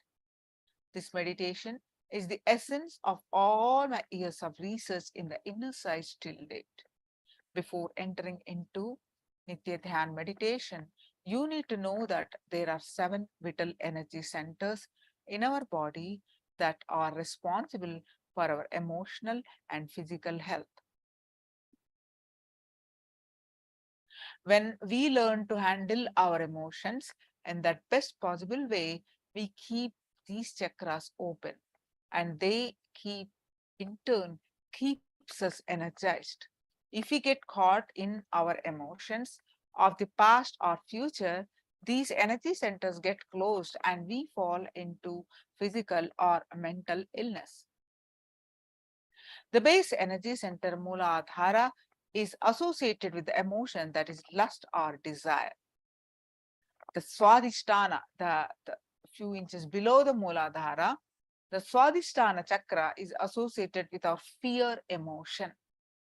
The Manipuraka chakra, which is worry, the Anahata, our attention need, and Vishuddhi with the jealousy, the Anya, which is ego, and the final Sahasrara with discontentment.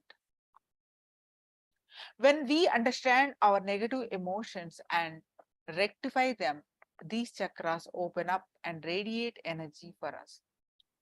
The third step of this meditation is to do with these 7 chakras. Step 1 is to sit in Vajrasana. If not possible, sit cross-legged on a chair with your hands on your hips.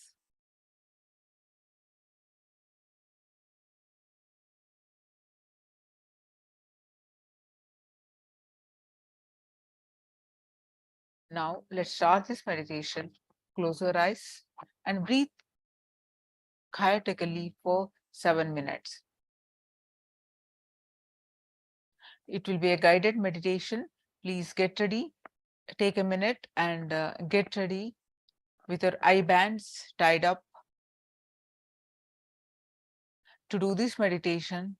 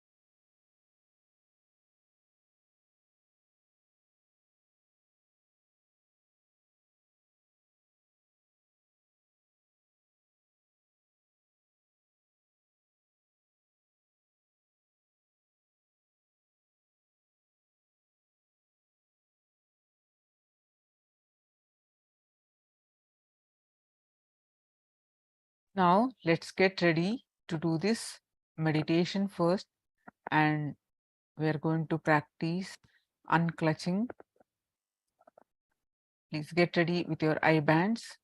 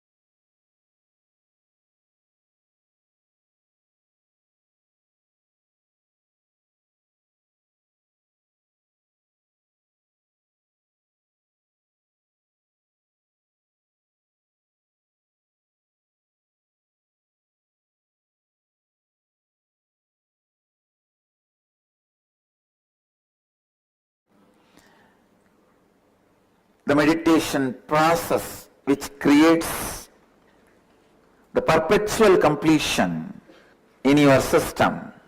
I give you a few minutes, please settle down and adjust yourself, make yourself comfortable.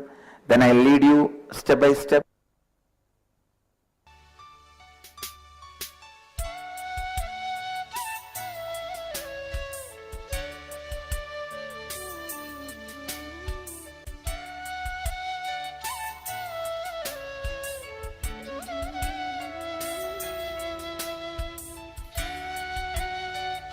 The first step, please.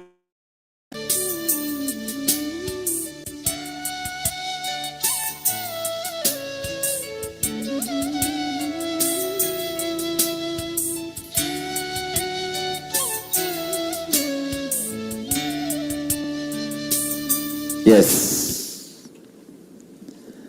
The first step, please understand, first step of the process is chaotic breathing, means awakening and arising the prana, life energy level in your body to its peak possibility. It is the most dynamic aspect. You can put your hands on the hip and start breathing as deep as possible and as powerfully as possible. It's like a hyperventilating you. That's all, nothing else. Hyperventilating. I can show you.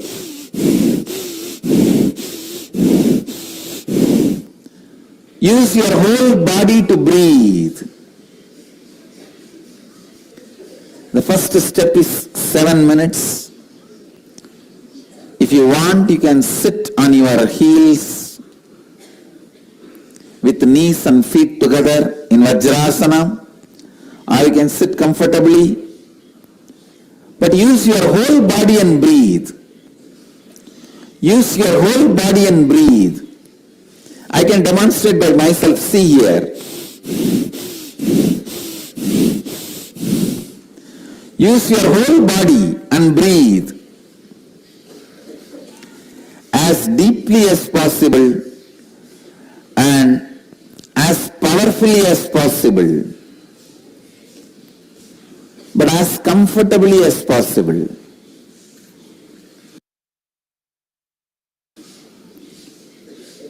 Let your whole body become alive. Let the hyperventilation happen in you.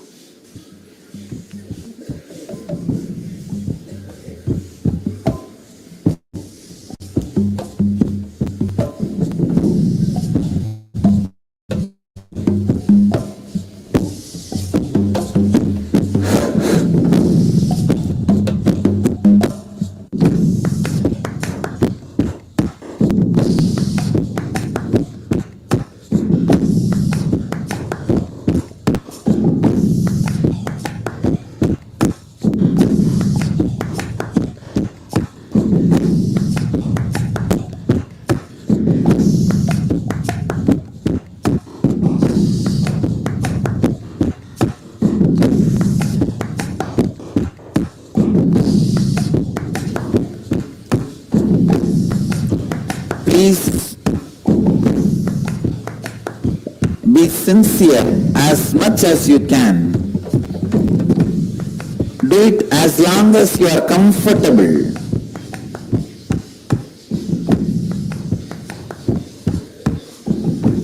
Just don't increase your high blood pressure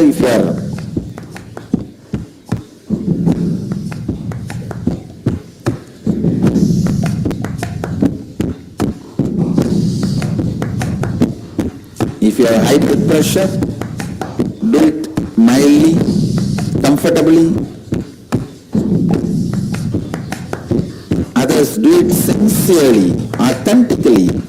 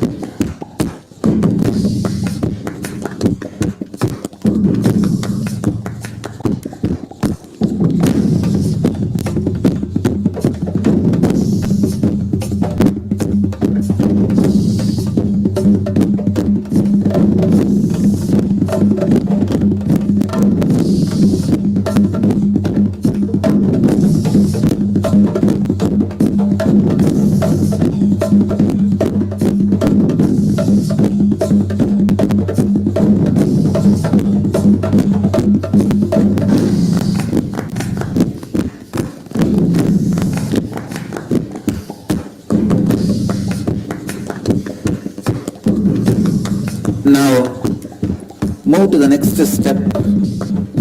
Intense humming. Sit in the same way, either sitting on your knees or sit comfortably, but hum as intensely as possible. Let your whole awareness be with the humming sound. It's almost like if you put your mouth into empty vessel and create a vibration, how it will be same way. Hum as intensely as possible. Let your whole body vibrate with that humming sound.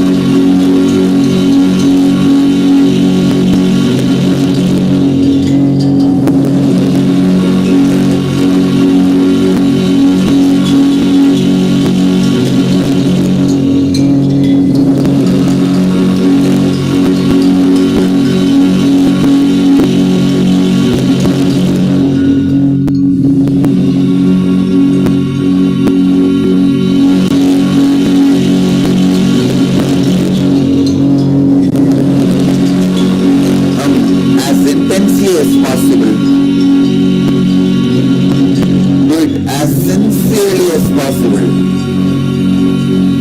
as loudly as possible, as deeply as possible.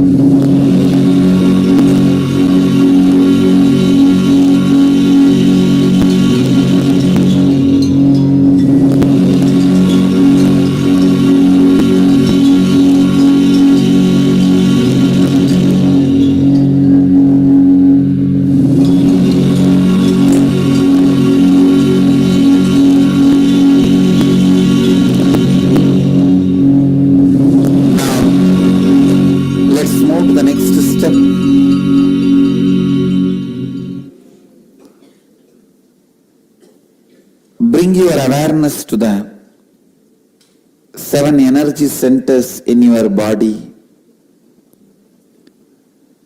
I'll guide you step by step. First, the root of the spine.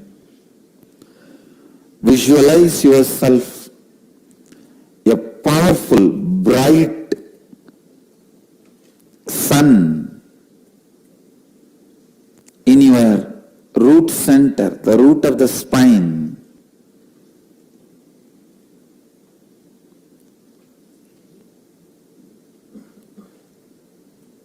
Be in the space of restful awareness.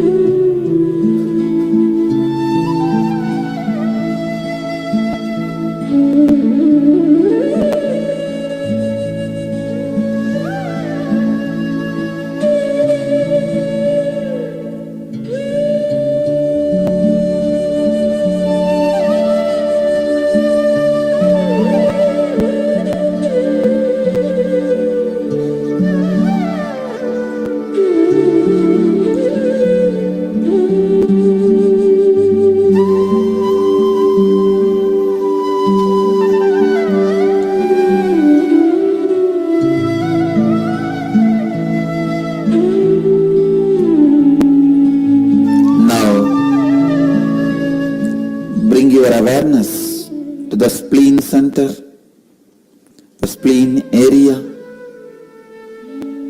Visualize yourself as a powerful light, the spleen area.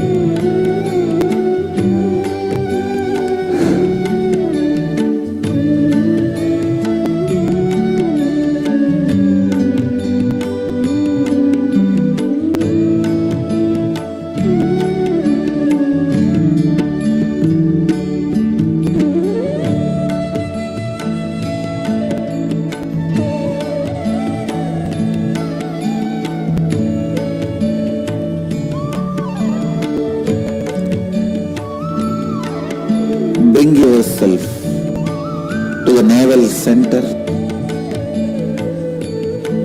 See yourself in your navel center as a powerful light.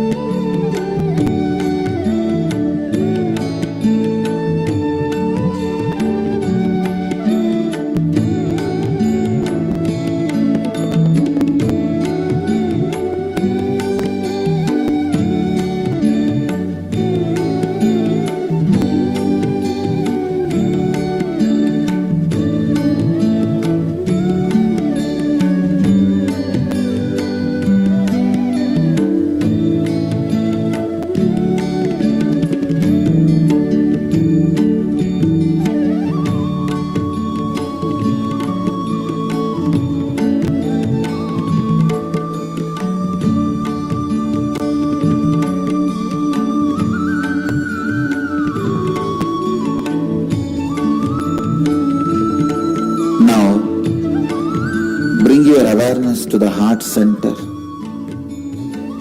center of the heart. Visualize yourself as a powerful light.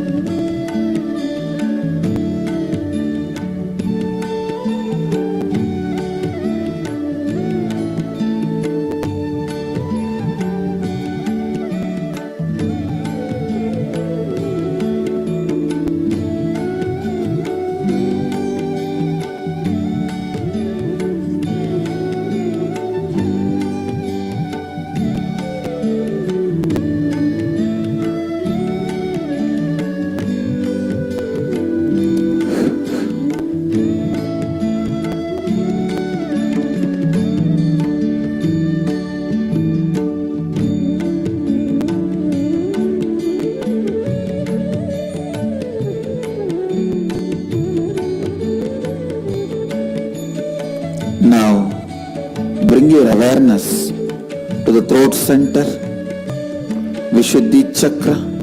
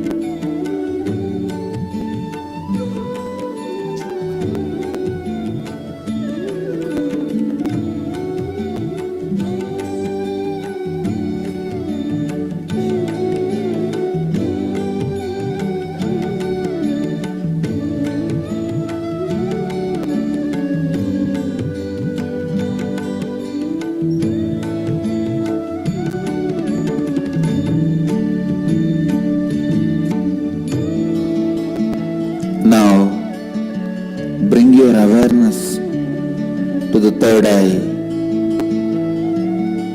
between both the eyes, Ajna Chakra. See yourself as a powerful light on the third eye.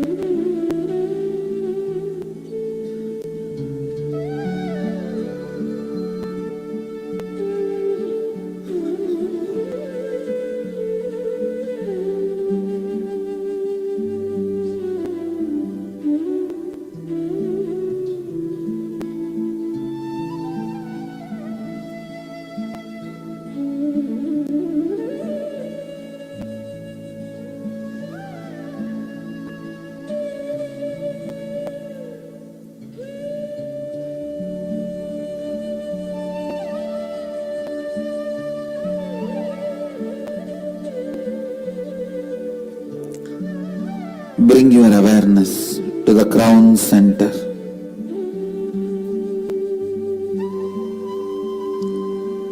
The top of your head, Sahasrara Chakra. See yourself as a light on the crown center.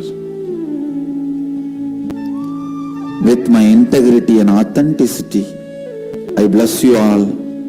Let you all experience Kundalini awakening. Namah Shivaya.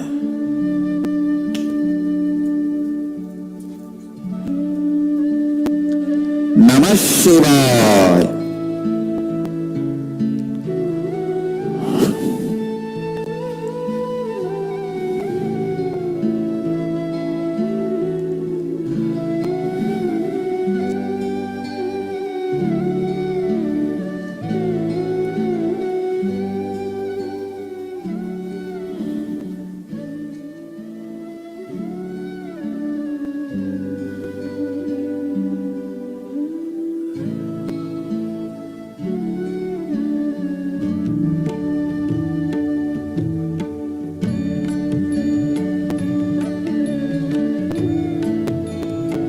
Now,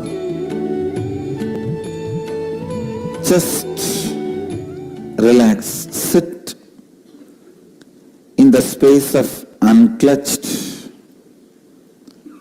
Decide to yourself, you will sit in the space of perpetual completion. Any incompletion comes up, complete and drop them. Be in the space of perpetual completion.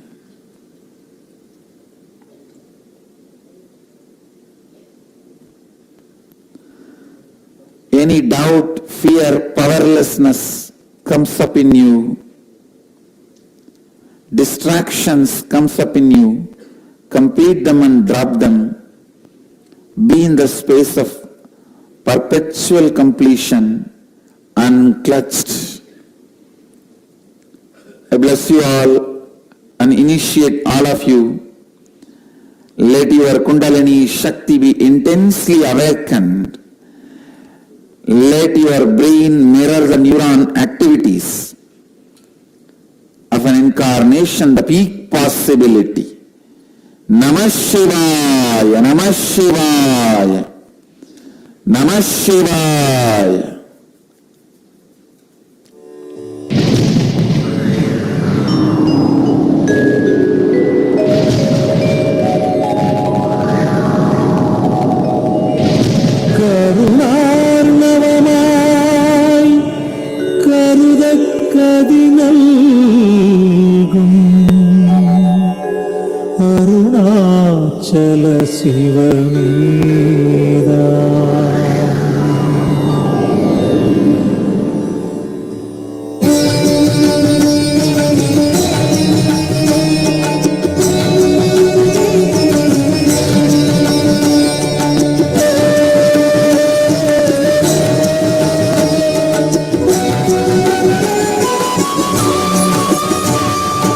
Aduvetalam Arunachala Talam Yavinum Adhigam ഹൃദയ പതിയാമൊരു മറുമത്തലം പതിയാമവനതിലെ പതിവാറൊളി മലയായി നിതമറുവാച്ചലമേറവേ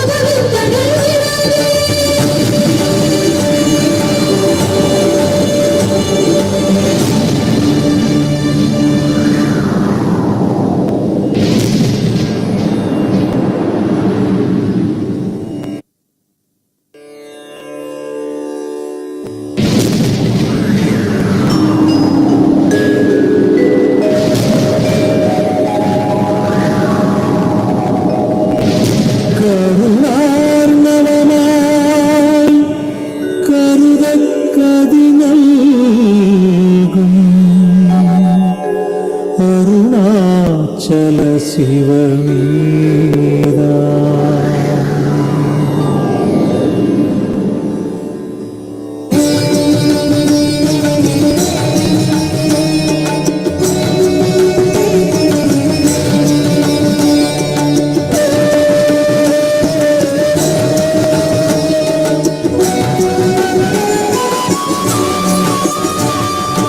அதுவே தலம் அருணாச்சலம் தலம் யாவிலும் அதிகம்.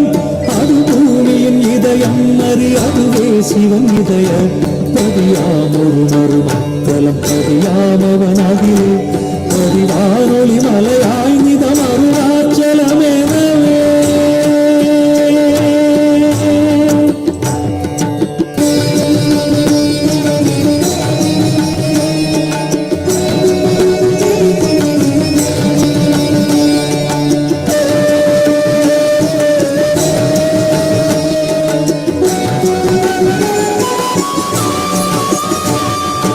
ஆதி அருணாச்சல பேரற்புதலிங்க குருக்கள் ஆதிநாள் மார்கையில் ஆதிரை அஜோதியும் ஈசனை mall அமரர் ஏற்றி வழிபட்ட நாள் மாசி சிவராத்திரி அம்மக்கு.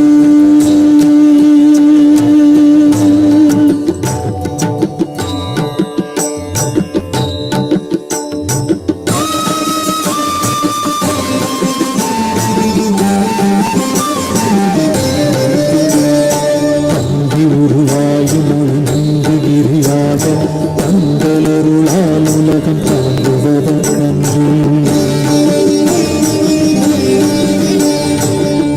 இறைவன் சித்தனென என்றும் எனதுள்ளே பொங்கி ஒளிரும் புகைப்பல் போதமொடு என்றுள்ளே.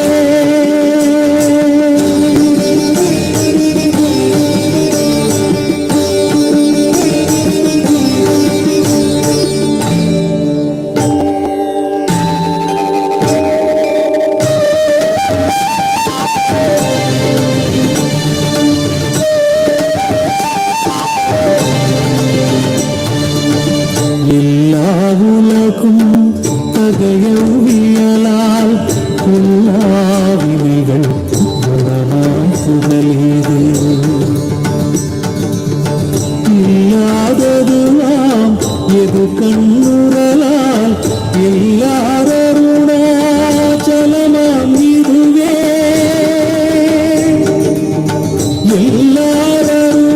எல்லாரருணாச்சலமாம் இதுவே.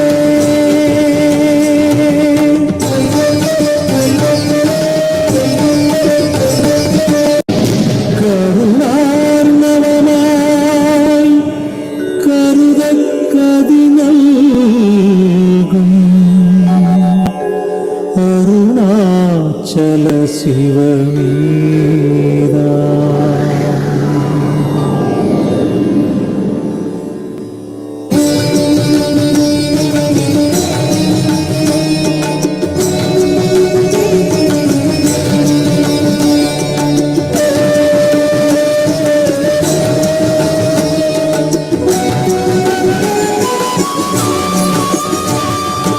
அதுவே தலம் அருணாச்சலம் தலம் யாவிலும் அதிகம். அது பூமியின் இதயம் அறி அதுவே சிவன் இதய பதியாம் ஒரு மறுமத்தலம் பதியாமவன் அதிலே பதிவானொளி மலையாய் நிதம் அருணாச்சலமெனவே.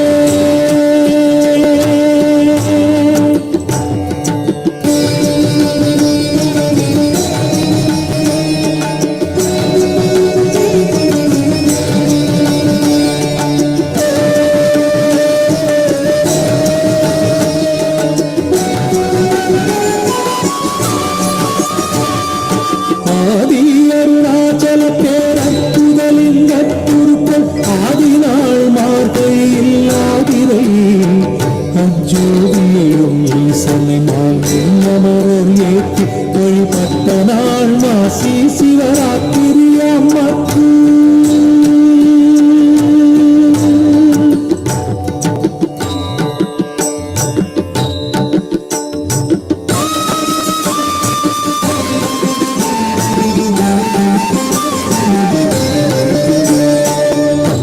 உருவாயும் ஒழுங்கு கிரியாக தங்கள்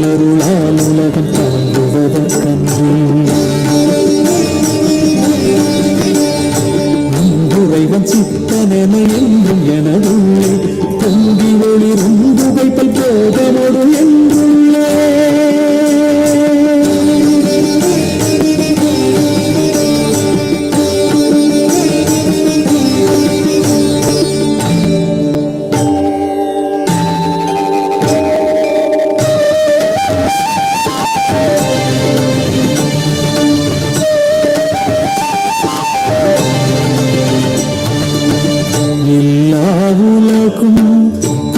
தகையவியலால் கொல்லாவினைகள் குணமாய் புகழீது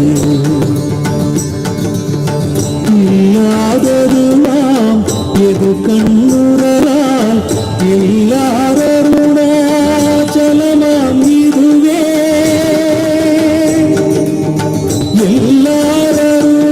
எல்லாரருணாச்சலமாம் இதுவே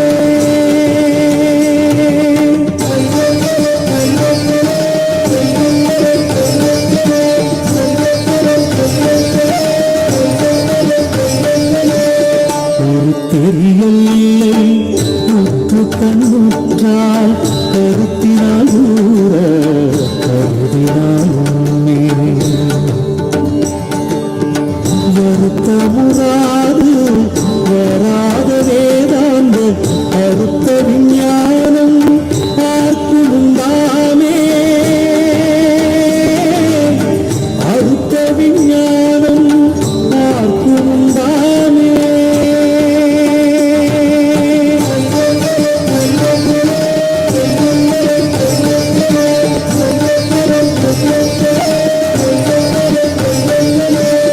யோசனை மூன்றாம் இத்தல வாசற்கு வாசருதி கையாதிரிந்தியோம்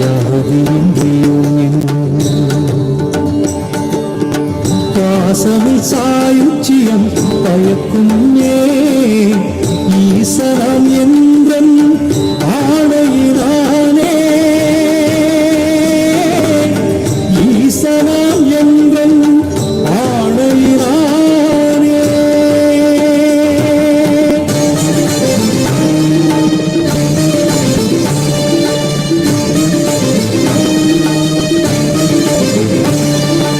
என்றுமே அறவோரன்பர்க்கு இருப்பிடமித்தனம்தான் ஒன்று வாக்கின பின்னாலும் உண்மை வந்தோள் பொன்னி ஒன்றுராத மொழியும் தீயோர் உறன் ஒரு கடத்தின் தங்கி குன்று அருளை ஈசன் கோபமென்றனர்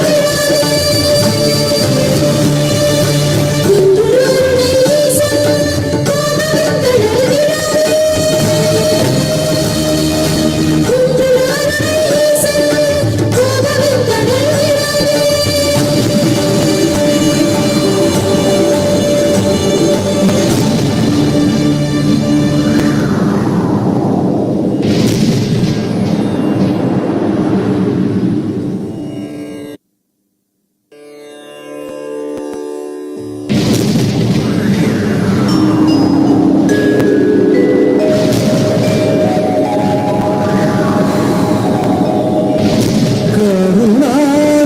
கருணார்ணவமாய் கருதக்கதி நல்கும் அருணாச்சல சிவமே. I bless you all.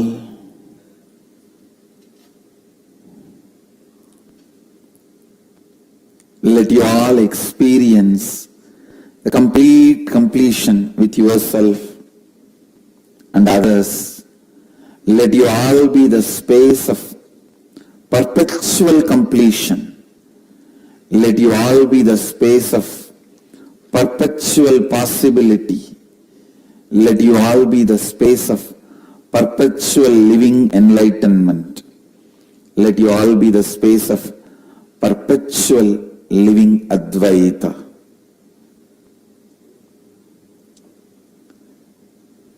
I request every one of you, please practice this life bliss meditation every day. The guiding music is available for free download in our website. You can download this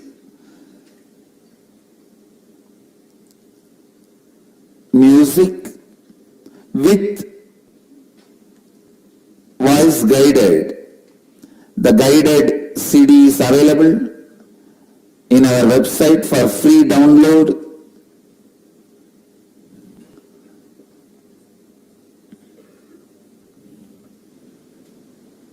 I request all of you to download this guided meditation CD from our website and practice this meditation every day and experience the happiness dose of happiness in your life. Let you all radiate with integrity, authenticity, responsibility, enriching and causing eternal bliss. Nithyananda. Thank you.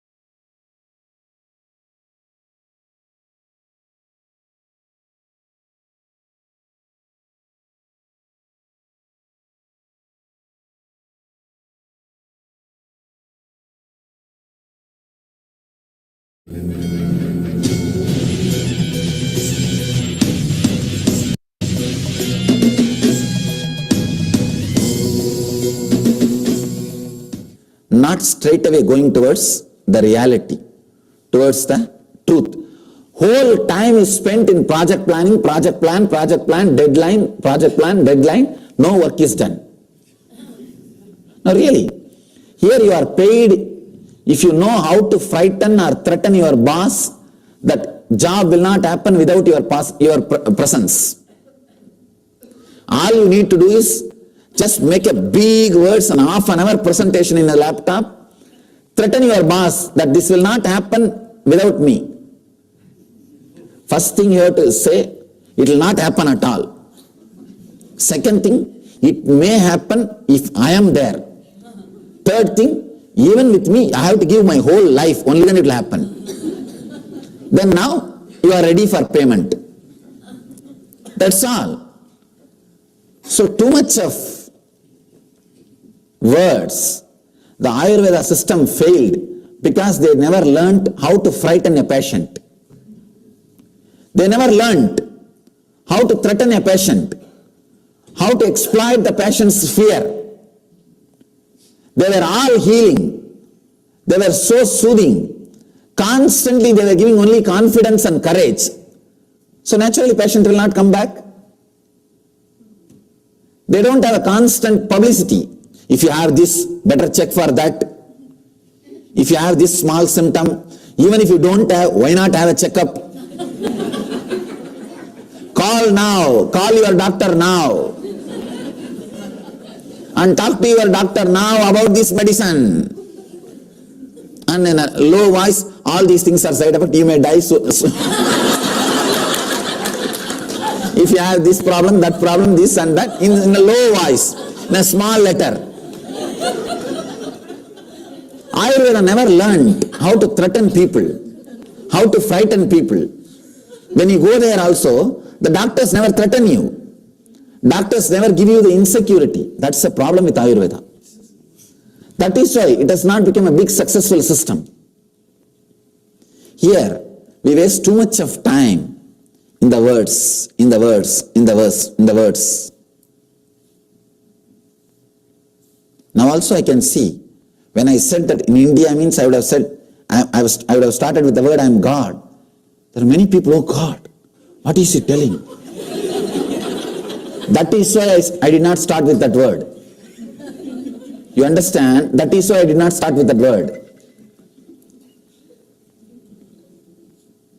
That is the reason you have to sit with me.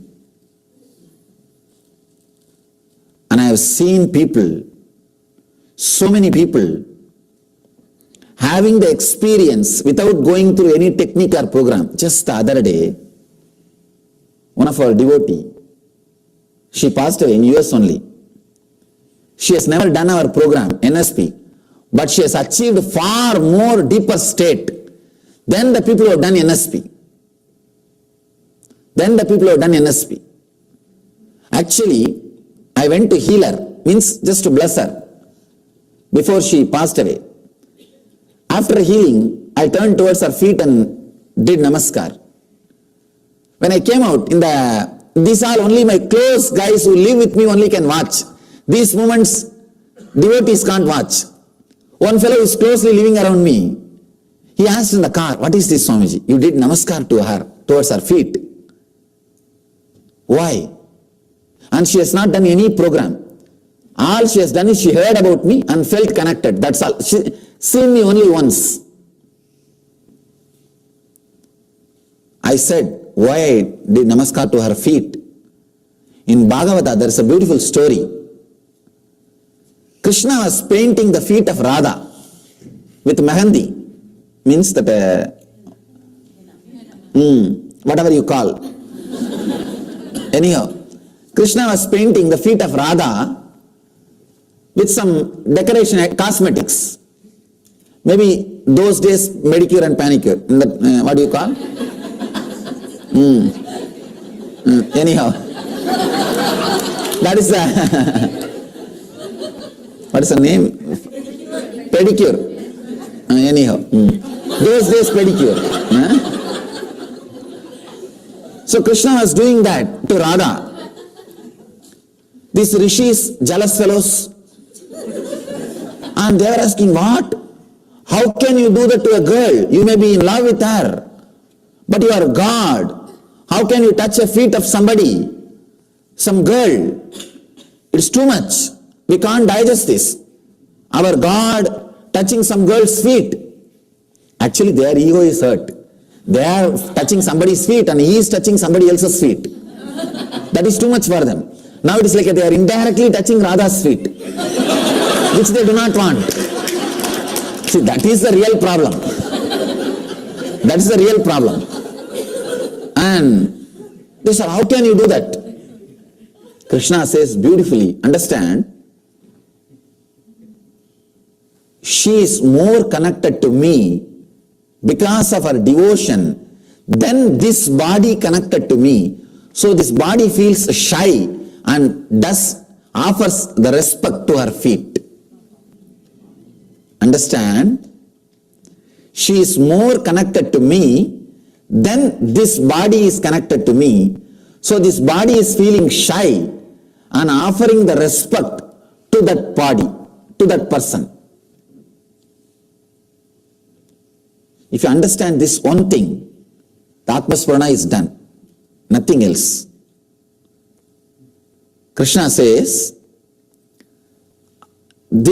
she is more connected to me than this body is connected to me. I feel she is more close to me than this body. That is why this body is touching her feet and offering the devotion, respect. This has got so many truths, this one sentence. One thing, he is beyond this body.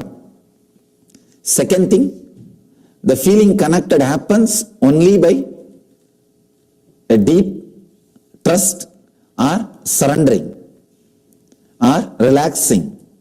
And the third thing, when devotion happens to you, you become much more than God. Understand? When a devotion happens to you, you become much more than God. That is what you need to understand by this one sentence, one statement. So I told the same thing to the person who was driving me. So I felt already that she is more connected to me than this body itself, just because of her simple faith and devotion. And the same way, she left the body so beautifully, so gracefully. So gracefully she left the body. She has not done any program. The only reason I can say, she is from the Indian tradition. She was not trained with the intellectual or the ways of the logic. Ways of the logic. One more thing, there are many people who are from India. Don't think you are from Indian tradition. No. You are not from Indian tradition. There are many people from West. Don't think you are just Western logic person. No. It is not based on the birth of the country. It is based on the being, the quality of your being. Do not think all the people who took birth in West are Westerners. No. And all Westerners who are here are Indians. That's why you are here.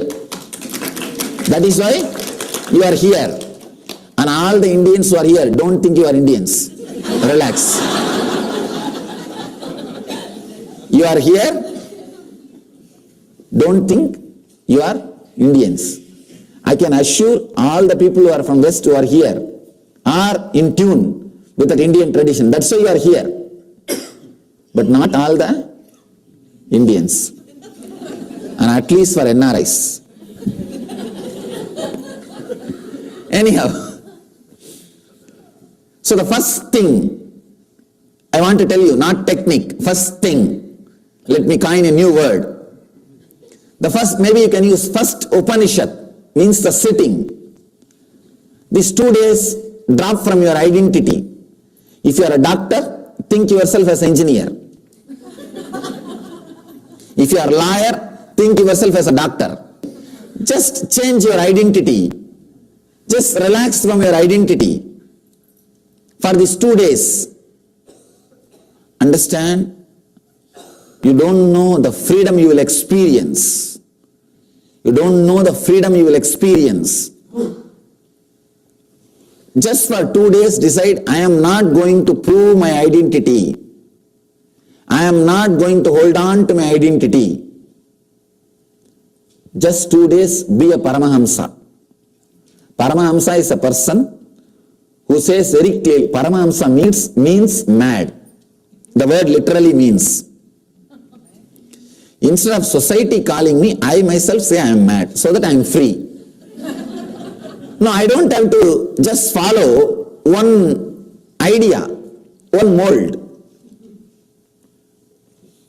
I give only one guarantee, I will not hurt you, that's all. But I am not interested in proving any identity. I am not interested in proving any identity to you. That is why I don't even use the word Swami. The Swami word is associated with too much of identity, too many problems, too many difficulties. That's why I never use that word Swami. Paramahamsa means liberated. You can also live the life of liberation for these 2 days. For next 2 days, do not carry your identity. Means, try to avoid to sit with your family or friends, try even to avoid talking. Try to avoid talking, because if you start talking, you will have to bring the same identity back, and you have to talk in the same way, you will be in the same track. 2 days, relax. Do not carry the identity. Do not carry your same stuff, ideas. Just be somewhere. Just be like a vagabond. Hippies are the people who are very close to enlightenment. All they need is little meditation, that's all. That's all, nothing else. These 2 days, relax from identities. Relax from proving the identity. Just be completely relaxed, don't bother. You will see so much can happen in you. So much of transformation can happen in you. You will be a new being, new person when you leave the hall. So great opportunity to sit, experience Upanishad. Now you are going to experience Upanishad. Such a great opportunity to experience Upanishad from the very source of the tradition. From the very source. From the very root. So,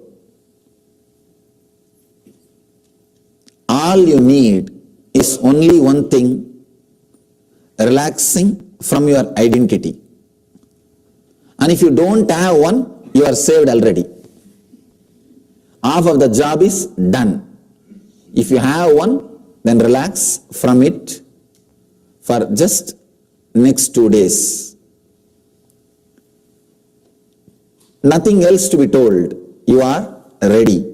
All you need to do is relaxing from the identity so that the Upanishad, the process itself can be started. The Upanishad can be started. Now, we'll start the first thing, initiation.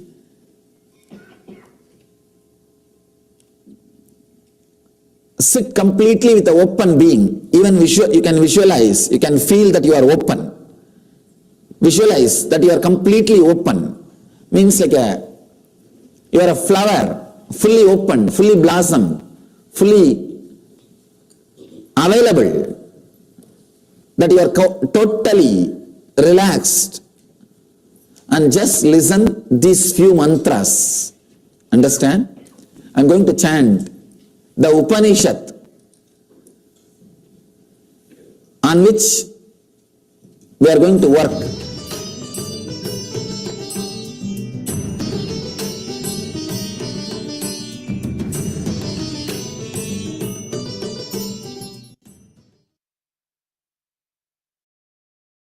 Don't just talk to your listeners. Spark a dialogue.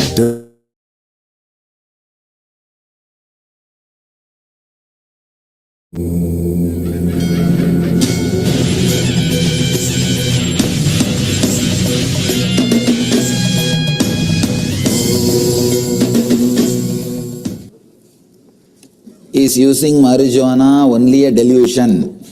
Or can it have a positive spiritual, mental, physical effect? I think morning itself I answered. There's nothing to do with spirituality. Marijuana and intellect, both are nothing to do with spirituality. Both will only waste your life.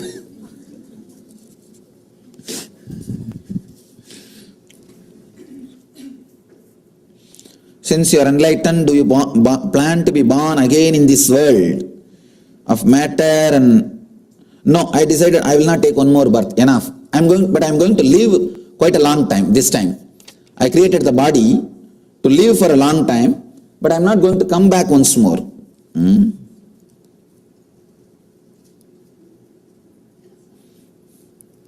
Since divorce need to be avoided, how about having just partners without getting married? I have no problem. If both of you agree and your country agrees, who am I to disturb? It's up to you. And if the country in which accepts legally, is it legal in this country?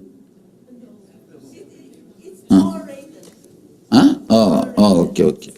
So it's all up to you. But Vedic tradition, we don't usually accept. We say that, why we say no divorce, just to tell you that again and again changing the outer man or woman is not going to help. Once try, when it does not work out, just take sannyas, that's all. So that is the reason in Vedic tradition we insist on no.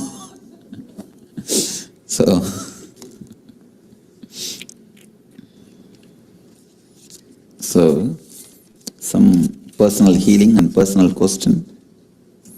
All right. We can spend little time.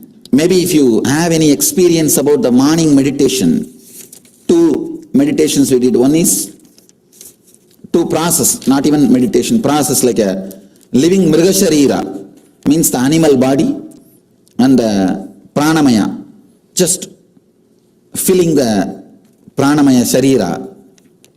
If you have any experience, you can share, or any question, we can, so that I can help you to go into the process further.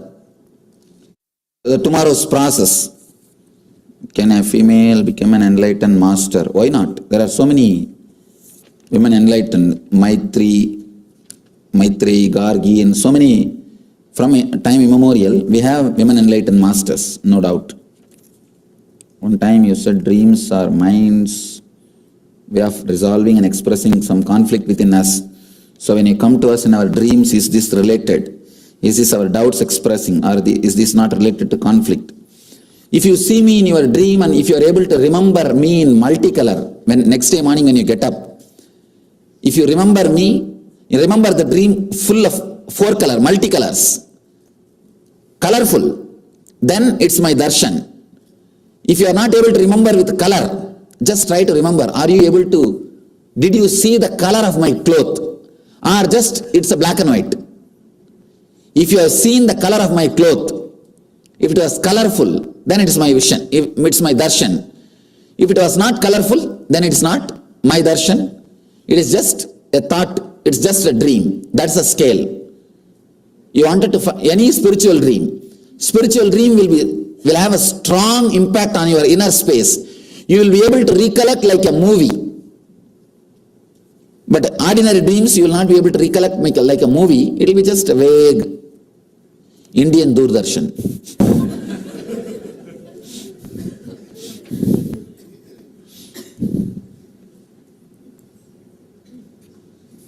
All right. If any of you want to share a few words about your experience of the first meditation, let us analyze few minutes on the first, then we'll send the mic. During the first meditation, you said to get intense and make sounds and stuff, but I never related to animals like that. Like, I was imagining being like a fish or like... That's no problem. Just let if your body is alive, that's enough. Okay. That's enough. Fishes don't make sound. I think we don't hear, that's all. I don't think they don't make sound. Swamiji, I had a vision of a couple of animals while doing the meditation. Does that mean that I have taken those bodies? Yes, sure. If it was a clear vision, it was a vague or a strong clear vision, clear picture. Literally clear picture, then surely it's a samskara. It means that those engrams are coming out. It's like your prarabdha is like a Pandora box. When you open, it one layer by layer it will come out. So you are really opened. Good. Good job. If you had at least one violent experience that for a few seconds you lost the idea that you are a man, then successful, you have done it. You have done it. See, the purpose of this whole 2-day workshop, I have an idealistic goal, one thing, an actual goal, there is another one thing. Idealistic goal is you getting enlightened. But actual goal, I know to what extent you will do. The technology itself is powerful enough to make you enlightened. But your capability to experience the technology, your capability to put yourself into it, with that I have a practical goal, at least complete rejuvenation and the engrams which you use in day-to-day life, healing that. The engrams with which you suffer day-to-day life, like a simple basic diseases, insomnia, tiredness or chronic fatigue, basic diseases, healing you out of that, the addictions, and giving you the intense, the joy or the excitement. See, the physical and mental healing is the practical goal. At least this will happen. But the ideological goal is enlightenment. So this is the idea behind the whole program. This opening, feeling, at least for a few minutes, disconnected from the identity that you are a man, you allow at least the basic engrams which are constantly erupting in your life and attacking you, which comes out the moment you lose your imbalance. Usually you lose your balance little in anger or lust. During those moments, those engrams will just come out first. Those layers will be healed. Even that will do so much of benefit. That will take care of you so much. That is the purpose. So even for 2-3 minutes, you did not remember at all that you have a human body. You have done it. We have done the meditation for quite a long time, but at least 2-3 minutes if you have done. Okay. One by one. So conversely, he actually saw figures of the animal. I guess what I had was a sense. No guessing. No guessing. Straight, clear cut. What I had was a sense of. No question of talking this sophisticated corporate language. And people come. Behavior like wagging your tail. Yes. Again means you opened it. Okay. See, the sophisticated way of talking, sometimes they come to me and ask them, hey, did you do that work? No, I didn't get a chance. What do you mean by the word you didn't get a chance? Tell clearly you didn't do. Using the polished words. Tell clearly you are a lazy ... and did not do. No, let it be very straight. And instead of that having some words and very politely roundabout, talking straight, you should learn from Vivekananda. If you read Swamiji Vivekananda's lectures, it will be very straight. No question of this roundabout and using polished words and all. Very nice. It will be very nice if you learn how to talk very straight. I had also feeling like an eagle and all kinds of other things, and goats and all kinds of other animals. Had a very intense experience. Beautiful. Experiencing the monkey. And it was the only animal that I really experienced intense aggressivity. Means that your past, when you took the jump, see, past means it need not be just your last birth will be monkey. No. Last birth can be human being, but the jump which you took, the last, you might have taken 3-4 human births also. Now it may be 4th human birth. But from the, just before the human birth, monkey would have been the body. You would have lived. Yes, and what then happened is that I got really aggressive. Like, it's so aggressive, and I started to like really like. Beautiful. And I was like, okay, I'm going to just like let it go. I'm just going to let it go. And till I felt I was the last drop out of me. And then after that, it was like finished. Beautiful. You will see now, again when you become angry or when you are possessed by lust, you will not have violence. You will not have that animal thing. You will have a grace. You will have grace. Actually, in our ashram, big problem is these fellows don't respect even if I become angry. Even if I shout at them, they go behind and talk. He looks very cute even when he shouts. No, these guys talk very clearly behind. You see, you will not be able to have that violence. That will be lost from you. Even when you become angry, you will not have that monkey violence which was sitting all these days in you. Now it will disappear. And one more thing, quickly you will be able to come back from anger. See, if the monkey is sitting inside, if you become angry, to come back, to settle down, it will take 2-3 days.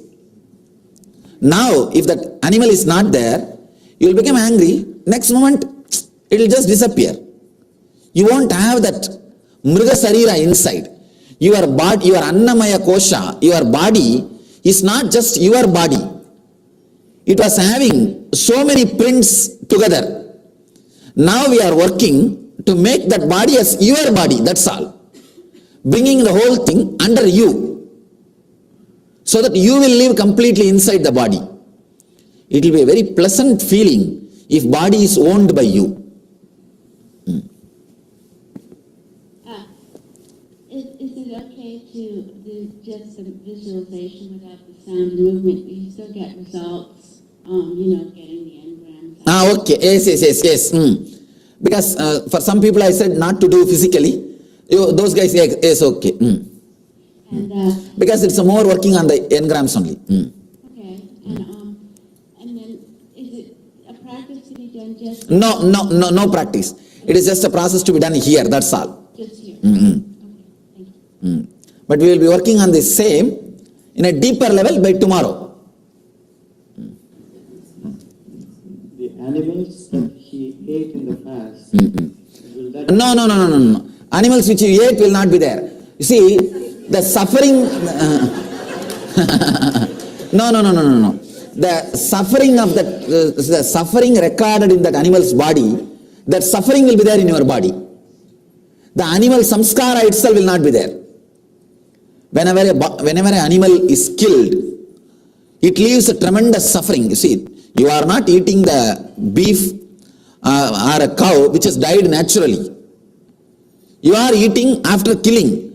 So it's naturally a premature death for that animal. It is being killed. So it leaves a tremendous suffering and depression, a feeling of unfulfillment in that flesh. So when you swallow those things, naturally those same feelings will be recorded in you, but the quality of that animal will not be there. And I have seen really vegetarian people are less prone to depression. See, I am not for vegetarian because no vegetarian company is sponsoring me.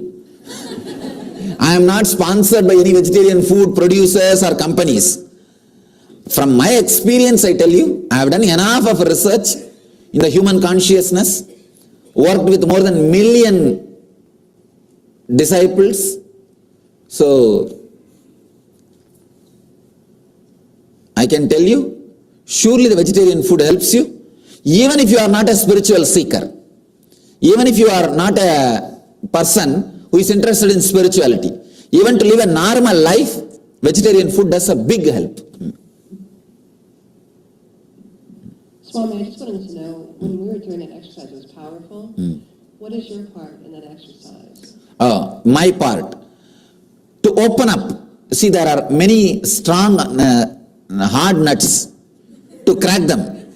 That's the first thing.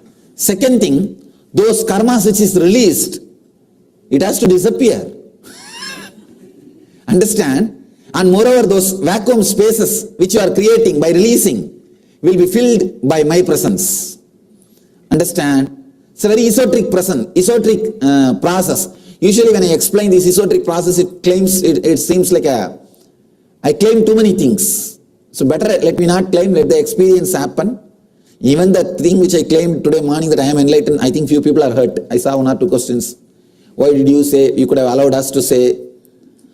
You can't understand. Very clearly Krishna says in the Gita, unless I tell about me, you can't know. You will not know. Whatever you know about me is less. If you attend 2-3 programs, you will understand every program, your understanding about me is developing, expanding. The first level program, second level program, you just try to attend 2-3 programs, you will understand, your understanding about me expands. Krishna says very clearly, unless I tell about me, you can't know, you will not know. So there is no other way, I have to tell sometime, even if it hurts, it's okay. It's a very esoteric process. See, now before the meditation, you had the animal parts inside you, those engrams and vasanas. Now that will come out, and the possibility of having an enlightened body will be recorded. So that the moment you decide for the next body, when you have the choice to decide the next body, design the next body, you will design to be an enlightened master. You will ask for the best model. All the model which you saw, get the best model. Hey, this is right. Okay, let's go ahead. Yes. Speaking on the food, how about plants? We kill plants to eat. I don't say. I saw those consciously. I tried to scan, and plants does not have so much of consciousness to suffer, to have experience pain. But these guys experience pain. These animals. That's the thing. Same with eggs too. Eggs also there is a life. The possibility of life is there. With milk there is no possibility. People ask me, Swamiji, when milk comes from cow, egg comes from hen, why milk is vegetarian and egg is not vegetarian? If you sit on egg, you won't get. If you sit on milk, you won't get cough. But if you sit on egg, you will get chicken. And somebody may ask, no, poultry egg. Poultry egg may not have the male part, but the feminine part of life is there. You understand? The possibility, the feminine part, female part is there. So, the moment the possibility for life is there, it becomes non-veg. Swamiji, I tried really hard to get angry in my meditation, but I found that I couldn't, and I don't know if I was doing something wrong, or I don't know if I think you are not doing anything wrong. You are not able to open up, means that you are not able to get rid of this strong identity. All right, at least next layers, decide that you are going to break. Even if it is like acting in the initial level, it's okay. For a few minutes act, then you will see suddenly things open up.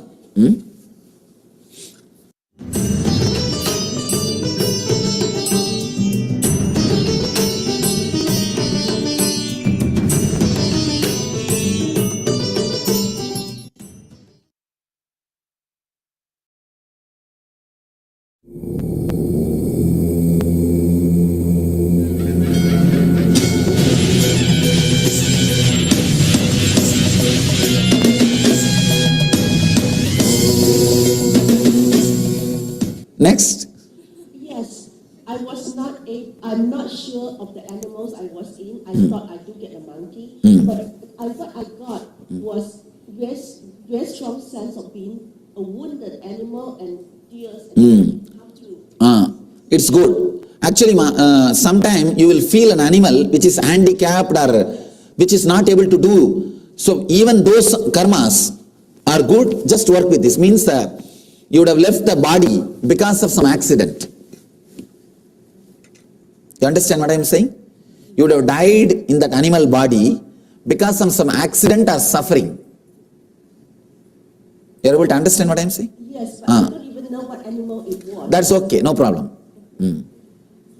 Just a lump of pain, just a feeling of suffering. Okay. Swamiji, I was getting so worried. I see a lot of animals. I was going, oh my God, all those animals, I was lion, tiger, cat, everything. So I was going, oh my God. It's good. No, actually, you are opening too many layers at a time immediately. It's good actually. See, you already did Nithyanandam, na? So your layers are very porous. It can be just opened easily. That's the reason you opened up so many things. Good. Thank you. One more thing. Somebody came and told me that, Swamiji, I felt I need more space. I wanted to drive away all the other animals. One person was coming and telling me. No, that is the way the real animals feel. See, no, you can't make animals sit so close. No, you can't. No animal will sit so close continuously and all. They need their space. So it is good, means you are really get into that space. I want to ask about the wounded animal. I'm doing this morning in the meditation. I have many animals, but I have like 3 that kept repeating themselves. One was that 3 are, you must be having major samskaras from that 3 bodies. And 2 of them were wounded. And the last time before you stopped, I found myself licking my wound. Beautiful. See, actually the animals heal like that only. They heal themselves by licking only. So it means that you really got into that body. Beautiful? Nice. Somebody asked, what is my role being here? This all is my role. Means that really pushing them. Putting the whole logic to a silence and giving a strong instruction. Let the whole group fall into that experience.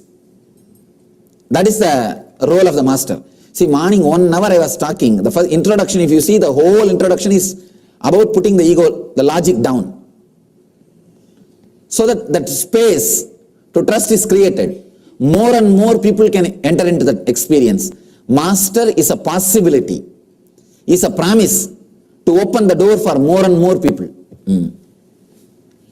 Swamiji, in this morning session, I had a question that is there any relation between the nature of this birth and animal nature. Yes. There is a strong connection.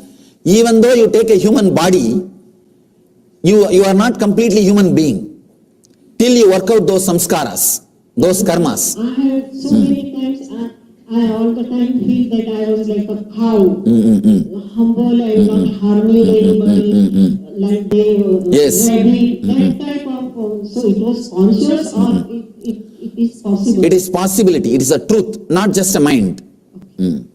One more thing, before the Gayatri initiation, the Vedic tradition, in the Vedic tradition, Gayatri initiation is the first step towards spirituality. Before the Gayatri initiation, you will be made to do this Mrigasarira Vasa continuously for 30-40 days. In those days, usually. But nowadays only 3 minutes you are supposed to do. In 3 minutes, what will you do? And it became like a ritual. That's where the problem. And in some initiation, they don't even tell that mantra. The Mrigasarira Vasa is not even done. That's where the Yogo Nashta Parantabaha. In course of time, the truth is lost. Actually, if you make these things kids to do, they will have sharper and clear experience because they are not conditioned. In India, in our Gurukul and in our Little Anandas program, we have a program called Little Anandas, 15 days workshop, intense workshop. Now we made it as a 21 days workshop for the kids who are below 14 years. Below 14. In India, usually the kids get physically matured by 14. So before that itself, we wanted them to go through this process so that they will be out of everything. By the time they physically get matured, they will be human beings. See, if the physical maturity happens as a human being, you will not fall too low and you will not be too much less centered. See, only animal which is less centered throughout the year and 24 hours the day is human being. See, reality.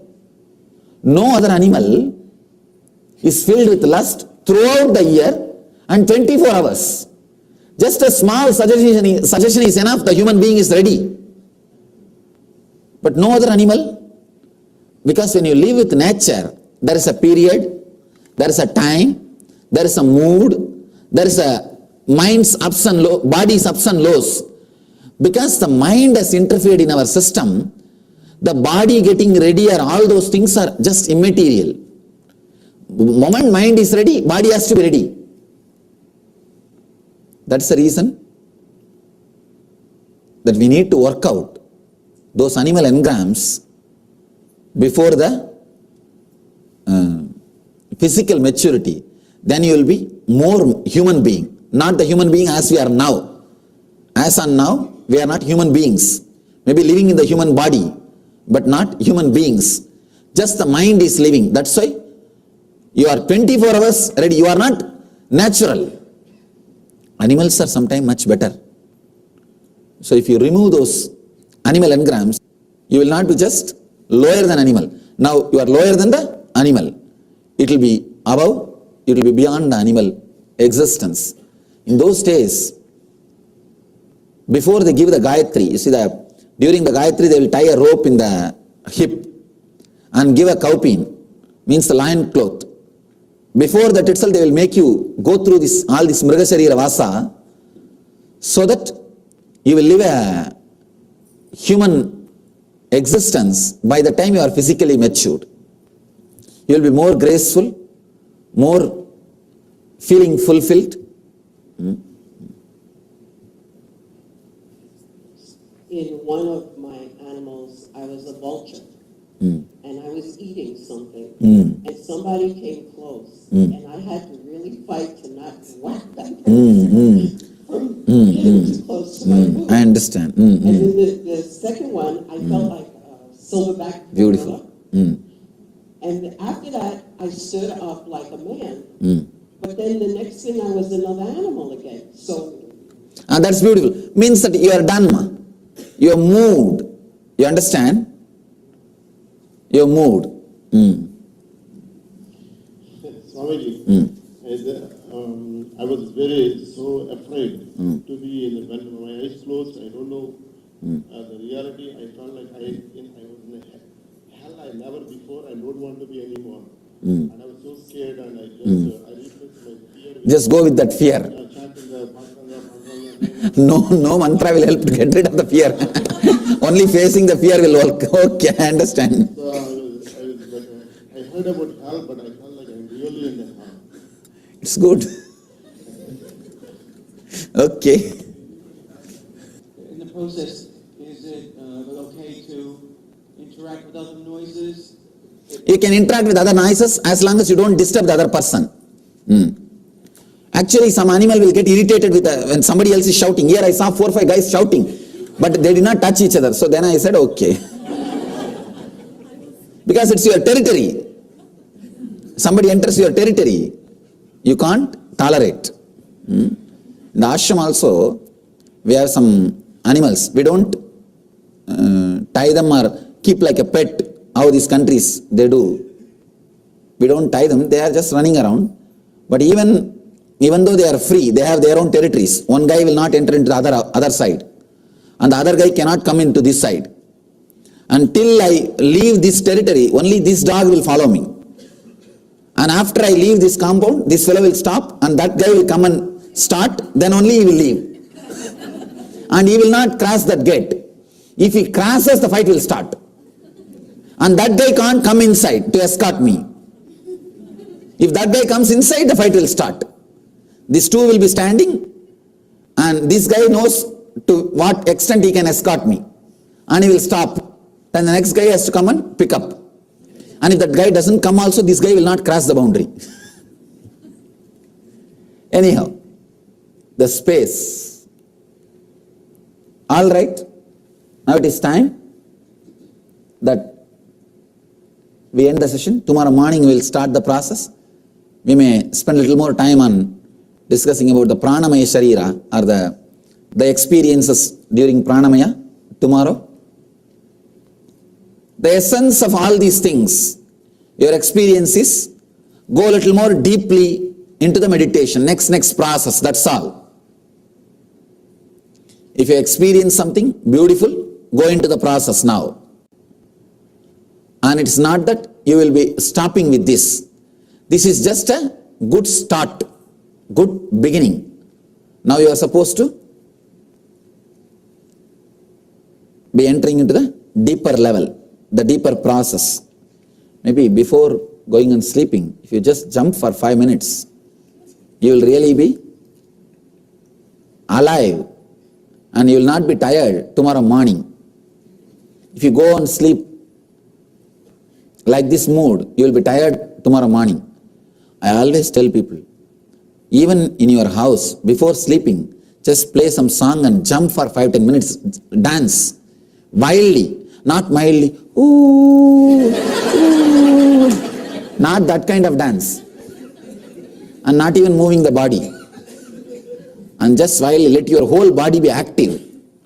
Jump, then if you sleep, you will be fresh next day morning, because the second layer energy will be alive, active. Now the first layer energy is over, done. If you jump, second layer energy will become active. Go and sleep. Tomorrow morning, you will be fresh.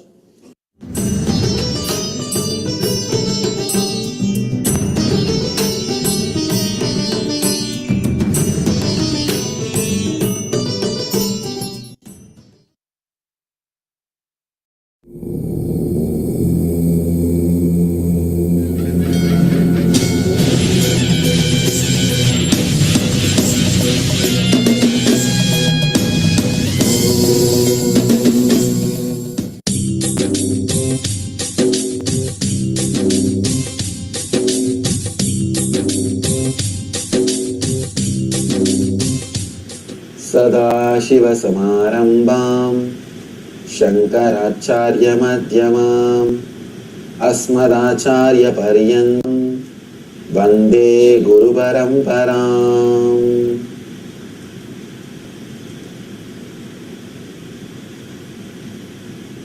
I welcome you all with my love and respects.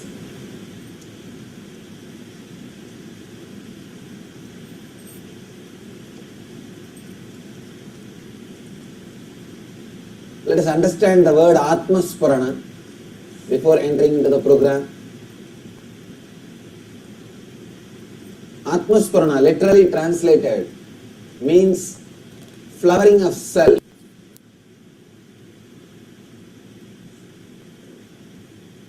If your self has to flower, you need to add things and you need to remove few things.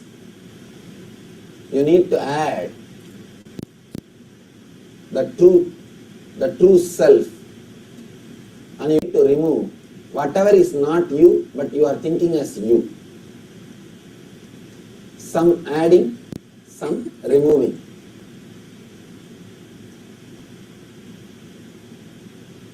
Your whole being, whatever you think as you, your whole self can be classified into 5 major parts. Understand? This 5 major classification is for the sake of utility, to make you understand. First, the body which you are carrying, the physical body.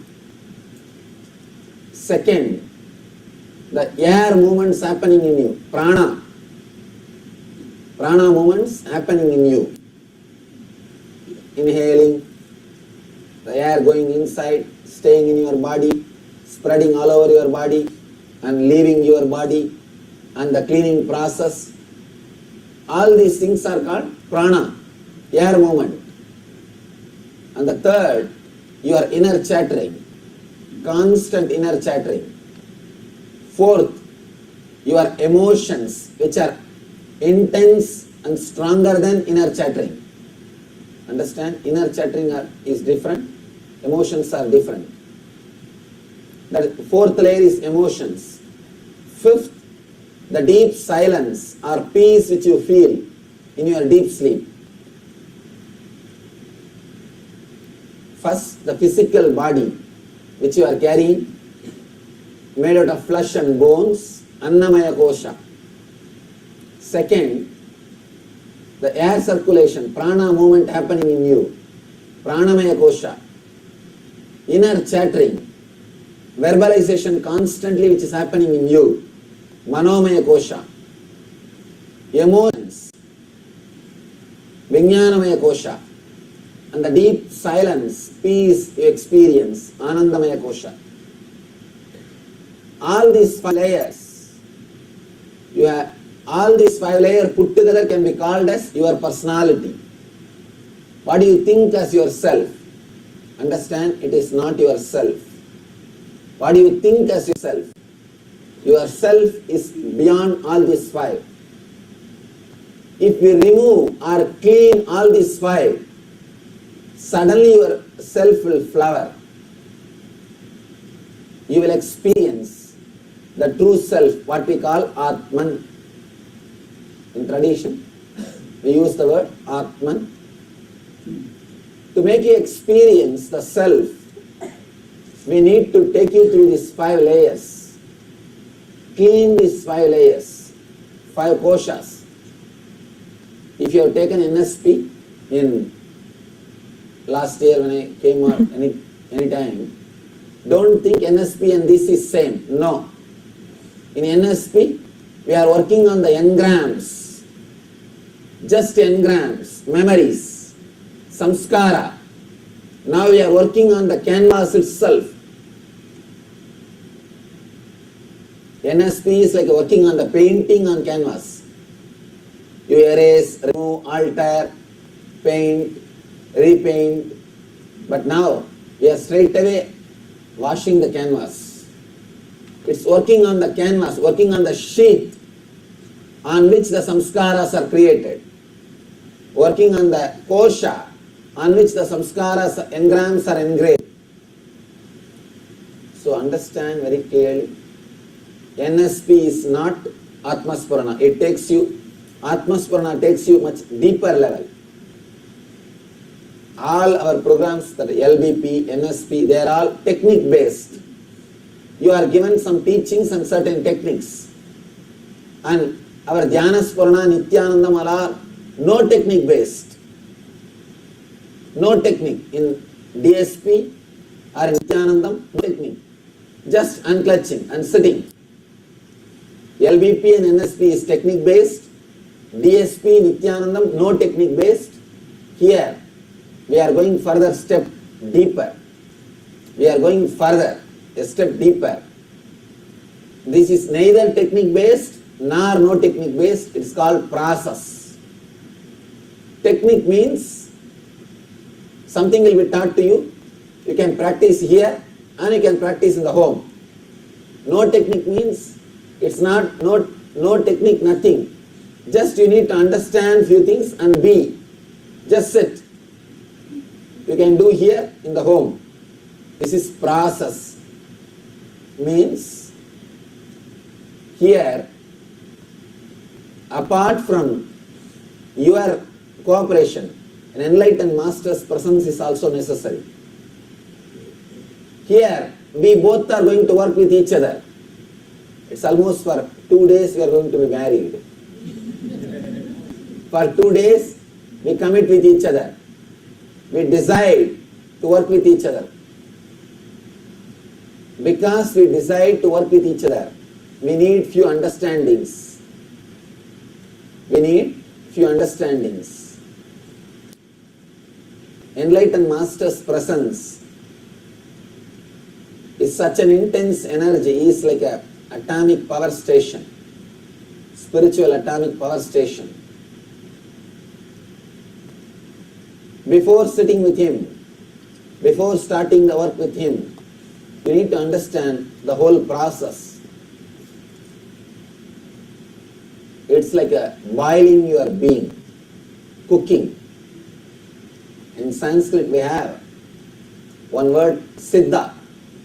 That word has got two meanings. One, enlightened, another one, boiled, completely cooked. Now you are going to be cooked to be enlightened. It's literally cleaning, evaporating unnecessary things from your inner space.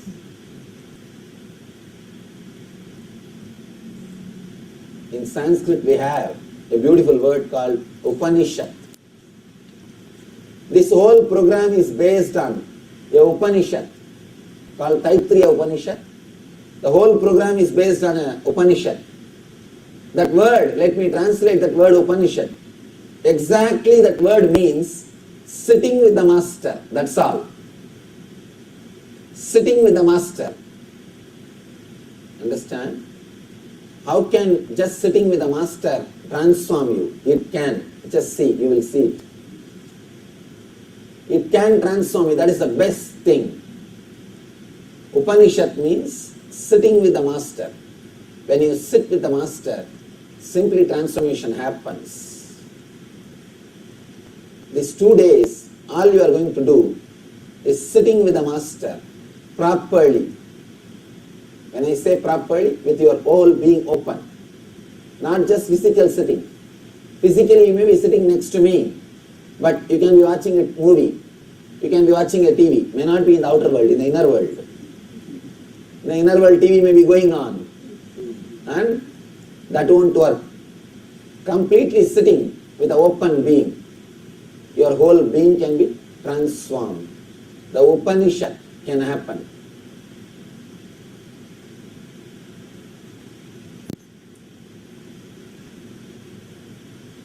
These 2 days, all we are going to do is sitting and cleaning these 5 sheets, 5 layers. Whatever you think as your personality or identity is nothing but this 5 layer. This 5 layer is the identity or personality which you are constantly carrying.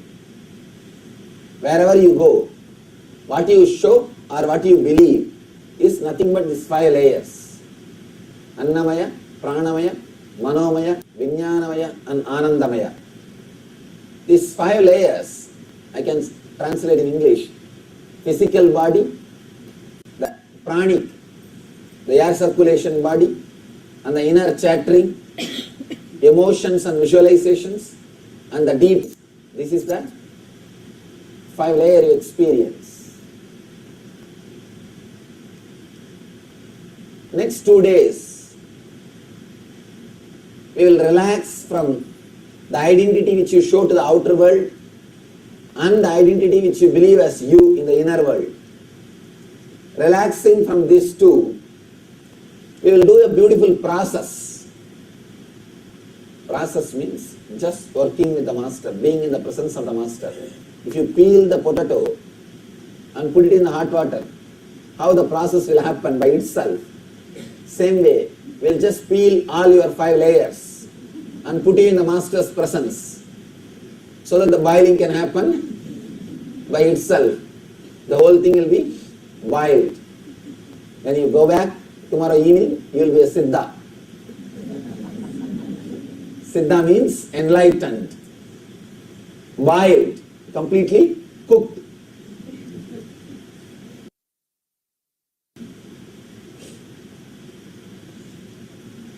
Process is not just meditation. Do not think what we are going to do is just meditation. Process is much more deeper than meditation. Sometime in meditation, you miss the essential, important instruction and miss it. Here, whether you miss or not, simply the process will happen because it is going to be two-way. It is not just going to be from your side. It's going to be both sides. A small story about this, how they miss instruction. One lady did not learn about cooking when she was supposed to learn. After marriage, started cooking all the items from cookbook and experimenting on the husband. The modern day India, that's what is happening. These kids don't learn cooking properly, jumping around the college and do not behave responsibly. Finally, after getting married, buy some cookbook and try to do this and that and experiment on the poor husband. And the poor guy has to eat everything. This girl was experimenting everything.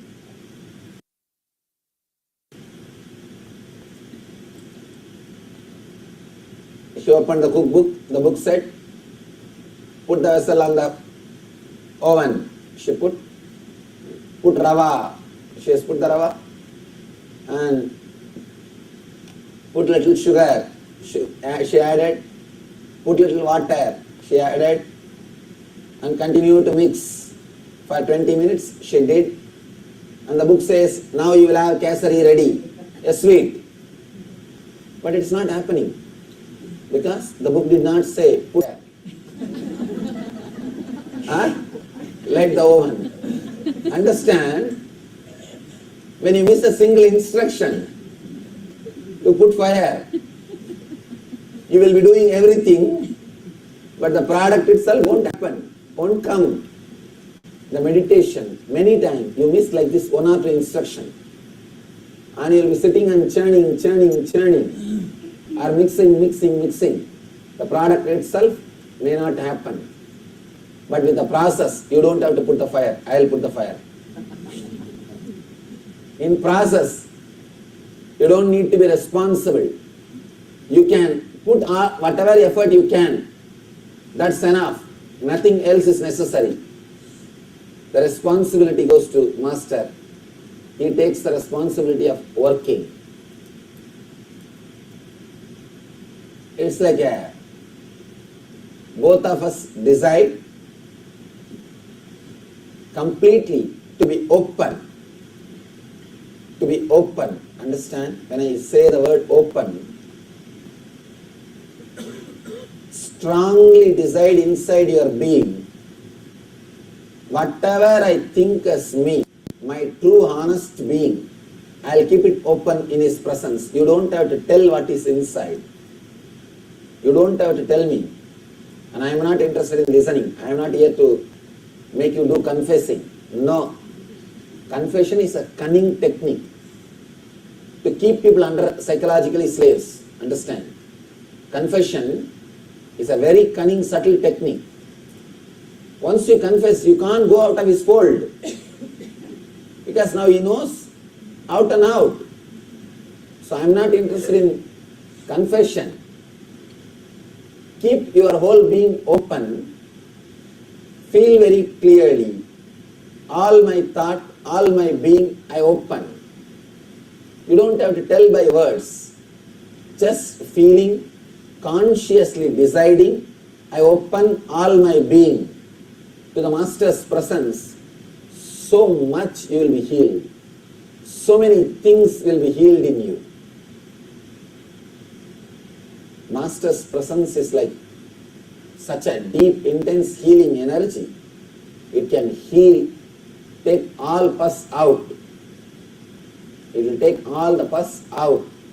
It will heal you to the core of your being. It can heal you to the core of your being. It can penetrate your very self. Till you become like him, he will not leave. Just very clear decision that you will keep yourself open, available, is more than enough to Master's energy to work on you, to penetrate your being. All you need is feeling connected, or the trust, his presence can heal me. His presence can do best to me. That trust, that feeling connected is more than enough. Nothing else is required. Simply the process will start happening.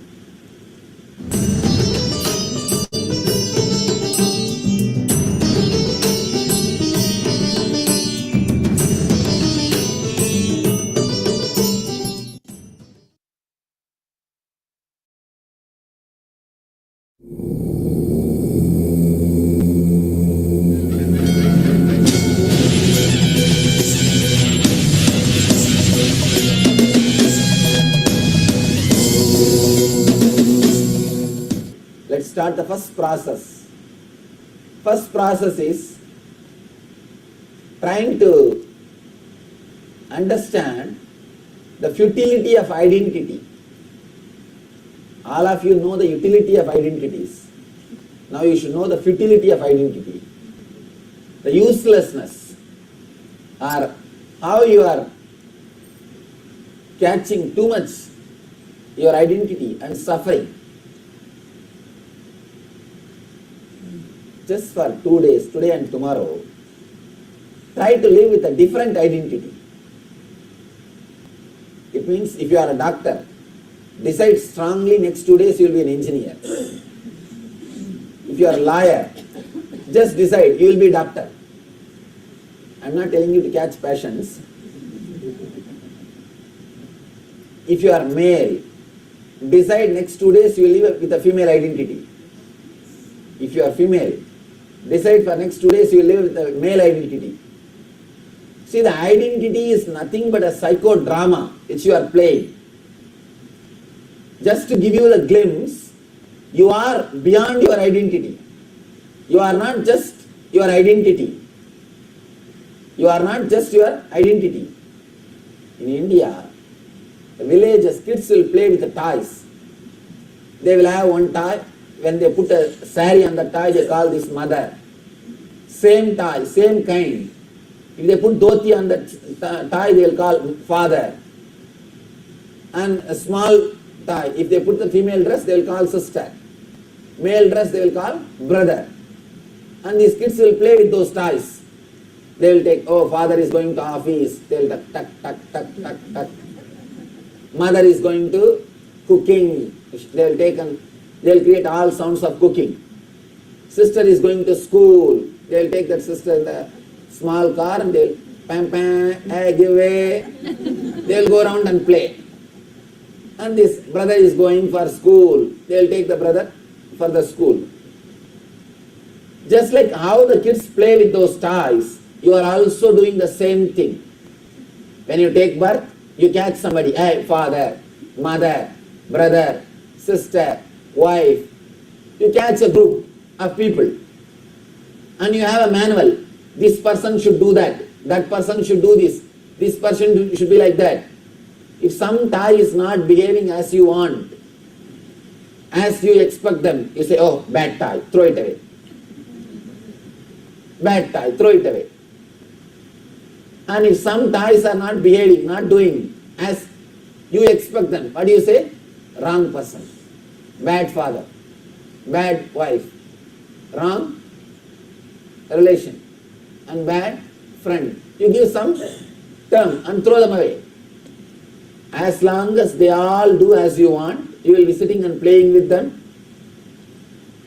And suddenly when you die, you go to the next place, catch again the whole bunch. And do the same play. Understand? What kids are doing, you are doing the same thing. With little more costly, that's all. With the kids, game is little cheap. They don't spend much. With you, game is too costly. You are spending your whole life. Your whole life is nothing but psychodrama. Understand? Nothing but psychodrama. Now, just for 2 days, sincerely decide you will live with a different identity. Suddenly you will see so many problems which are stopping you from enlightenment will disappear. This is the best technique or process I have ever done. Because so many people are just liberated from so many difficulties and complications which they think they will never be able to come out. Just if you come out of your identity for 2 days, you will understand all those big problems which you are thinking impossible to solve disappears. You don't even have to solve. It just disappears. It just disappears.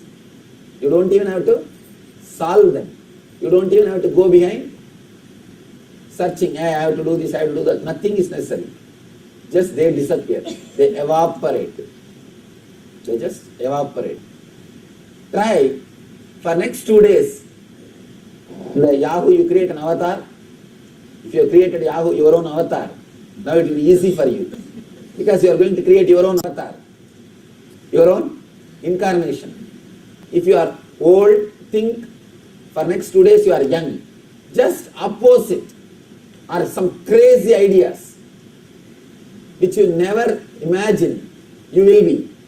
Or some crazy ideas, decide. But it should not be any way connected to what you are now.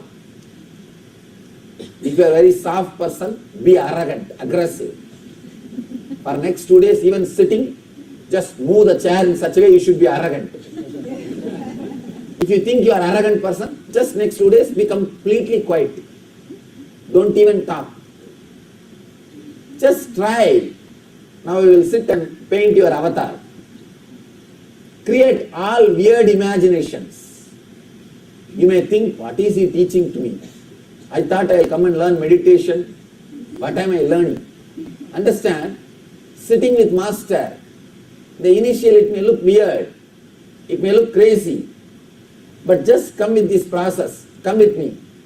You will see by the end of tomorrow evening, so many addictions, so many problems, so many samskaras, so many habits which you thought you will never be able to come out, which you will never be able to win over, would have disappeared.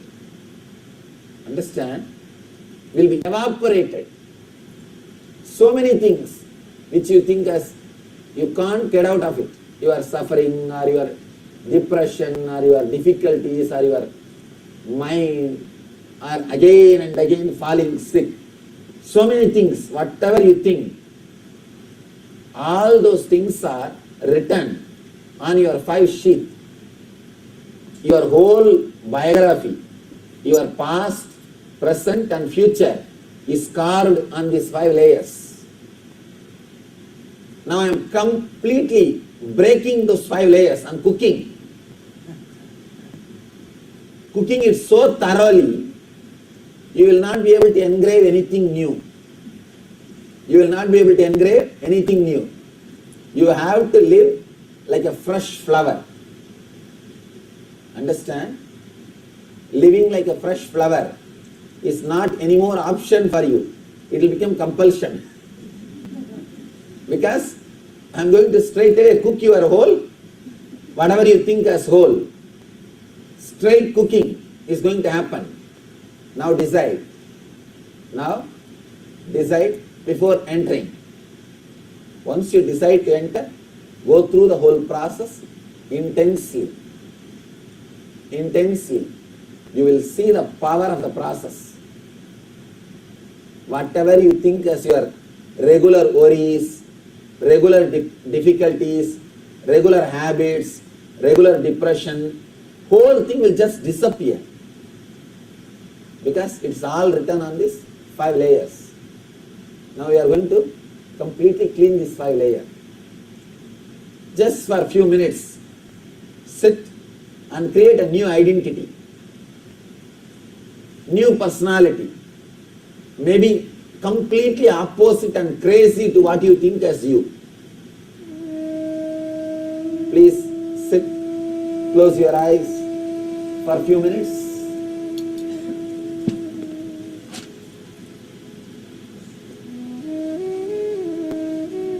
Just create some crazy identity, completely crazy. If you are male, female. If you are female, something else. You can create anything. But it should not be what you are thinking you are. If you are old, think you are young. Create a new identity. Next 2 days you are going to live with that identity. So create it very clearly. Visualize it clearly. How your body will be. How your mind will be. How your habits will be.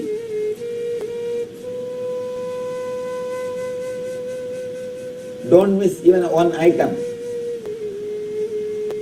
Think about every item. Visualize about every step.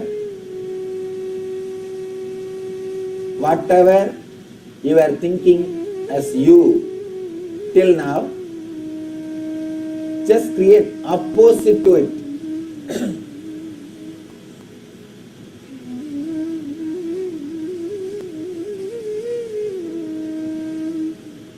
Understand, you are going to be very serious. So it's not just playing around.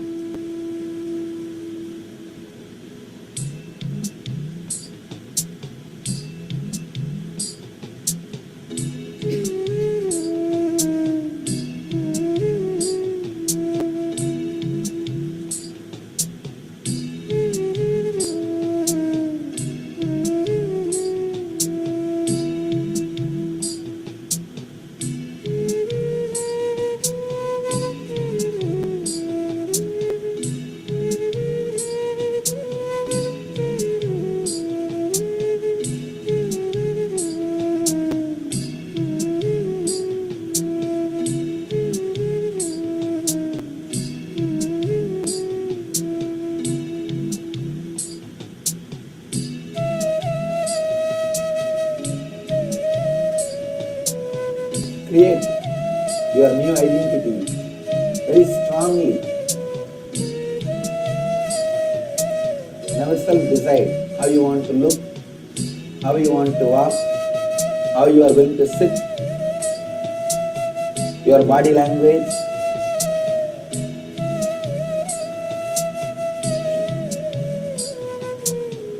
Decide about everything.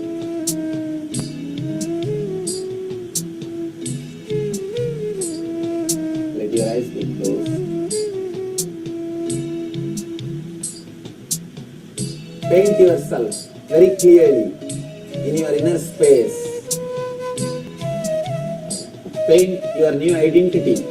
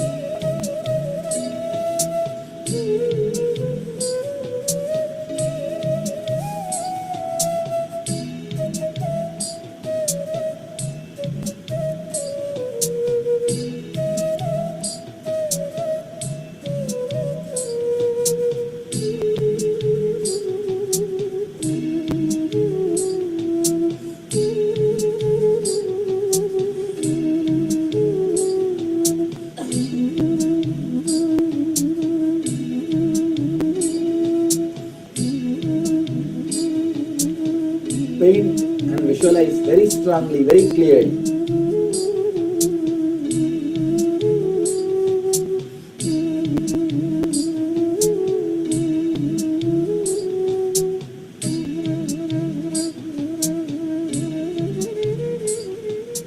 Yes, you can open your eyes. Understand, it may look like very funny, but these 2 days, start living with it. You will understand the big gap between you and your old identity. Don't sit next to your friend or family who will remind you about your old identity. No, just for 2 days be liberated from your old identity. Try not to remember your old identity. Again and again remember you are a new person.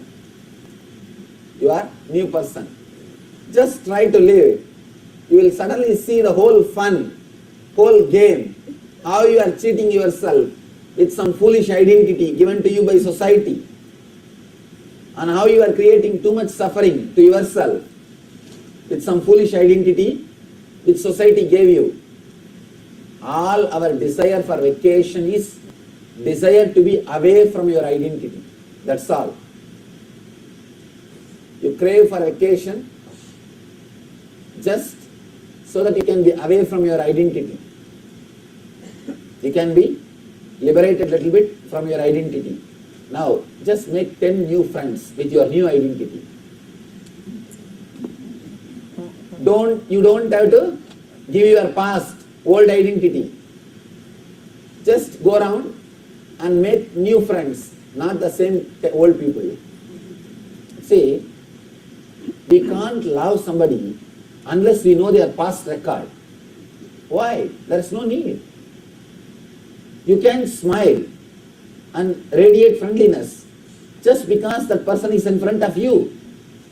You don't need to know their whole past record just to give a smile or just to be friendly. So now, without telling about your past record, your old identity, without asking about their old identity, just make a simple friendliness. Radiate a simple friendliness, a simple hi, or simple few words, and try. You will realize, you will understand how you are able to connect without your identity. You always think you can connect with anybody only with your identity. That's why first you throw your weight, visiting card, business card. I am a doctor, I am this, I am that. So that the other person will be ready to relate with you as you expect, as you want. The mold will be ready. Now just for 10 minutes, try to go around and see, are you able to connect with people without giving your past record and without asking their past? Are you able to relate with people just in a simple way?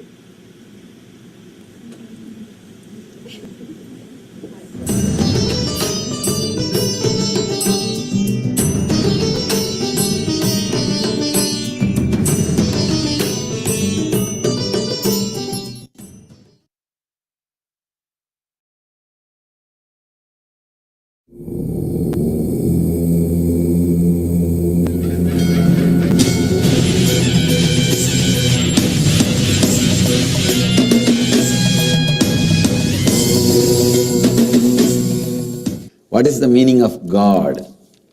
Whatever you can visualize and what all you can't visualize is God.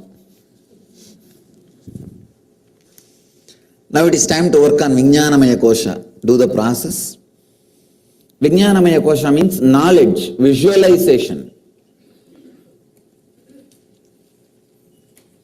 Now you are supposed to expand your visualization to that extent, to such extent, the Vijnanamaya Kosha relaxes completely. How to go about it? You have to visualize all the cosmos. You have to go to the extreme where your visualization is completely tired or can't go further. It completely rests. If I tell you to visualize the planet Earth and the moon and the sun, you will do it. If I tell you to visualize the whole cosmos, you will do it. If I tell you to visualize beyond, what will you do? No, you can't visualize just, I'll tell you visualize beyond me also then. At some point, your visualization will become, it won't be capable of functioning. It won't be able to travel. The Taittiriya Upanishad says, where mind and words come back, unable to reach, that space has to be visualized.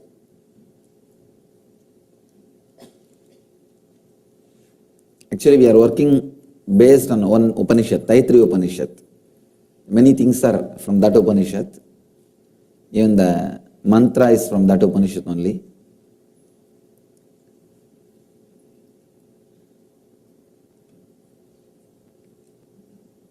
Where your mind can't continue its logical process, where your inner space can't function. See, your inner space is like a camera, it can capture anything. We should capture something which can't be captured by your inner space. Then, your Vijnanamaya Kosha means the emotions, as a recording of the emotions, will have a gap between your ego and itself.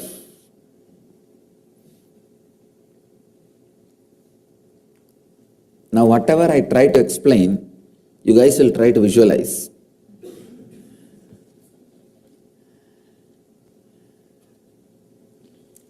Maybe let's work on it. Let's work on visualizing, which you can't visualize. Yado vaso nivartante means the aprapya manasasaha. When mind and the visualization and the words come back without able to grasp, when they are not able to grasp and come back, that space to be meditated upon, that space has to be experienced for Vijnanamaya Kosha.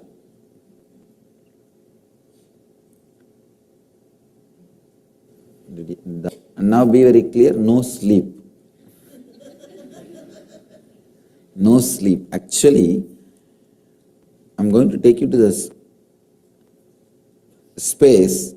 Either you'll fall asleep or expand completely. Either you'll fall asleep or expand. So now you should be very clear, no sleep. Sit in Vajrasana, that is best thing.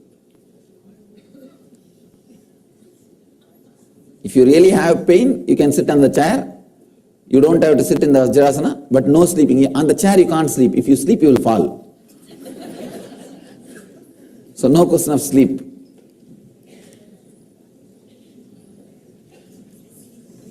See, understand the truth behind this whole thing. Actually, you cannot visualize enlightenment itself. Recently, I saw that movie, The Secret.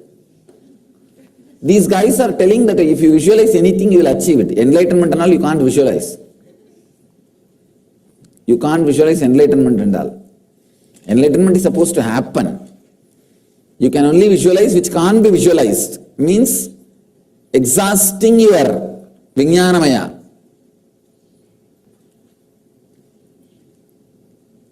Just using or taking the Vijnanamaya to that extent where it can't do anything and completely liberates you and liberates itself. Please close your eyes. and tie the ribbon. Just go with me. I'll guide you. It will be more powerful than all the things which we did from yesterday.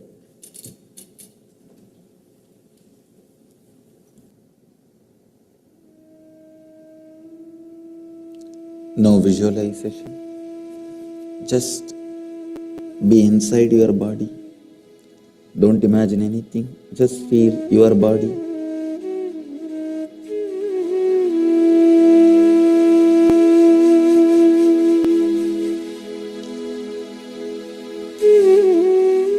Expand.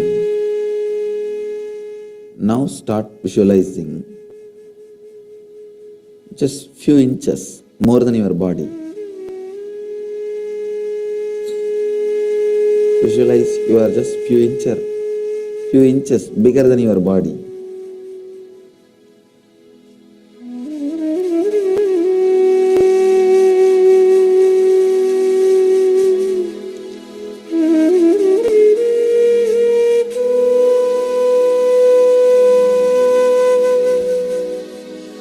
Feel,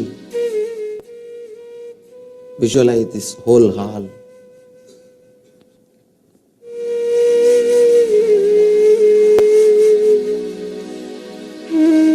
Include this whole hall into yourself, into your being. Feel all the people are sitting inside you. This whole hall is inside you.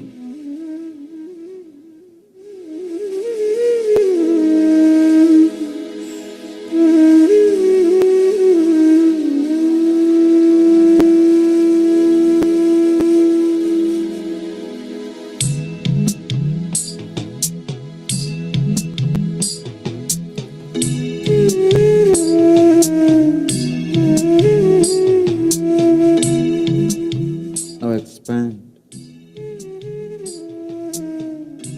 Include this whole city inside yourself.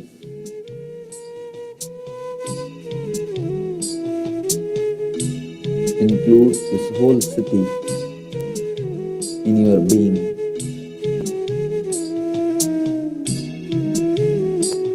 Let this city be inside your being.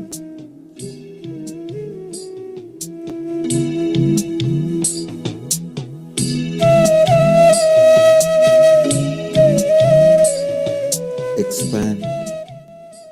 Include this whole country into yourself.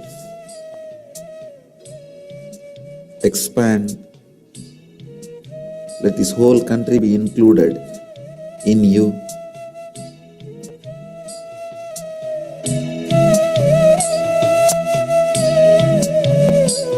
Expand. Let this whole planet Earth be included in you. Visualize, feel, whole planet Earth is inside you. Let the whole planet Earth be included into you. Not just imagining, feel it, see it.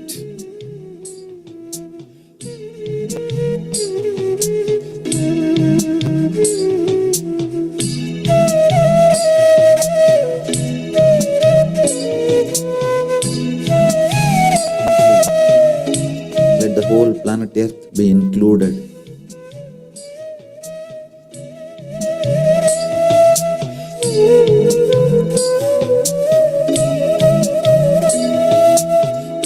Expand. Let the moon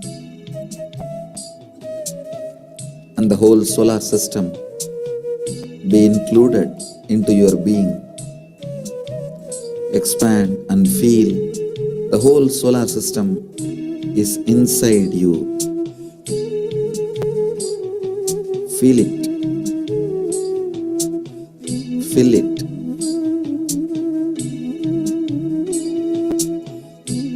Let you be filled by it. Let it be filled by you.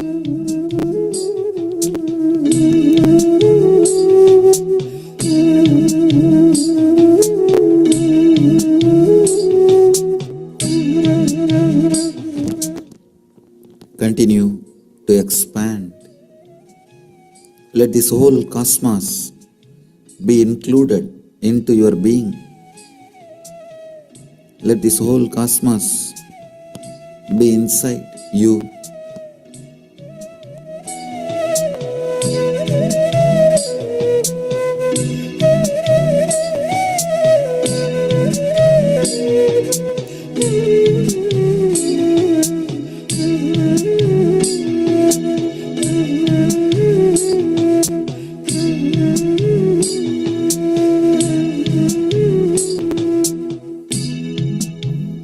Expand. Let the whole cosmos be included into you. Expand. Continue to expand beyond your visualization, beyond your mind.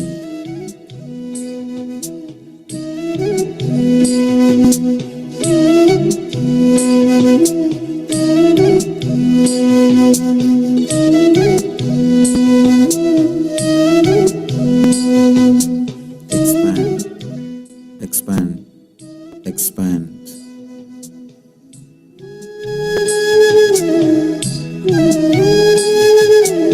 Just the whole universe, whole cosmos. Let the whole cosmos be filled by you.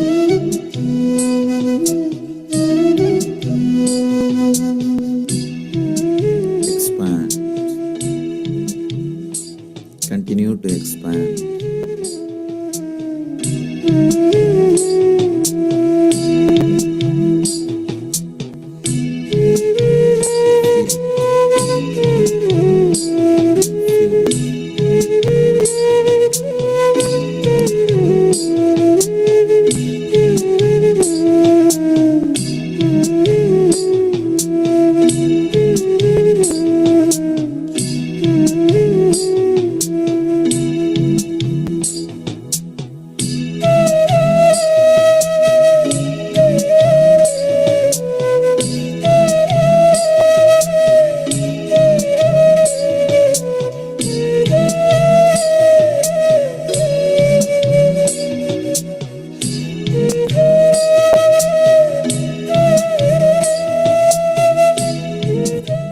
Expand.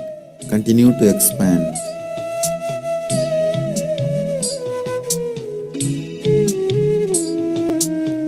Let the whole universe be filled by you. Let you be filled by it.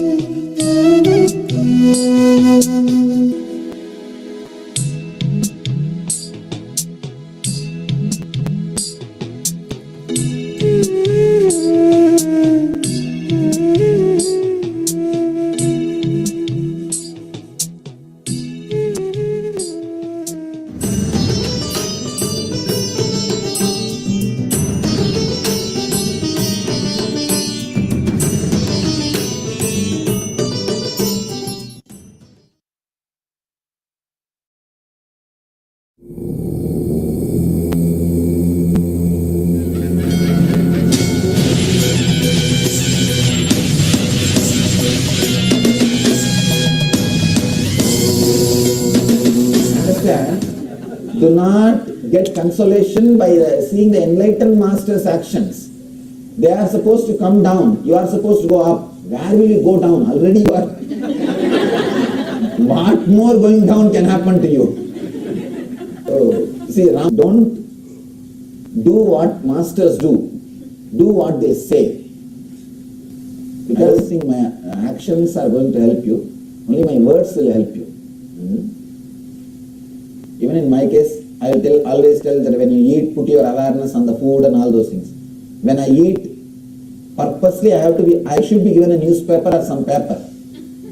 Because if I put my awareness, I can't eat more than this much. More than this much I won't be able to eat. Maximum 4 or 5 morsel food only will go inside. So I have to put my awareness and attention in something else. I'll be eating, I'll be seeing something else and talking something else and quickly push the food inside the mouth. It will be like I have to be told so many stories to eat. So like this. So enlightened master's lifestyle itself can't be, you can't duplicate in your lifestyle. When you see the confidence and the courage and the main thread, the energy, that you can pick up, but not the activities itself. There was an enlightened Zen master who was a chain smoker, and that guy was asked, you are a chain smoker and you are teaching everybody don't smoke. He used to tell everybody don't smoke, don't smoke. Then that master says, I don't have to practice what I teach because I am not in the same plane to whom I am teaching. To whom I am teaching, they are in different plane. I am in different plane. So it's totally different space. I am teaching for that person. So I am in totally in different place. You can't expect me to follow that. So can one be enlightened without being a healer? Yes, you can become enlightened without even coming to my program. So even coming to my program is not necessary to become enlightened. There are so many ways to get enlightened. Healing initiation may help you. Being a healer may help you. But tomorrow's healing initiation, you don't need to be a vegetarian. If you want to go for the next level healer's initiation, you have to be vegetarian. Tomorrow you are going to heal only yourself. Self-healers, I made it separate now. Can you describe what we will see when we achieve enlightenment, please? I can't describe, I can tell you what you will feel. You may feel that. See now how much you feel you are alive in your skin, inside your skin. Same way you will feel alive in everybody, in everything. Now I can straight away tell what you are thinking. I can straight away see and write the whole thing in the board. I can straight away feel what you are feeling inside. How I feel strongly alive inside this skin. Same way I feel in everybody, every skin, including this pillow, or this plant, everything. This is the exact feeling you will have. It will be an intense joy, an excitement and bliss. You will know that the whole world is nothing but the energy wave in energy wave. That's all. It is just rising, jumping, dancing, and it will just disappear.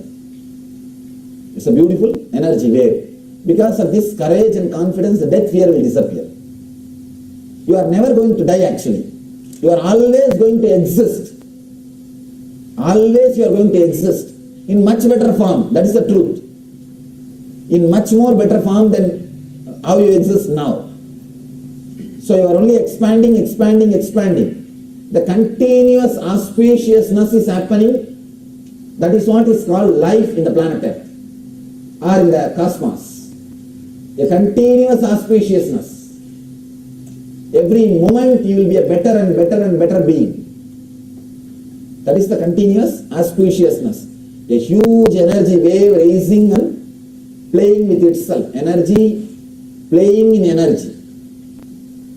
Play of eternal consciousness. That's what we call Leela. Leela. We don't call life as a history or something. We call it as a Leela. So that is the truth. You will realize that. That's all. Are there life forms? That's all. Let me answer this part. Can one figure out who or what he or she was in the previous life. I can't tell, but usually why do you want to know? It will be too much load on your head. Last your 30 years memory itself is haunting you. Why do you want to suffer with a 60 more years memory? Enough, this 30-year memory, get rid of this 30-year memory. 10 family members were reincarnated into the same family. Usually these fellows come back again. Because somehow, even after so much of punishment and suffering from you, they don't get the intelligence. They get back, they come back to suffer with you. Many times I have seen these family members, if they are too attached, they come back. They get back to same family. Are there life forms in other galaxies? Yes, there are life forms in other galaxies. I myself have related with few of them. But their size and the volume and all is too big. I can't even give you some example or imagination to think about them. Their power and the proportion, the definition and all is totally different. Those guys doesn't need any weapon or instrument to travel anywhere or to do anything. All they need is just one thought. Any thought they can manifest and make it reality in 1 second. We call them Gandharvas and Rishis. What is there after enlightenment? Don't think it's like an end. Enlightenment. Enlightenment is ultimate experience but not final. Means that ultimate will be happening every moment. That is enlightenment. It is not even enlightenment. Enlightening. Enlightenment is a noun, not verb. It's not a noun, it's a verb. It's a constant happening, enlightening. So you can't even ask after what. There are Buddha, Mahavira, and Jesus these days. They are all sitting here and there everywhere, don't you see? They are all here to guide you. Oh God, big thank you. Nice, was nice. Seeing the handwriting, I know from whom it is. Okay, let's work on that. Vijnanamaya kosha. It's a nice. All right, please settle down. Do be enough. Come back. How do you say it? How do you say the G? Vijnanamaya kosha. Jnana. No, tell jnana. Jnana.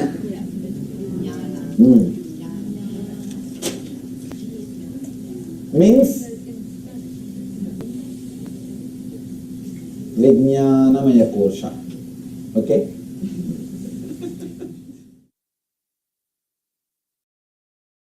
You can pronounce as you want, no problem. Visualization layer. Maybe you can translate it into English. Visualization layer. Understand, before even you give the instruction, people start tying it. First understand about that and let's learn the meditation, then we can. This is a beautiful process.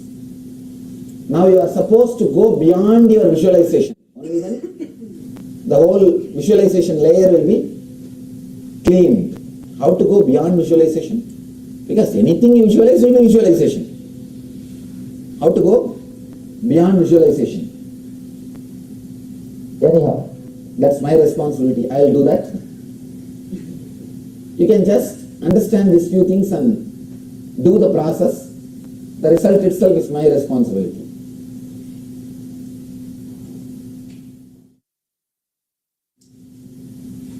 Understand the boundary of every kosha, every layer. Your annamaya, the first layer boundary is your skin. Where your skin ends, there your annamaya kosha ends. First layer ends. Pranamaya, breathing layer. That boundary ends your smelling distance. If you can smell 6 feet, that is around you. That is the pranamaya kosha boundary. Your manomaya kosha boundary is all the things you can understand logically and comprehend, handle. That is manomaya kosha boundary. Vijnanamaya kosha boundary, all you can visualize is Vijnanamaya kosha boundary. Now, you are supposed to just jump out of your visualization. That boundary means we will visualize to the extent where you are just not able to visualize anymore and become silent. Your visualization is exhausted. For example, if you can visualize this room has become already part of your Vijnanamaya Kosha. Am I right? If you can visualize this whole hotel has become part of your visualization. If you can visualize this whole Oklahoma City, the Oklahoma City has become part of your visualization boundary. If you can visualize this whole country, then this whole country has become part of your boundary. If you can visualize this whole globe, planet Earth, the planet Earth has become part of your boundary. If you can visualize this whole galaxy, that has become part of your boundary. When you are expanding your boundary like this, at one point, suddenly your visualization will give way, will break. For some people, it will break even while you are crossing this country. For some people, it will give way when you cross this planet Earth. And at one point, it has to give way. It has to give way. Maybe this whole galaxy or the galaxies. How will you comprehend the whole galaxies inside your visualization, inside your boundary? Naturally, your visualization has to give way.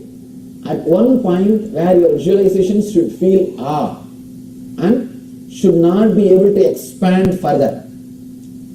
That space, that jump is what is needed for doing the process of Vijnanamaya Kosha to enter into the next layer of Anandamaya Kosha. I'll guide you step by step.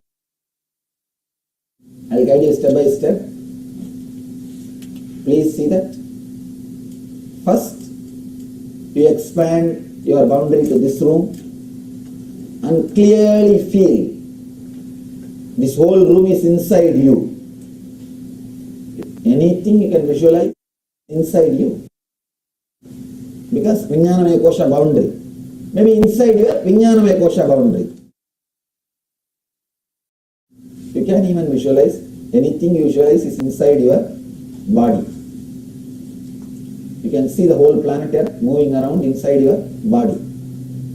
Means that is what you think as your boundary. So the whole thing is inside your boundary. Just try to expand you step by step. Visualize this whole thing is inside you. And this whole area is inside you. Then this whole city is inside you. All the traffic and traveling, everything is going inside you. Just expand your boundary. Step by step, where your visualization gives way to the truth, to the reality. Please close your eyes, tie the ribbon.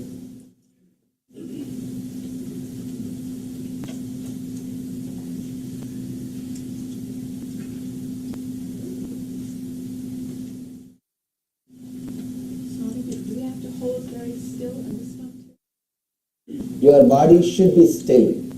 Please now itself adjust your body. Your body should be frozen. Once you start the meditation, you can nicely relax, but don't lie down. You can stretch your leg. Sit in a very relaxed way. Your body should be frozen once you start the meditation.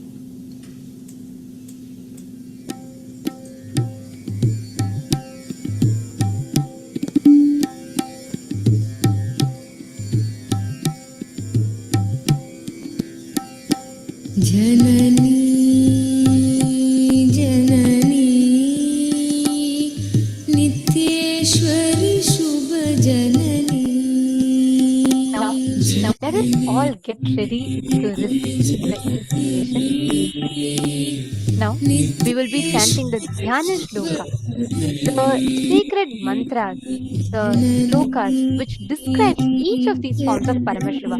Today, all the forms that we are having the darshan of are the very forms of Paramashiva. Each time, the form that he assumes whenever he comes to marry Devi Paramashiva Shakti, whenever he comes to remind Devi Paramashiva Shakti about experiencing the oneness with him. Today, we are having the darshans of Kalyana Sundara Murti, Uma Maheshwara Murti, Gauri Leela Samanvita Murti, Gauri Varaprada Murti forms of Paramashiva. We will now be chanting the Dhyana Shloka. We request all of you to sit straight with your head, neck and spine in a straight line. Just feel you are filling your whole body.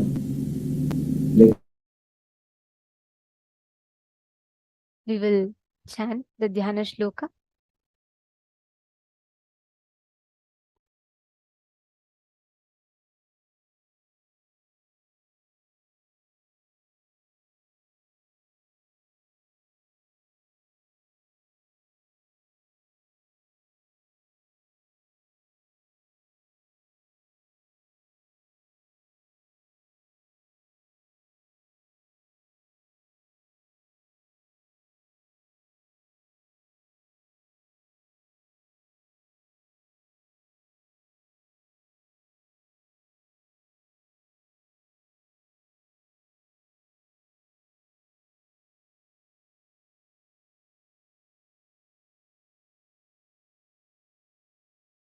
सिन्दूरापरं त्रिनेत्रं युगभुजसहितं हारकेयूरभूषं दिव्यैर्वस्त्रैर्वृताङ्गं वरसमुचितलसत् वेषयुक्तं शुभाङ्गं वन्दे कल्याणमूर्तिं करतलकमले देवी हस्तं तथानम् हस्ते टङ्कं मृगं च ततमवधरं बद्धगन्धेन्दुचूडम् धवलाब्जसुखासनसन्निहितं मृगं डिम्बकटङ्कवराभियनं सुमुखः परमुतपलं द्राकं वरया उमया सहितं हृदये तु भजे. The Dhyana Shloka of Uma Maheshwara Murti. The next is the Dhyana Shloka of Sukhasana Murti.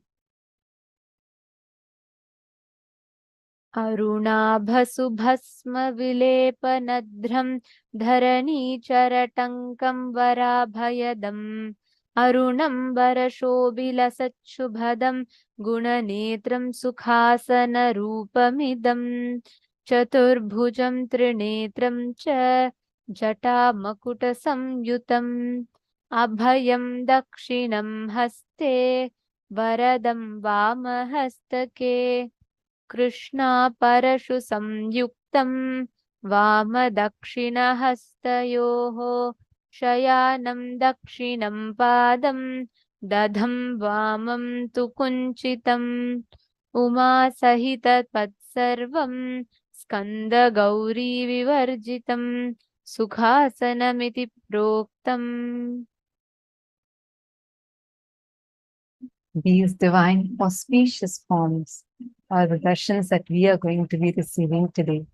And you will get to manifest the immense oneness of Devi, Parashakti, Paramashiva Shakti, and Paramashiva Himself in each and every one of your relationships. That's why again and again we're insisting that you get your family members and be in this darshan, because this darshan is very, very, very powerful.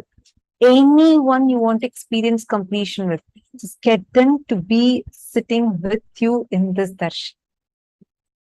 Those who attended the entire day, you will see how whatever you learn, all of that will become your experience, and you'll have such an amazing initiation experience today. Today's darshan is too auspicious and best for all your relationships. And really you will have that ability and power and the powerful cognition to have true fulfilling relationship manifesting oneness in your relationships. Pavanaya is saying, I just want to manifest one relationship with Swamiji. Like how Swamiji told today, right? In that satsang that we watch. Understand, even if you have even that one bit of that love, healing connection that you have, be very clear. It is not your love. It is His love that enters inside you, fulfills you, and flows back as love for Swamiji. Even before you knew Him, He knew you. It is only because He chose you, you're even getting to experience Him. Like how in Shiva Puranam, very beautifully it says, Avanarulale avantal vanangi. Only with His grace, you can even go down to Him. So if you had this divine healing connection with Swamiji, be very clear, He loves you. Swamiji loves you. That's the only reason. It is His love. It's not, if any, see, this is for everyone, all of us. The moment you even had that feeling connection, that love overflowing through you, understand it is His love. It is His love. His love is so powerful that it is overflowing from Him. It's from Swamiji's third eye and entering inside us and awakening all our chakras and flowing back as love for the Master. And Swamiji beautifully tells, right? The relationship with Swamiji, his proposal is not, will you marry me? The cosmic proposal is, will you be me? Will you become me? Means, will we become Paramashiva? Are we ready to become Paramashiva? When the feeling connection with the Guru is nothing but where we become Swamiji's extension, where we become one with Swamiji. And whoever, Pavanaya, like you have asked, like that any one of you want to ask that as the boon, yes, you can go ahead and post during the darshan, you can post all these as your prayers, and Swamiji himself will be blessing each of us. So every one of you that want to experience, receive this boon, where the cosmic proposal, like Swamiji said, will you be me? Will you become me? That's the proposal. And whoever wants to experience that ultimate relationship with the Guru, with Paramashiva himself, in his Nija Avatara, you all can post that as well as part of your prayers during the darshan. And we all have such an amazing blessing where we are able to experience this feeling connection with the Master. In samadhis, there are various types of samadhis. Samipya samadhi is where it's like literally, and like whenever you're coming to the program and you're experiencing, it is like you're coming and you're like if an ant gets a small bit of the sugar, like just little bit, and it goes. That is the experience we receive. But when you are getting the blessing to live around the Master, that is, you will be experiencing Samipya Samadhi, literally that ant getting a jackpot, like a huge sugar cube, where it can keep on enjoying its deliciousness throughout its life. And we have such a huge blessing because Paramashiva himself has descended in his physical form and making himself available for all of us.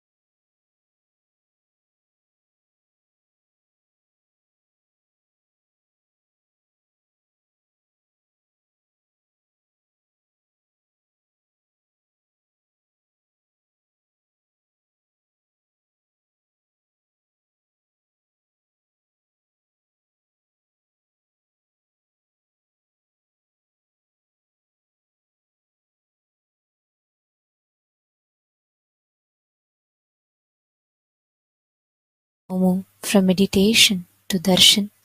Slowly, very slowly, please open your eyes.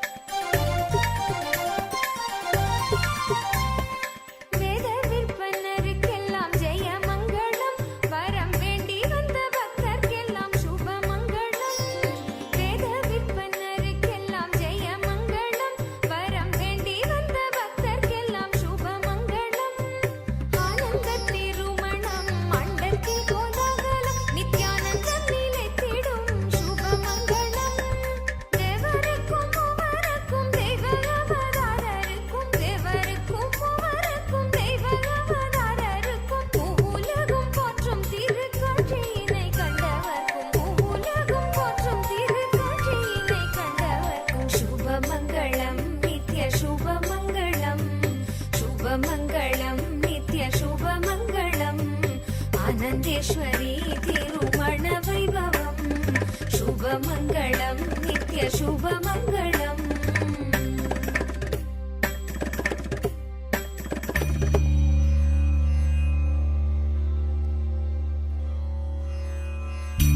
ஞானங்கள் கோரி நித்ய ஆனந்த கணபதியை துதித்து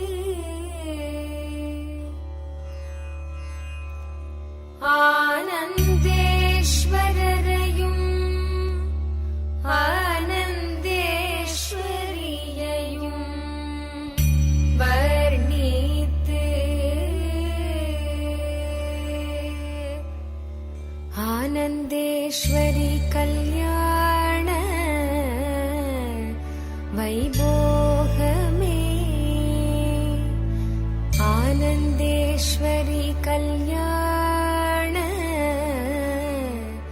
வைபோகமே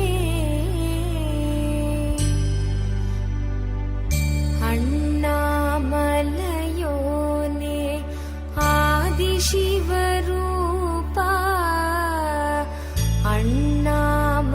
அண்ணாமலையோனே ஆதிசிவரூபா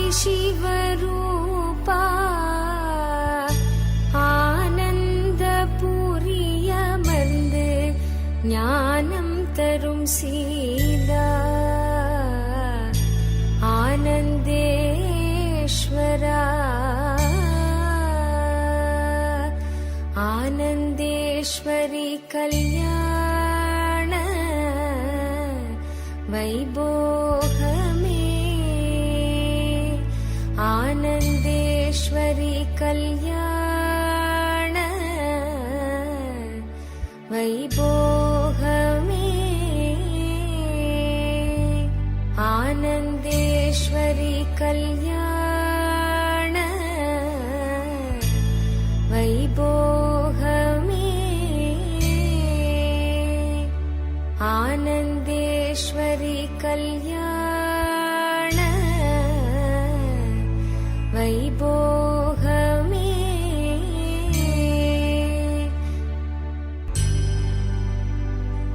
ஆனந்த ஈசனவன் மடி மீது அமர்ந்து ஆனந்த ஈசனவன் மடி மீது அமர்ந்து அகிலம் தன்னை காக்கும் அன்னையன எழுந்த ஆனந்தேஸ்வரி ஆனந்தேஸ்வரி கல்யாண வைபோகமே ஆனந்தேஸ்வரி கல்யாண வைபோகமே ஆனந்தேஸ்வரி கல்யாண வைபோகமே ஆனந்தேஸ்வரி கல்யாண வைபோகமே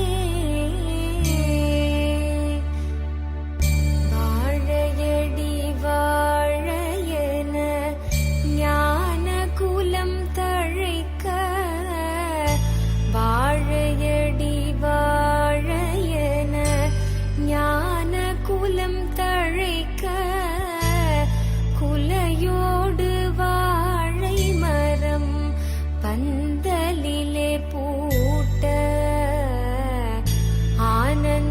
ஆனந்தேஸ்வரி ஆனந்தேஸ்வரி கல்யாண வைபோகமே ஆனந்தேஸ்வரி கல்யாண வைபோகமே ஆனந்தேஸ்வரி கல்யாண வைபோகமே ஆனந்தேஸ்வரி கல்யாண வைபோகமே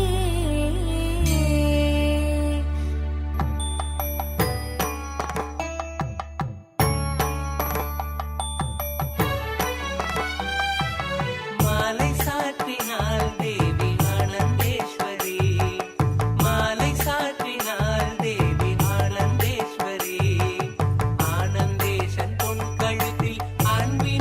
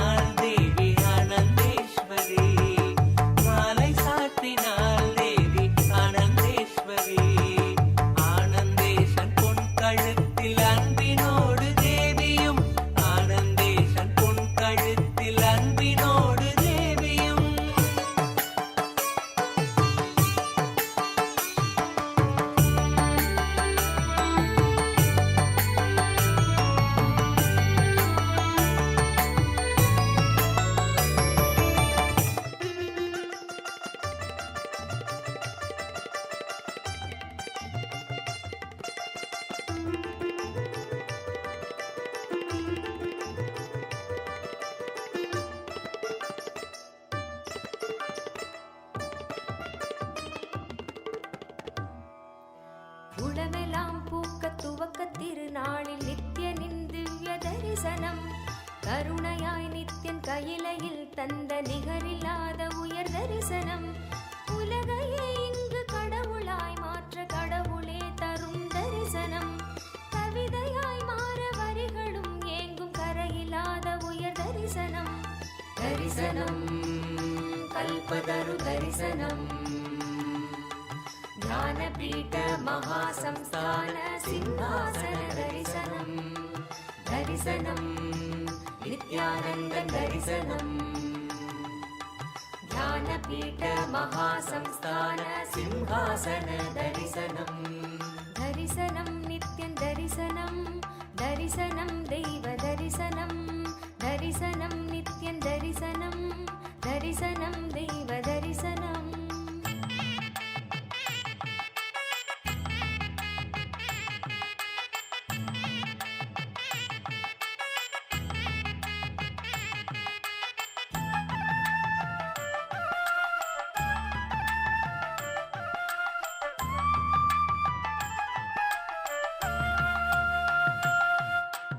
ஆனந்த புரிதலில் நித்யன் அரசாட்சி செய்யும் தரிசனம்.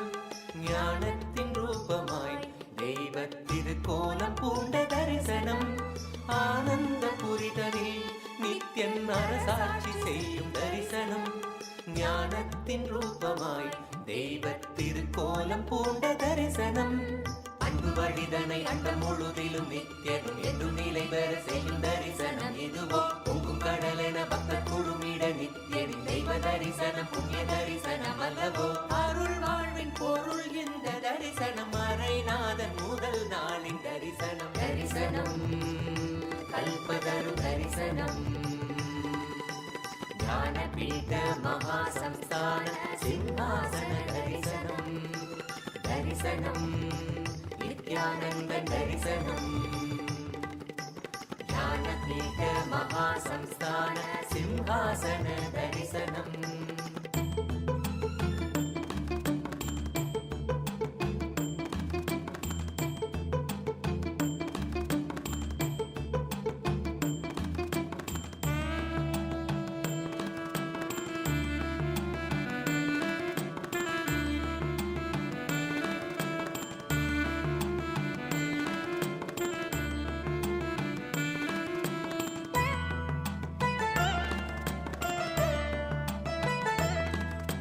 வரம் வேண்டி பக்தரும் நித்யனின் பதம் நாடக்கூடும் தரிசனம். வளம் போங்க பூமியில் நித்யன் தவ கோலம் பூண்ட தரிசனம். வரம் வேண்டி பக்தரும் நித்யனின் பதம் நாடக்கூடும் தரிசனம். வளம் போங்க பூமியில் நித்யன் தவ கோலம் பூண்ட தரிசனம்.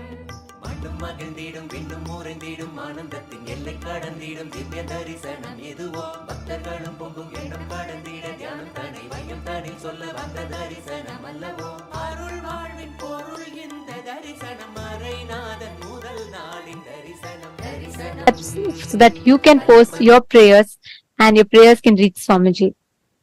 And you will be getting a direct response, a blessing directly from Swamiji himself in these platforms. So we request all of you, please take your gadgets and follow along with us.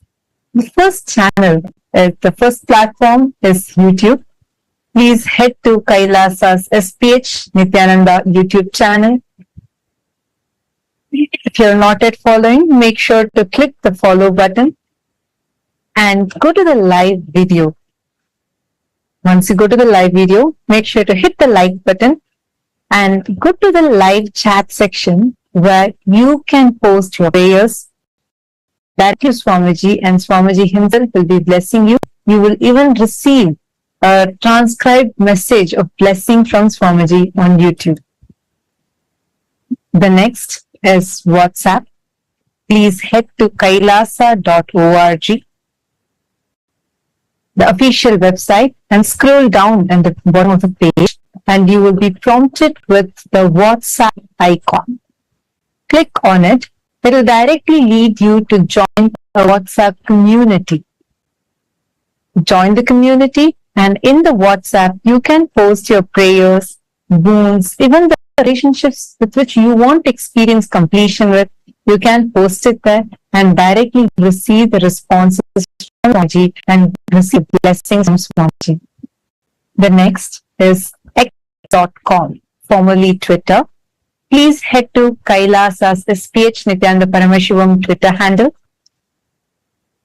Make sure to click the follow button, scroll down, and in the topmost pinned tweet, click the reply icon, use the hashtag #AskTheAvatar, and you can post your prayers, the boons that you want to ask Swamiji, and you can also post any relationships with which you want to experience the fulfillment, completion with, and directly receive the blessings from Swamiji on Twitter.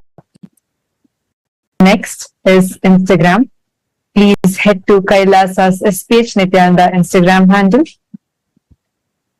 Click on the profile picture, lead to the live video, and right under the live video in the comment section, please post your prayers, the boon requests that you have, and receive direct blessings from Swamiji himself on Instagram. The next is Facebook. Please head to KAILASA's SPH JGM Nithyananda Paramashivam official Facebook page. Don't forget to like and follow it. That's why you'll be receiving the latest news, events, and updates. You can go to the live section of the Facebook page, and in the comment section, you all can post your prayers, your blessings requests, your boons requests directly to Swamiji. Now, today for the voting, we have a very important topic that we would like to discuss upon, expand further. Yesterday, in the presidential address, the Supreme Pontiff of Hinduism brought to light one of the most important aspects to all of our awareness, to the 2 billion Hindus around the world. Swamiji revealed yesterday in the satsang about how the communities of various different religions, like for example, Swamiji was giving the example of the Christian community. Swamiji was revealing how the Christians who regularly tithe, who give 1/10 of their earning to the church, they all start expanding in life, which means even in financial aspect, they experience more stability and more expansion. And this we received as a revelation during a very, very special session we had yesterday, where Supreme Pontiff of Hinduism was revealing the 3 important, powerful cognitions or the secret ingredients to manifest the space of invincibility, Ajayatva.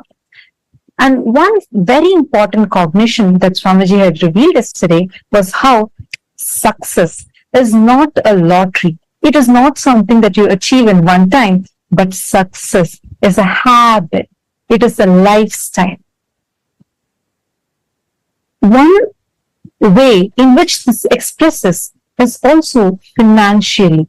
For example, if we take the community, the Christian community, all those who made giving to the church as a practice, giving 1/10 of their monthly income to the church as their habit, as their lifestyle, paradoxically, were some of the richest people. All those had in their life manifested abundance and wealth. And this was an expression of how success is a habit. And we have seen this through various experiments conducted by the universities. And exactly as Swamiji revealed yesterday, various studies published by multiple research institutes, universities around the world established the same. Swamiji in particular revealed about how, because they start regularly attending the spiritual teachings, they start following these principles and they start living that principles, they start experiencing the side effects of that in their life. And this has been published as through multiple studies, some of which we would like to quote to all of you today. Like for example, a study published in the CDF Capital. They say how the tithers are 40% less likely to owe significant debt as a practice of their lifestyle. And this again goes to the habit of tithing regularly, makes them more responsible, more aware, and makes them start developing the responsible attitude towards wealth, which makes them start expanding in the aspect of wealth. Another study published by Arthur C. Brooks found that the monetary giving, like tithing, influences income. And in fact, the study found that giving and income have the circular relationship, where the more they give, the more they prosper. And this was published after multiple studies on different groups of Christians who regularly tithe to their churches. And the tithers who give are better off financially. This was published in 2013 by the State of Plate. A study conducted by the State of Plate Institution shows how when Christians decide to become serious about tithing, when they build it as a habit, they find that they're more responsible with spending, and statistics shows that tithers are half as likely, 20 to 40%, to be overdue on credit card payments, and 28% of tithers are debt-free. Now, having said this, the Supreme Pontiff of Hinduism, our beloved Swamiji, brought to light one of the most important aspects as a powerful reminder for us Hindus. To every one of you that are watching this, success is a habit. We as Hindus, it is time that we start building this as a habit for becoming part of the various initiatives that Kailasa is extending to the whole of humanity, which in turn is going to benefit us.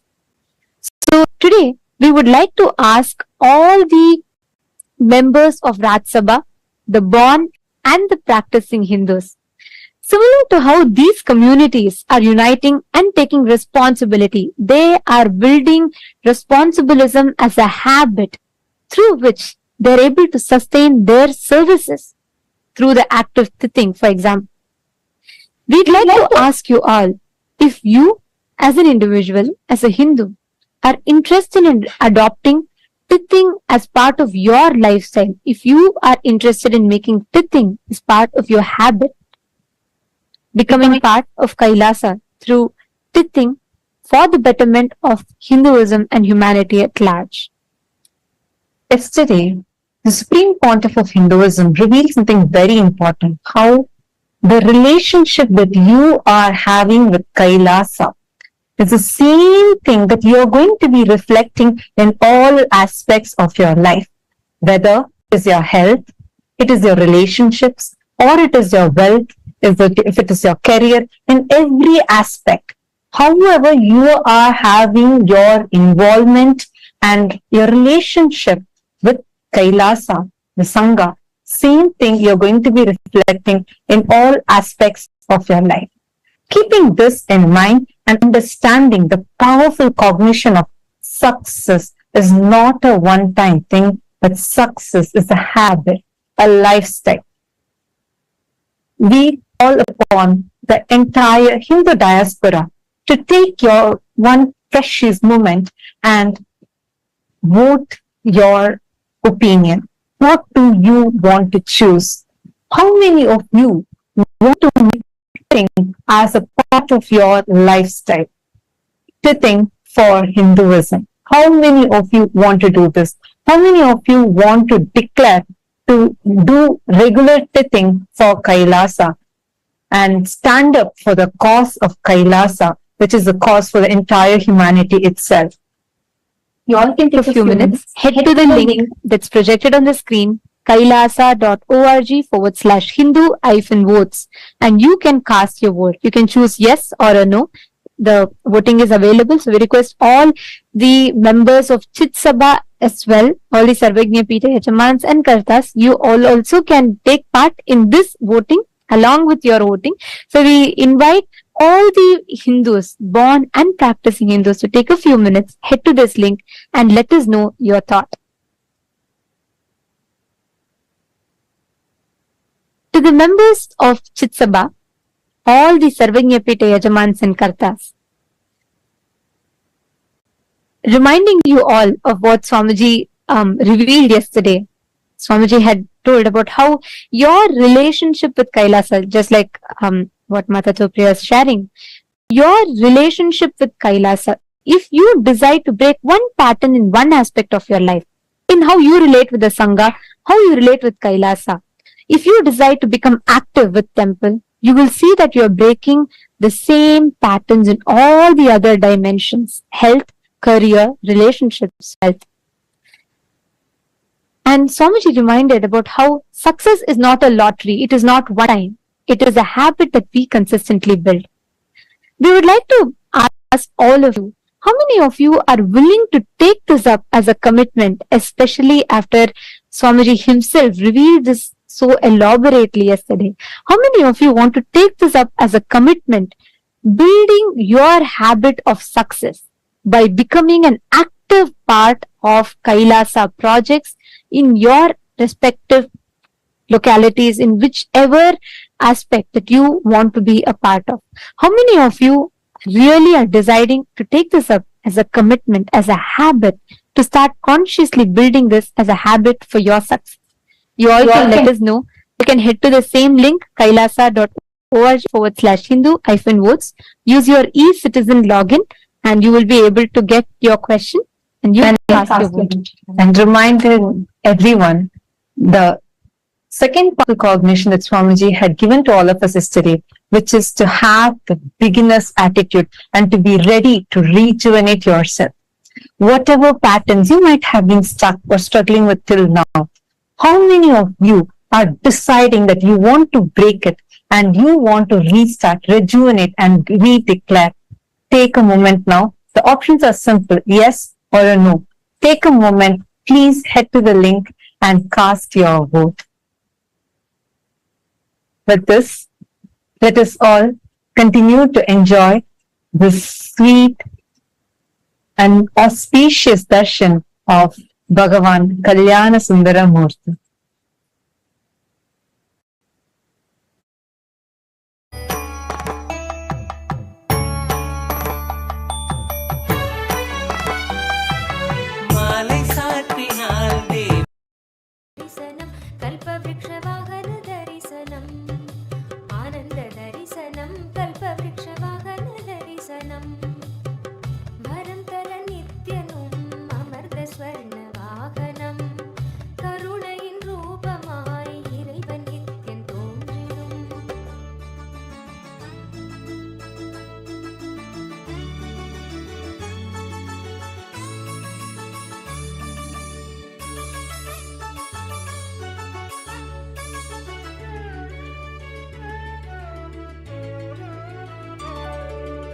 அழகான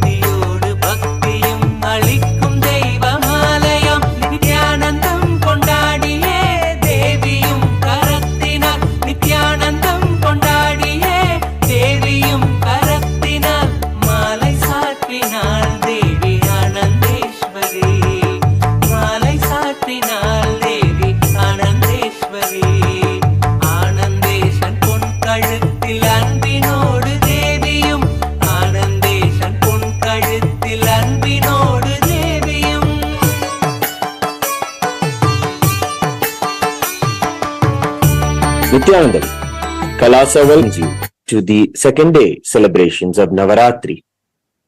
Today, Devi Paramashiva Shakti graces as Meenakshi Devi.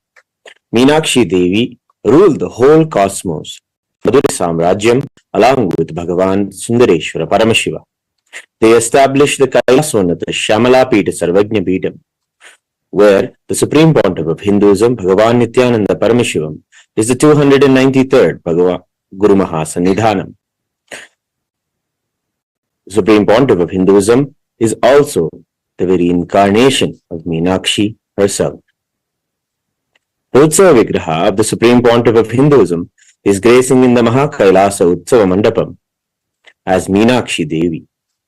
In the Vaikuntha Mandapam, Sri Ananda Venkateshwara Swami is gracing along with Sri Devi and Bhudevi in Sarvalankara on the Swarna Garuda Vahanam, the golden eagle. Today, on this second day of Navaratri, we now offer our worship and devotion at the divine lotus feet of Devi Nithyanandeshwari Paramashiva Shakti gracing in Meenakshi Alankaram, Swamiji and Ananda Venkateshwara Swami.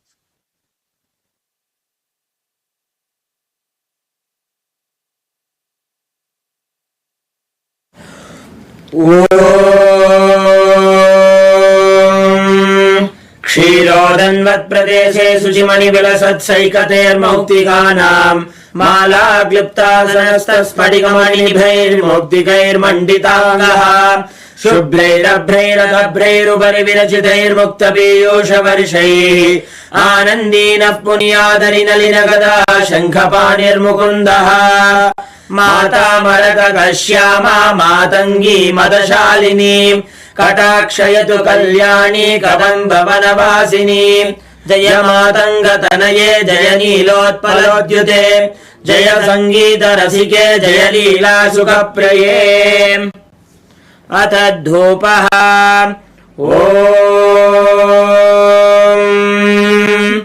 दशाङ्गं गुग्गुलोपेतं सुगन्धं च सुमनोहरम् आघ्रेयः सर्वदेवानां धूपोऽयं प्रतिगृह्यताम् श्रीनित्यानन्देश्वरी परमशिवशक्त्यै नमः श्री आनन्द वेङ्कटेश्वर स्वामिने नमः श्री सर्वदेवदेवी स्वरूपाय भगवते श्री नित्यानन्द परमशिवाय नमः धूपमाघ्रापयामि अथ दीपः ॐ साज्यं त्रिवर्ति संयुक्तं वह्निना योजितं मया ग्रहाणङ्गलं दीपं त्रैलोक्यतिमिरापहम् श्री नित्यानन्देश्वरी परमशिवशक्त्यै नमः श्री आनन्द वेङ्कटेश्वर स्वामिने नमः श्री सर्वदेवदेवी स्वरूपाय भगवते श्री नित्यानन्द परमशिवाय नमः दीपं सन्दर्शयामि अथ नैवेद्यम् ॐ अमृते अमृतोद्भवे अमृतवर्षिणि अमृतं श्रावय श्रावय स्वाहा श्री नित्यानन्देश्वरी परमशिवशक्त्यै नमः श्री आनन्द वेङ्कटेश्वर स्वामिने नमः श्री सर्वदेवदेवी स्वरूपाय भगवते श्री नित्यानन्द परमशिवाय नमः अमृतं महानैवेद्यं निवेदयामि निवेदनानन्तरम् आचमनं समर्पयामि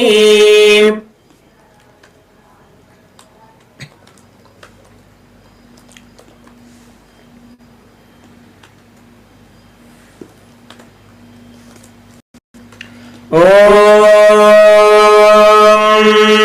सर्वमङ्गलमाङ्गल्ये शिवे सर्वार्थसाधिके शरण्ये त्र्यम्बके गौरी नारायणि नमोऽस्तुते ॐ निरञ्जनाय विद्महे निराभासाय धीमहि तन्नः श्रीनिवास प्रचोदयात् ॐ हंस हंसाय विद्महे परमहंसाय धीमहि तन्नो हंस प्रचोदयात् कर्पूरगौरं करुणावतारं संसारसारं भुजगेन्द्रहारं सदा वसन्तं हृदयारविन्दे भवं भवानी सहितं नमामि भवं भवानी सहितं नमामि भवं भवानी सहितं नमामि।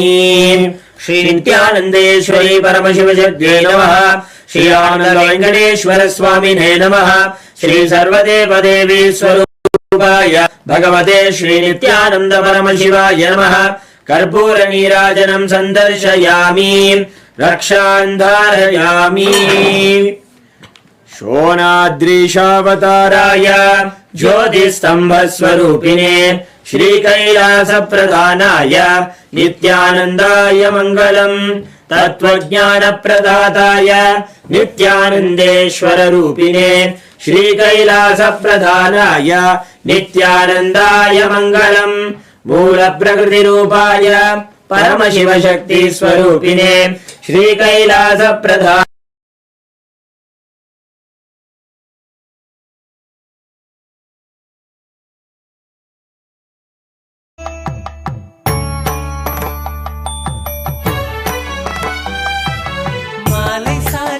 पूर्णत्वरूपिणे श्रीकैलासप्रधानाय नित्यानन्दाय मङ्गलम्।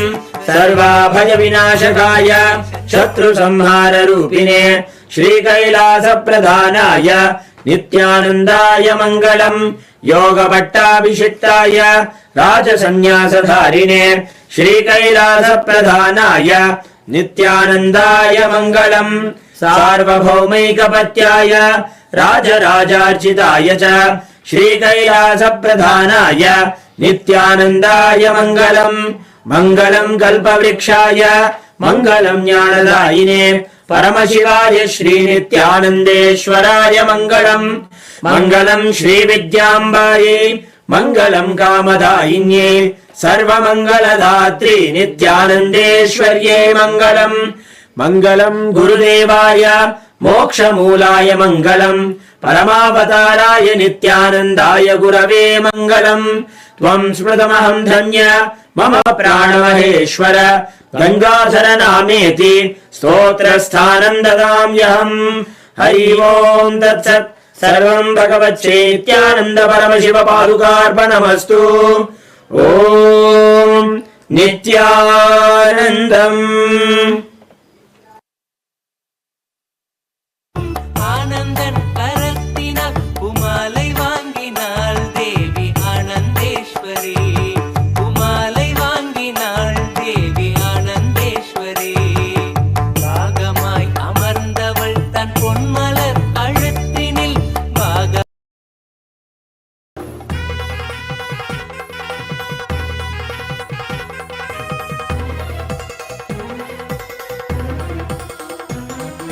மறை கூறிடும் யாவும் அருள் விழிகள் தெளிவாக்கும். அன்னை கூறும் ஒரு சொல்லே நித்யானந்தத்தில் சேர்க்கும். மறை கூறிடும் யாவும் அருள் விழிகள் தெளிவாக்கும். அன்னை கூறும் ஒரு சொல்லே நித்யானந்தத்தில் சேர்க்கும்.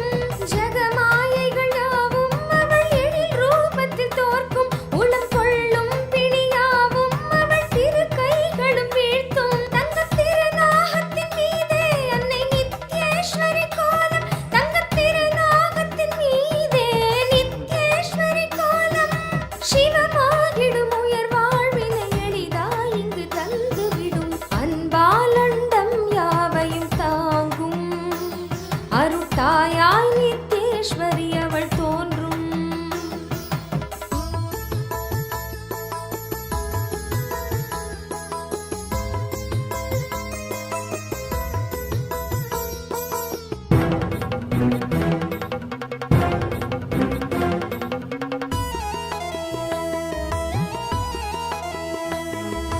நாகத்தின் மீதந்த தாயவள் தோன்றும் தரிசனம்.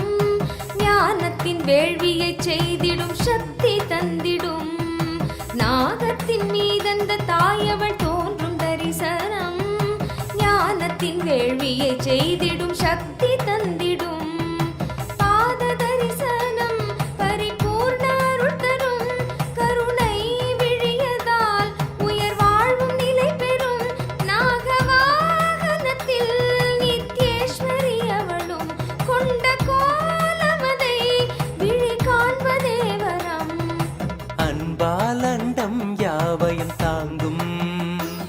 அருத்தாயாய் நித்தேஸ்வரி அவள் தோன்றும், அன்பால் அண்டம் யாவையும் தாங்கும்.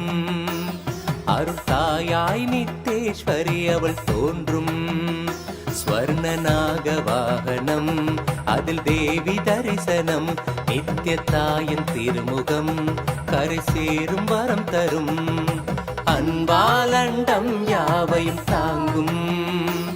அருத்தாயாய் நித்தேஸ்வரி அவள் தோன்றும், அன்பால் அண்டம் யாவையும் தாங்கும். அருத்தாயாய் நித்தேஸ்வரி அவள் தோன்றும்.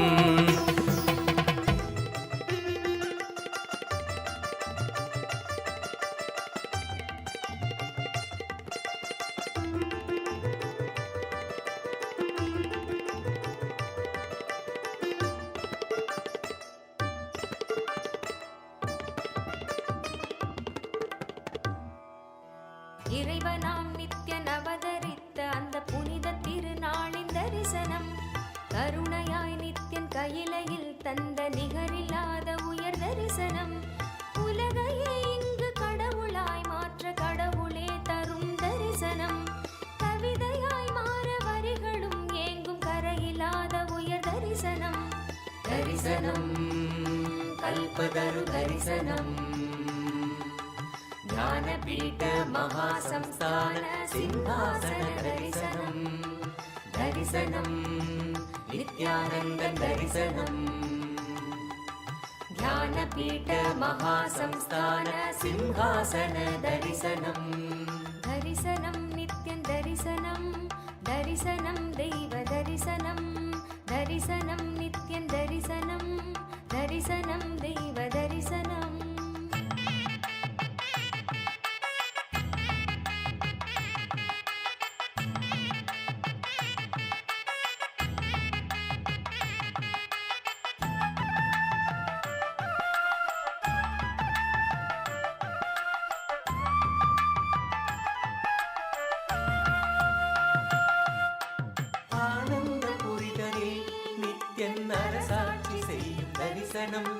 ஞானத்தின் ரூபமாய் தெய்வ திருக்கோலம் பூண்ட தரிசனம். ஆனந்த புரிதலில் நித்யன் அரசாட்சி செய்யும் தரிசனம். ஞானத்தின் ரூபமாய் தெய்வ திருக்கோலம் பூண்ட தரிசனம். அன்பு வழிதனை அண்டம் முழுதிலும் நித்யனும் என்றும் நிலை பெற செய்யும் தரிசனம். இதுவோ பொங்கும் கடலென பக்த குழுமிட நித்யனின் தெய்வ தரிசனம் புண்ணிய தரிசனம் அல்லவோ. அருள் வாழ்வின் பொருள் இந்த தரிசனம், நித்யானந்தன் யுகம் காக்கும் தரிசனம். தரிசனம் கல்பதரு தரிசனம், ஞானபீட மகாசம்ஸ்தான சிம்ஹாசன தரிசனம். தரிசனம் நித்யானந்தன் தரிசனம், ஞானபீட மகாசம்ஸ்தான சிம்ஹாசன தரிசனம்.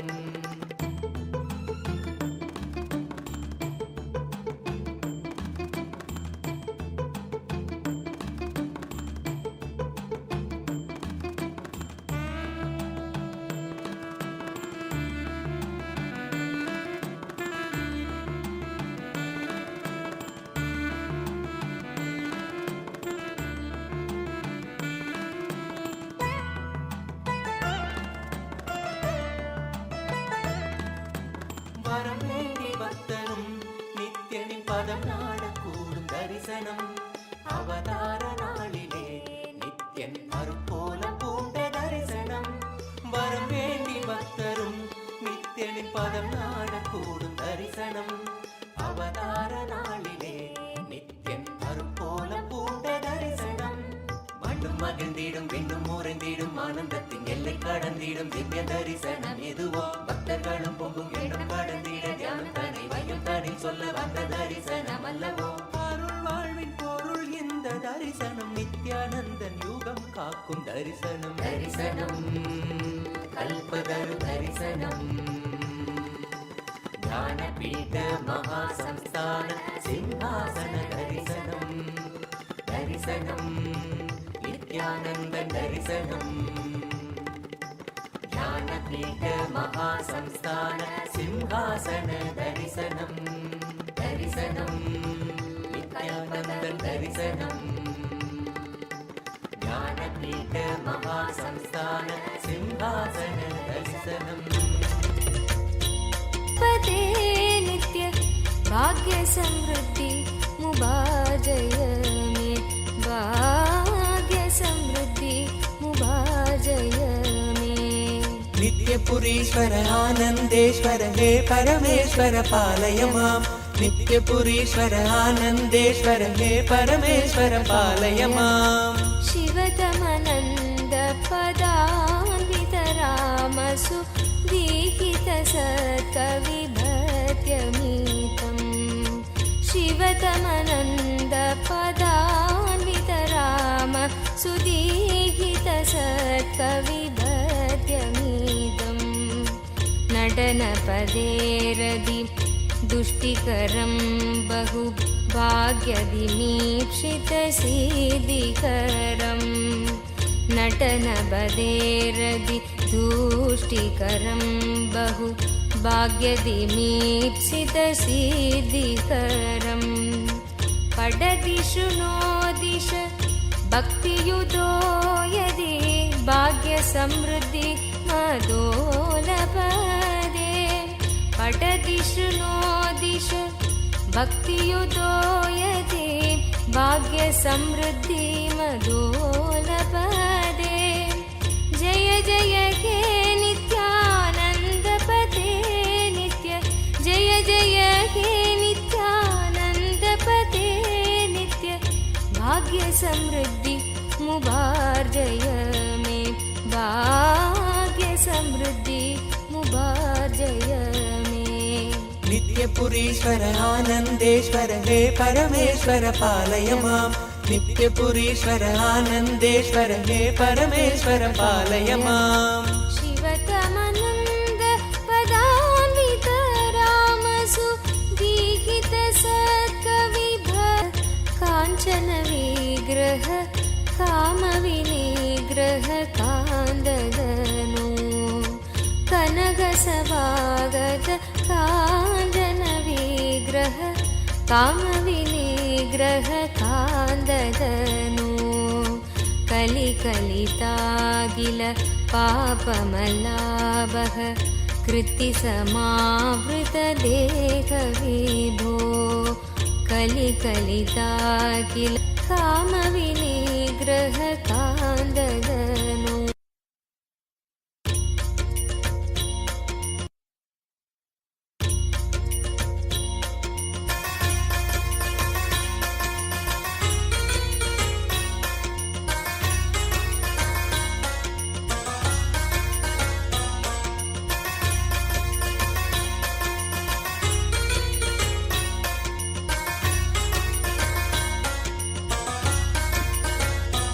ఉమామగేశ్వరమూర్తి ఉమేశమూర్తి గౌరీలీలా సమన్వితమూర్తి సుహాసనమూర్తి గౌరీవరప్రదమూర్తి. I bless you all with Paramadvaita.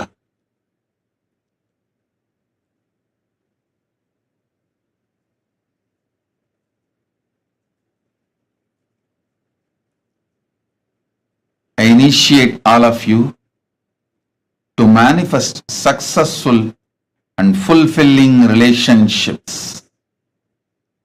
Today, I empower, initiate, infuse my superconscious energy into the apples you all have kept for superconscious birthing process. Whoever wants superconscious birth to your children and kept the apple or pineapple, I infuse the energy now intensely. Om, Om, Om, Om.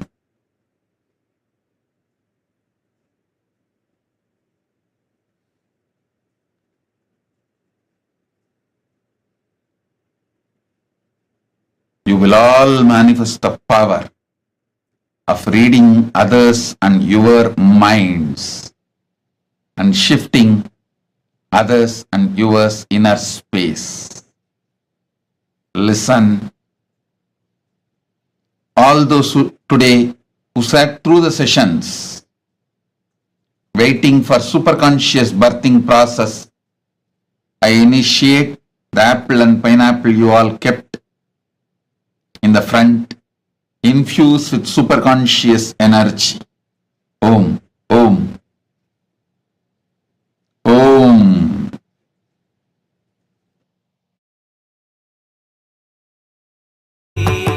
பாகமாய் அமர்ந்தவள் தன் பொன்மலர் கழுத்தினில், பாகமாய் அமர்ந்தவள் தன் பொன்மலர் கழுத்தினில்.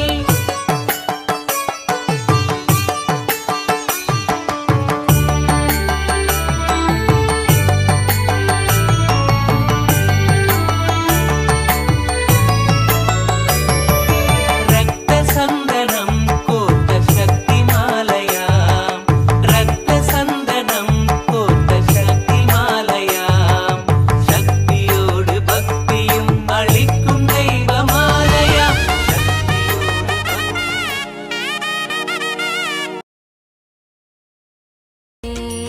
நித்யபுரீஸ்வர ஆனந்தேஸ்வர ஹே பரமேஸ்வர பாலய மாம், நித்யபுரீஸ்வர ஆனந்தேஸ்வர ஹே பரமேஸ்வர பாலய மாம். हर नित्य शङ्कर भक्तहृदम्बर वासचिदम्बर नाद विभो. हर नित्य शङ्कर भक्तहृदम्बर वासचिदम्बर नाद विभो. दुरित निरन्तर दुष्टभयङ्कर दर्शन शङ्कर दिव्यगनो. दुरित निरन्तर दुष्टभयङ्कर दर्शन शङ्कर दिव्यगनो. दश सदकन्दर शेषहृदन्तर शङ्कर रक्षित वार्तगुरो. दश सदकन्दर शेषहृदन्तर शङ्कर रक्षित वार्तगुरो. जय जय हे नित्यानन्द पदे नित्य, जय जय हे नित्यानन्द पदे नित्य. भाग्य समृद्धि मुभार्जय मे, भाग्य समृद्धि मुभार्जय मे. नित्यपुरीश्वर आनन्देश्वर हे परमेश्वर पालय माम्, नित्यपुरीश्वर आनन्देश्वर हे परमेश्वर पालय माम्. शिव शिव शङ्कर साम्ब पुरन्दर पूजित सुन्दर मन्त्रनिधे. शिव शिव शङ्कर साम्ब पुरन्दर पूजित सुन्दर मन्त्रनिधे. मुरहर सन्नदि मंगल दर्शन मंत्र रहस्य चिदात्मदनो. मुरहर सन्नदि मंगल दर्शन मंत्र रहस्य चिदात्मदनो. पुरहर संहर पापमपा गुरु भीतिमराधिकृतामकेलाम्. पुरहर संहर पापमपा गुरु भीतिमराधिकृतामकेलाम्. जय जय हे नित्यानन्द पदे नित्य, जय जय हे नित्यानन्द पदे नित्य. भाग्य समृद्धि मुभार्जय मे, भाग्य समृद्धि मुभार्जय मे. नित्यपुरीश्वर आनन्देश्वर हे परमेश्वर पालय माम्, नित्यपुरीश्वर आनन्देश्वर हे परमेश्वर पालय माम्. भुजग विभूषण भूतिविलेबन बालविलोचन लोकदनु. भुजग विभूषण भूति लोचनलोकगनो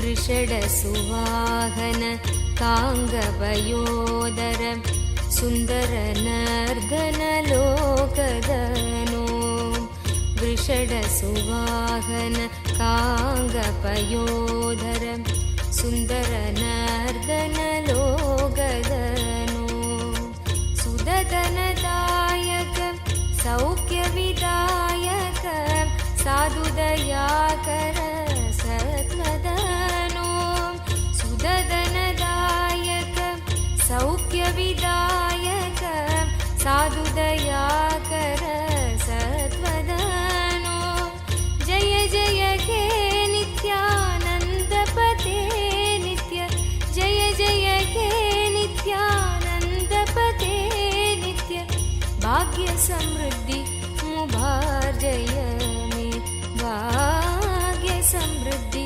मुभार्जय मे नित्यपुरीश्वर आनन्देश्वर हे परमेश्वर पालय मां नित्यपुरीश्वर आनन्देश्वर हे परमेश्वर पालय मां सकलहृतन्दर चन्द्रकलाधर मन्त्रमराकृत भूततदे सकलहृतन्दर चन्द्रकलाधर मन्त्रमराकृत भूततदे चरणसमार्चन दिव्यगृहागत देववरार्पित भाग्यतदे चरणसमार्चन दिव्यगृहागत देववरार्पित भाग्यतदे विधिहरिनारद यक्षसुरासुर भूतकृत स्तुति दुष्टमदे विधिहरिनारद यक्षसुरासुर भूतकृत स्तुति दुष्टमदे जय जय हे नित्यानन्दपते नित्य जय जय हे नित्यानन्दपते नित्य भाग्य समृद्धि मुभार्जय मे भाग्य समृद्धि मुभार्जय मे नित्यपुरीश्वर आनन्देश्वर हे परमेश्वर पालय मां नित्यपुरीश्वर आनन्देश्वर हे परमेश्वर पालय मां गिरिधनयार्पित चन्दन संबक कुङ्कुम पङ्कज कन्ददनु गिरिधनयार्पित चन्दन संबक कुङ्कुम पङ्कज कन्ददनु धिमि धिमि दिन्दिमि वादननूपुर पादतलोदित नृतगुरो धिमि धिमि दिन्दिमि वादननूपुर पादतलोदित नृतगुरो रविकिरणास्त मया गत दैवत दृष्टसुनर्दन दर्शदनो रविकिरणास्त मया गत दैवत दृष्टसुनर्दन दर्शदनो जय जय हे नित्यानन्दपते नित्य जय जय हे नित्यानन्दपते नित्य भाग्य समृद्धि मुभार्जय मे भाग्य समृद्धि मुभार्जय मे नित्यपुरीश्वर आनन्देश्वर हे परमेश्वर पालय मां नित्यपुरीश्वर आनन्देश्वर हे परमेश्वर पालय मां हिमगिरिजाकर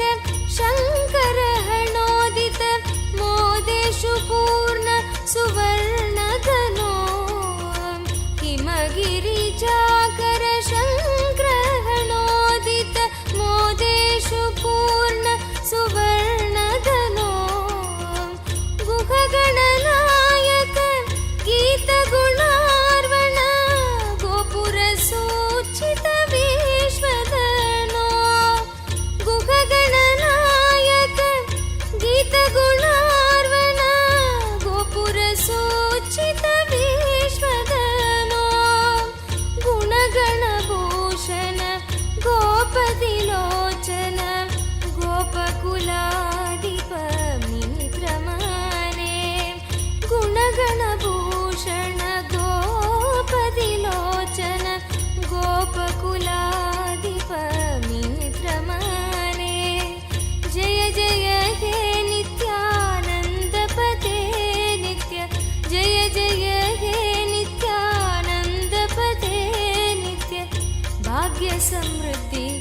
मुभार्जय मे भाग्य समृद्धि मुभार्जय मे नित्यपुरीश्वर आनन्देश्वर हे परमेश्वर पालय माम् नित्यपुरीश्वर आनन्देश्वर हे परमेश्वर पालय माम् डमरुकदारिण मिन्दुकलादर मिन्द्रपद प्रदमग्निकरम् डमरुकदारिण मिन्दुकलाधर इन्द्रपद प्रदमग्निकरम् गुहजननीयुत मातमृगोत्तम अर्तिजनाखिल रोगहरम् गुहजननीयुत मातमृगोत्तम मतिजनाखिल रोगहरम् जपजमानस विस्मृतिकारक रोगतनूपरिततपदम् जय जय हे नित्यानन्दपदे नित्य जय जय हे नित्यानन्दपदे नित्य भाग्य समृद्धि मुभार्जय मे भाग्य समृद्धि मुभार्जय मे नित्यपुरीश्वर आनन्देश्वर हे परमेश्वर पालय माम् नित्यपुरीश्वर आनन्देश्वर हे परमेश्वर पालय माम् नत जनशङ्कर पिङ्गजठादर कण्डल सत्कर गौरगनो नत जनशङ्कर पिङ्गजटादर कण्डल सत्कर गौरगनो वरद पतञ्जलि सत्कृति सन्नुत मृगचरणार्पित पुष्पतदे वरद पतञ्जलि सत्कृति सन्नुत मृगचरणार्पित पुष्पतदे डमरुकवादन बोधित सर्व कलाकिल वेद रहस्यदनो डमरुकवादन बोधित सर्व कलाकिल वेद रहस्यदनो जय जय हे नित्यानन्दपदे नित्य जय जय हे नित्यानन्दपदे नित्य भाग्य समृद्धि मुभार्जय मे भाग्य समृद्धि मुभार्जय मे नित्यपुरीश्वर आनन्देश्वर हे परमेश्वर पालय माम् नित्यपुरीश्वर आनन्देश्वर हे परमेश्वर पालय माम् शिवतमनन्द पदान्वित रामसु दीहित सत्कविभत्यमीतम् शिवतमनन्द पदान्वित राम सुदीहित सत्कविभत्यमीतम् नटनपदेरदि दुष्टिकरं बहु भाग्यदिमीप्सित सिद्धिकरम् नटनपदेरदि दुष्टिकरं बहु भाग्यदिमीप्सित सिद्धिकरम् पडदिषु नो दिश भक्तियुतो यदि भाग्यसमृद्धि मदोलपदे पटदिषु नो दिश भक्तियुतो यदि भाग्यसमृद्धि मदोलपदे जय जय हे नित्यानन्दपदे नित्य जय जय हे नित्यानन्दपदे नित्य भाग्य समृद्धि मुभार्जय मे भाग्य समृद्धि मुभार्जय मे नित्यपुरीश्वर आनन्देश्वर हे परमेश्वर पालय माम् नित्यपुरीश्वर आनन्देश्वर हे परमेश्वर पालय माम् शिवतमनन्द पदान्वित रामसु दीहित सत्कविभत्यमितम् शिव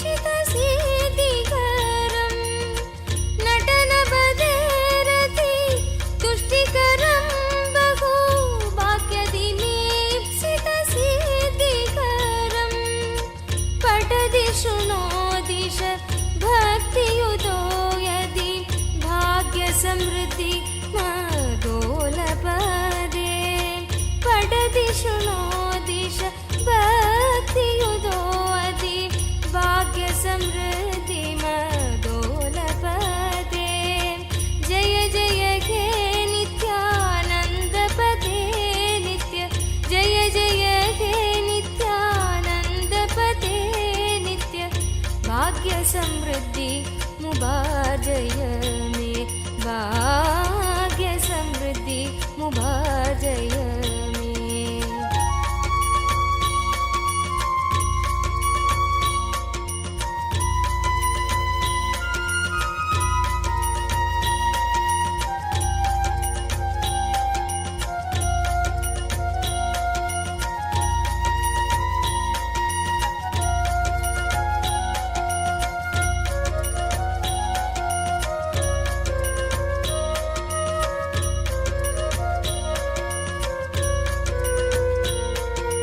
नित्यपुरीश्वर आनन्देश्वर हे परमेश्वर पालय माम् नित्यपुरीश्वर आनन्देश्वर हे परमेश्वर पालय माम् नित्यपुरीश्वर आनन्देश्वर हे परमेश्वर पालय माम् नित्यपुरीश्वर आनन्देश्वर हे परमेश्वर पालय माम् नित्यपुरीश्वर आनन्देश्वर हे परमेश्वर पालय माम् नित्यपुरीश्वर आनन्देश्वर हे परमेश्वर पालय माम् नित्यपुरीश्वर आनन्देश्वर हे परमेश्वर पालय माम् नित्यपुरीश्वर आनन्देश्वर हे परमेश्वर पालय माम् नित्यपुरीश्वर आनन्देश्वर हे परमेश्वर पालय माम् नित्यपुरीश्वर आनन्देश्वर हे परमेश्वर पालय माम् नित्यपुरीश्वर आनन्देश्वर हे परमेश्वर पालय माम् नित्यपुरीश्वर आनन्देश्वर हे परमेश्वर पालय माम्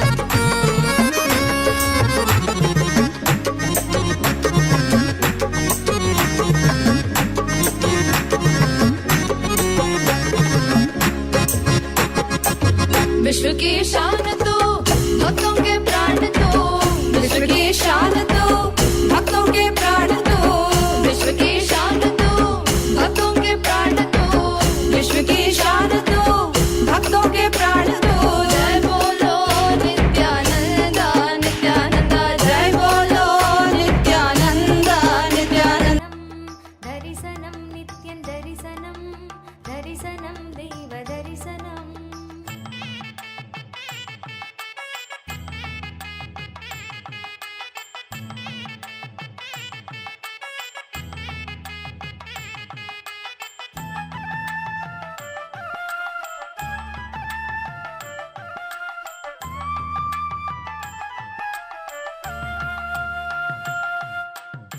ஆனந்தபுரிதனே நித்யன் அரசாட்சி செய்யும் தரிசனம் ஞானத்தின் ரூபமாய் தெய்வ திருக்கோலம் பூண்ட தரிசனம் ஆனந்தபுரிதனே நித்யன் அரசாட்சி செய்யும் தரிசனம் ஞானத்தின் ரூபமாய் தெய்வத் திருக்கோலம் பூண்ட தரிசனம். அன்பு வழிதனை அண்டம் முழுதிலும் நித்தியனும் என்றும் நிலை பெற செய்யும் தரிசனம் இதுவோ. பொங்கும் கடலென பக்தர் குழுமிட நித்தியனின் தெய்வ தரிசனம் புண்ணிய தரிசனம் அல்லவோ. அருள் வாழ்வின் பொருள் இந்த தரிசனம், அரைநாதன் முதல் நாளின் தரிசனம். தரிசனம் கல்பதரு தரிசனம். ஞானபீட மகா சம்ஸ்தான சிம்ஹாசன தரிசனம். தரிசனம் நித்யானந்த தரிசனம். ஞானபீட மகா சம்ஸ்தான சிம்ஹாசன தரிசனம்.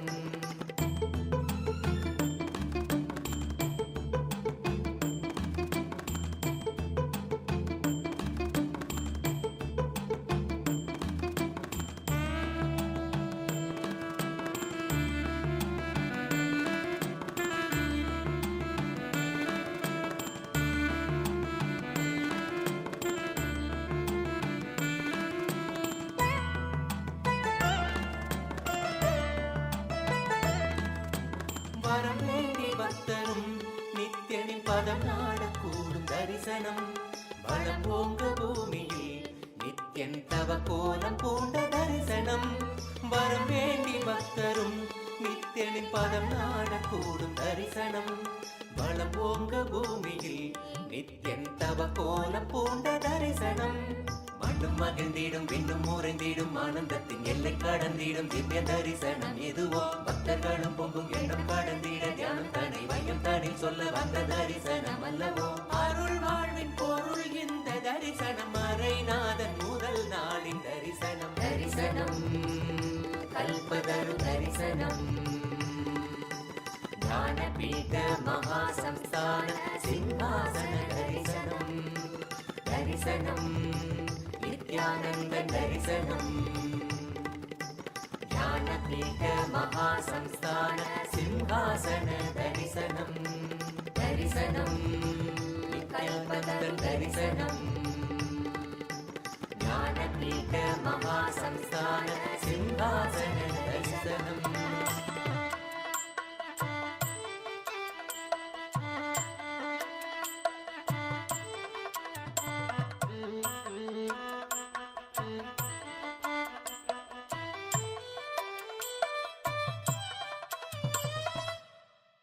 பல கோடி இதழ் பூத்திடும் மலராய் ஒளிரும் நித்தியன் திருமுகம். கரம் தாங்கும் திருச்சூலமோ புவியில் பிடி நீங்க அருள் செய்திடும். மறு கையில் அபயம் திருக்காட்சி உதயம் நித்யானந்தன் தோன்றிடும். இது ஸ்வர்ண சூரிய பிரபை வாகனம். மறு கையில் அபயம் திருக்காட்சி உதயம் நித்யானந்தன் தோன்றிடும். இது ஸ்வர்ண சூரிய பிரபை வாகனம். பல கோடி இதழ் பூத்திடும் மலராய் ஒளிரும் நித்தியன் திருமுகம். கரம் தாங்கும் திருச்சூலமோ புவியில் பிடி நீங்க அருள் செய்திடும்.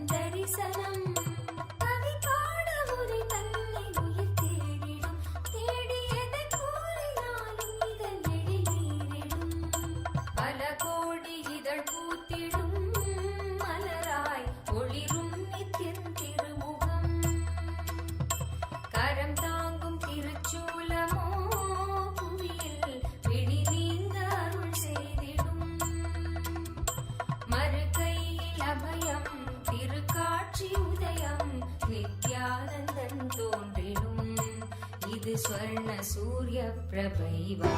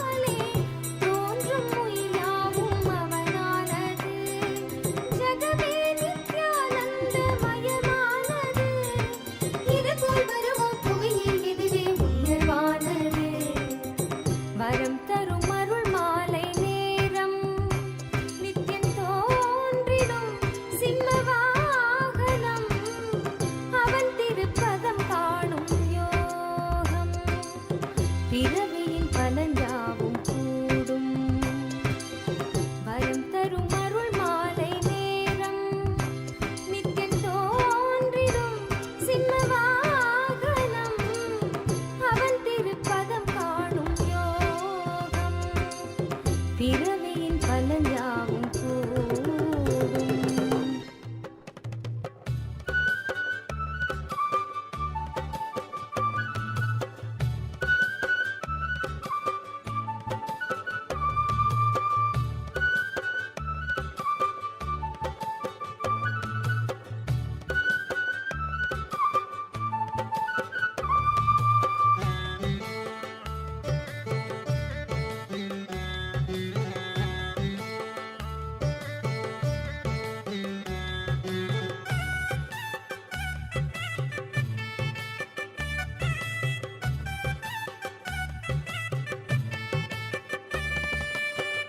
வரம் தர நித்யனும் அமர்ந்த ஸ்வர்ண வாகனம், கருணையின் ரூபமாய் இறைவன் நித்யன் தோன்றிடும். அருள்மழை பொழியும் கல்ப விருக்ஷ வாகனம், தரிசன தருணம் வேண்டும் யாவும் கூடிடும். வரம் தர நித்யனும் அமர்ந்த ஸ்வர்ண வாகனம், கருணையின் ரூபமாய் இறைவன் நித்யன் தோன்றிடும். அருள்மழை பொழியும் கல்ப விருக்ஷ வாகனம், தரிசன தருணம் வேண்டும் யாவும் கூடிடும். வரம் தர நித்யனும் அமர்ந்த ஸ்வர்ண வாகனம், கருணையின் ரூபமாய் இறைவன் Nithyan தோன்றிடும்.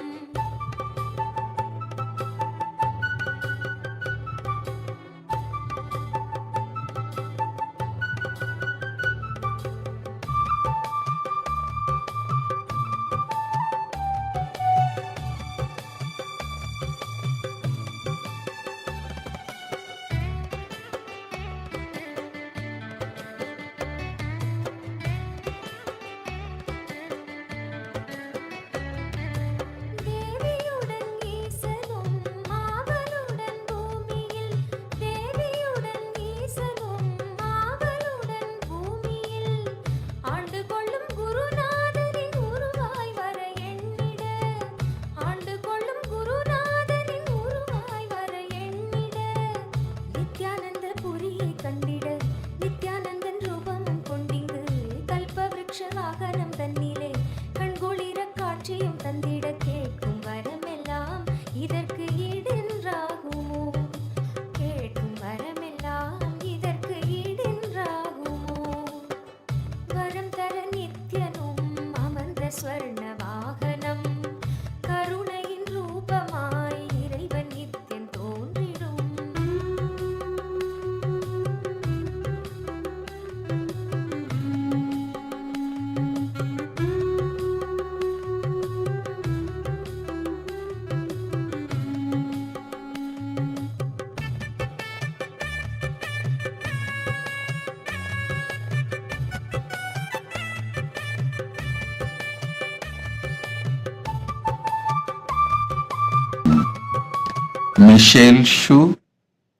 Michelle Shu, my blessings. I accepted your Pada Puja. I am with you. Michelle Shu, Tatastu. Blessings. Lohini Rajagopal, Tatastu. I give you the best job immediately. You will see it happens within next 10 days. I'll make it happen within next 1 week. Don't worry. Do what you need to do. I'll make it happen. Don't worry about this taxation issue. It will be solved. I'll solve it. Tatastu. Lohini Rajagopal, blessings. Love you. Tatastu. Sri Anmanitya Mahadeva Swarupananda. Blessings. I accepted your Pada Puja and gratitude. I am with you. Tatastu. Feng Shi Liao. Feng Shi Liao. I give you all 5 boons. Complete enlightenment, success of Kailasa Taiwan, blessings, I'll take care of the whole family, and my blessings, you will be able to enrich your whole family and your husband Chen Xian Sheng. My blessings, I'll make your husband Chen Xian Sheng successful in his career. Tatast. Adri W. Sun. Adri W. Sun. My blessings for your success, and your business channel will be successful. You will have financial success more than $10 million. You will become Sarvanya Pitakarta. All your debts will be cleared. I give you all the 5 boons you want. Successful business and blissful, successful life. I am with you. You will have success in everything. You will have mentor, advisor, business partner. My blessings. Blessings for your daughter Sarah Boyang Jiang. I'll make her life successful. I give you all 5 boons. Adre W. Sun. Tatastu. Trang Huyen Tran. Trang Huyen Tran.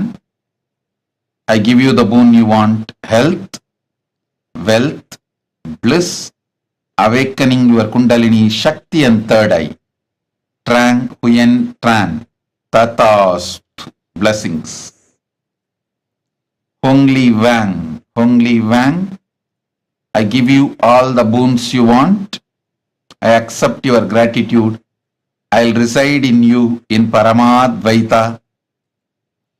I'll awaken your third eye and make you have yogic body. My blessings. The spiritual name for you. Ma Nitya Kalyana Sundari. Ma Nitya Kalyana Sundari is the spiritual name for you. I give you all the boons you want. Mahangli Wang Tatast.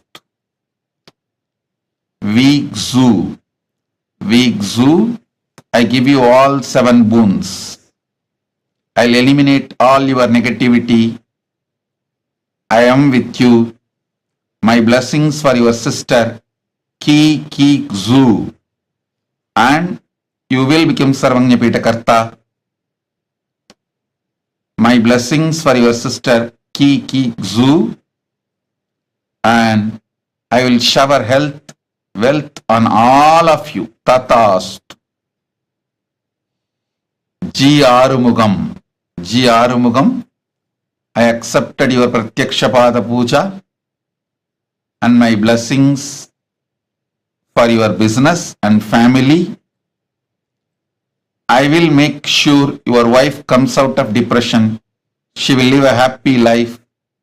I'll make sure you have success in life. My blessings for your business also. G. Arumugam.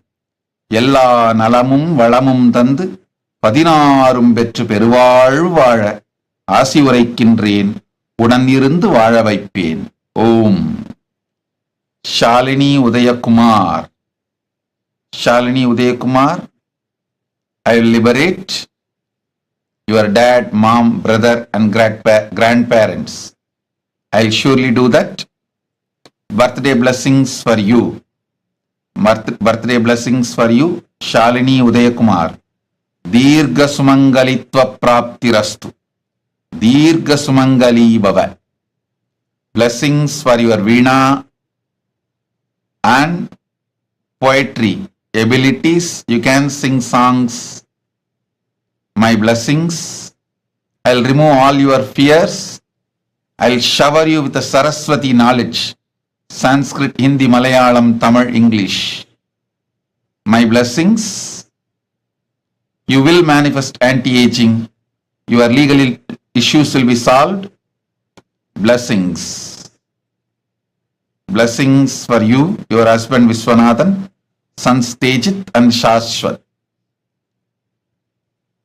As you asked, இனி ஒரு பிறவி இல்லாமல் பார்த்துக் கொள்கிறேன். ஆனா இந்த பிறவியிலேயே ஜீவன் முக்தி கிடைக்காது. அது கைலாசத்துக்கு வந்தா மட்டும் தான் கிடைக்கும். அது இன்டெகிரிட்டியை பிரேக் பண்ணதுனால இந்த பிறவியில ஜீவன் முக்தி கிடையாது. இனி ஒரு பிறவி இல்லாம வேணா பாத்துக்கிறேன். அந்த வரம் கொடுக்கிறேன். ததாஸ்து. சென் பே ஷான், சென் பே ஷான், my blessings.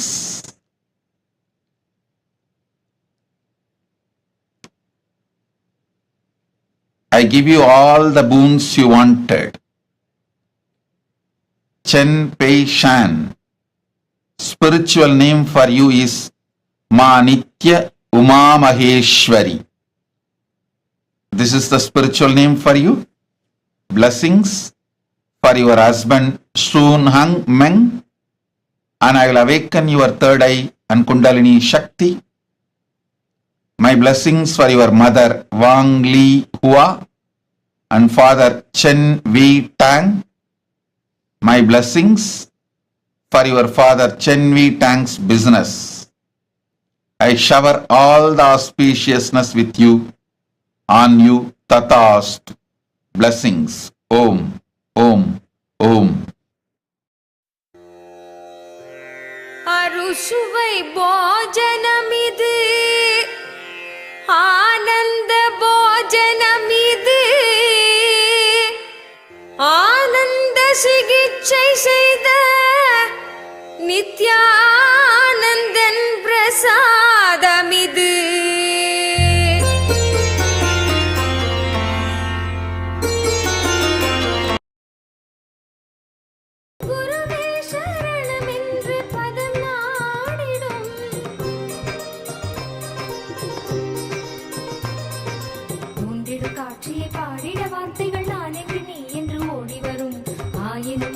காட்சியின் பேரில் ஆயிரம் பாக்களை மீறிவிடும் கருணை முகம் கொண்டு ஹம்சத்தின் மீதே குருவின் வடிவாய் நித்யம் தோன்றிடும் அழகு திருக்காட்சி புவி மீது கொள்ளும் பிறவி கடல் தாண்ட அருள் தூவிடும் குருவே சரணம் என்று பதம் நாடிடும் மனமும் குருவின் பதத்தில் சரணாகதியா அருள் தரும் திருக்காட்சி நேரம் நித்யன் தோன்றிடும் ஹம்சவாகனம் அவன் திருப்பதம் காணும் யோகம் பிறவியின் பலன் யாவும் கூடும் அருள் தரும் திருக்காட்சி நேரம் நித்யன் தோன்றிடும் ஹம்சவாகனம் அவன் திருப்பதம் காணும் பிறவியின் பலன் யாவும் கூடும்.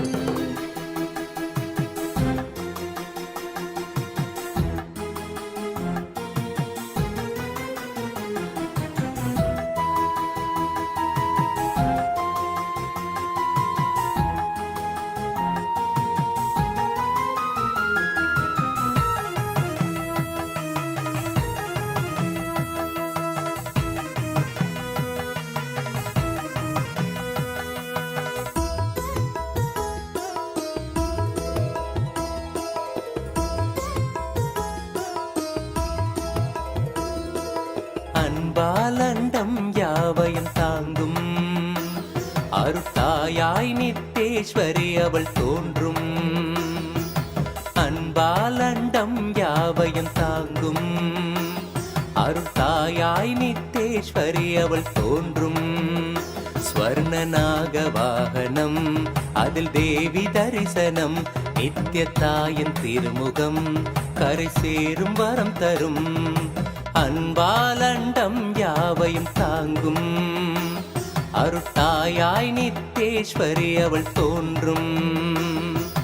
அன்பாலண்டம் யாவையும் தாங்கும் அருட்டாயாய் நித்தேஸ்வரி அவள் தோன்றும்.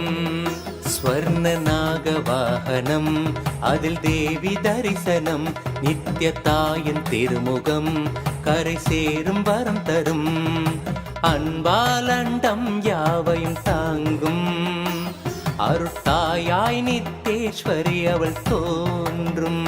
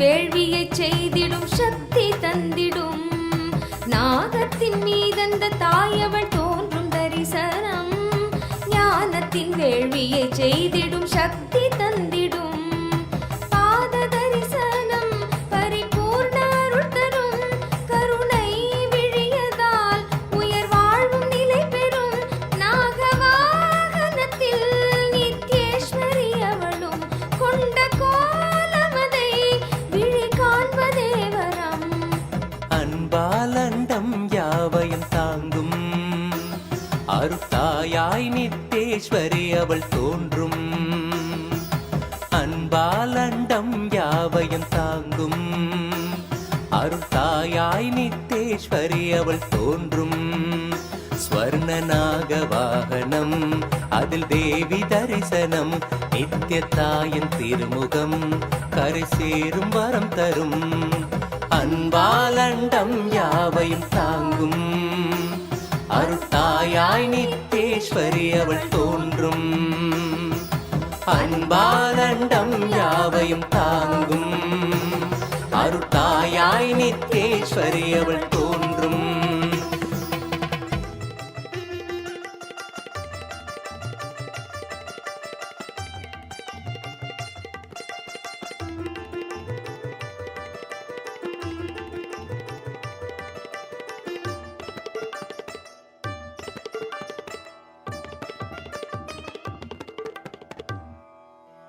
இறைவனாம் நித்யன் அவதரித்த அந்த புனித திருநாளின் தரிசனம் கருணையாய் நித்யன் கையிலையில் தந்த நிகரில்லாத உயர் தரிசனம் உலகையே இங்கு கடவுளாய் மாற்ற கடவுளே தரும் தரிசனம் கவிதையாய் மாற வரிகளும் ஏங்கும் கரையில்லாத உயர் தரிசனம் தரிசனம் கல்பதரு தரிசனம் ஞானபீட மகாசம்ஸ்தான சிம்ஹாசன தரிசனம் தரிசனம் நித்யானந்தன் தரிசனம் ஞானபீட மகாசம்ஸ்தான சிம்ஹாசன தரிசனம் தரிசனம் நித்யன் தரிசனம் தரிசனம் தெய்வ தரிசனம் தரிசனம் நித்யன் தரிசனம் தரிசனம் தெய்வ தரிசனம்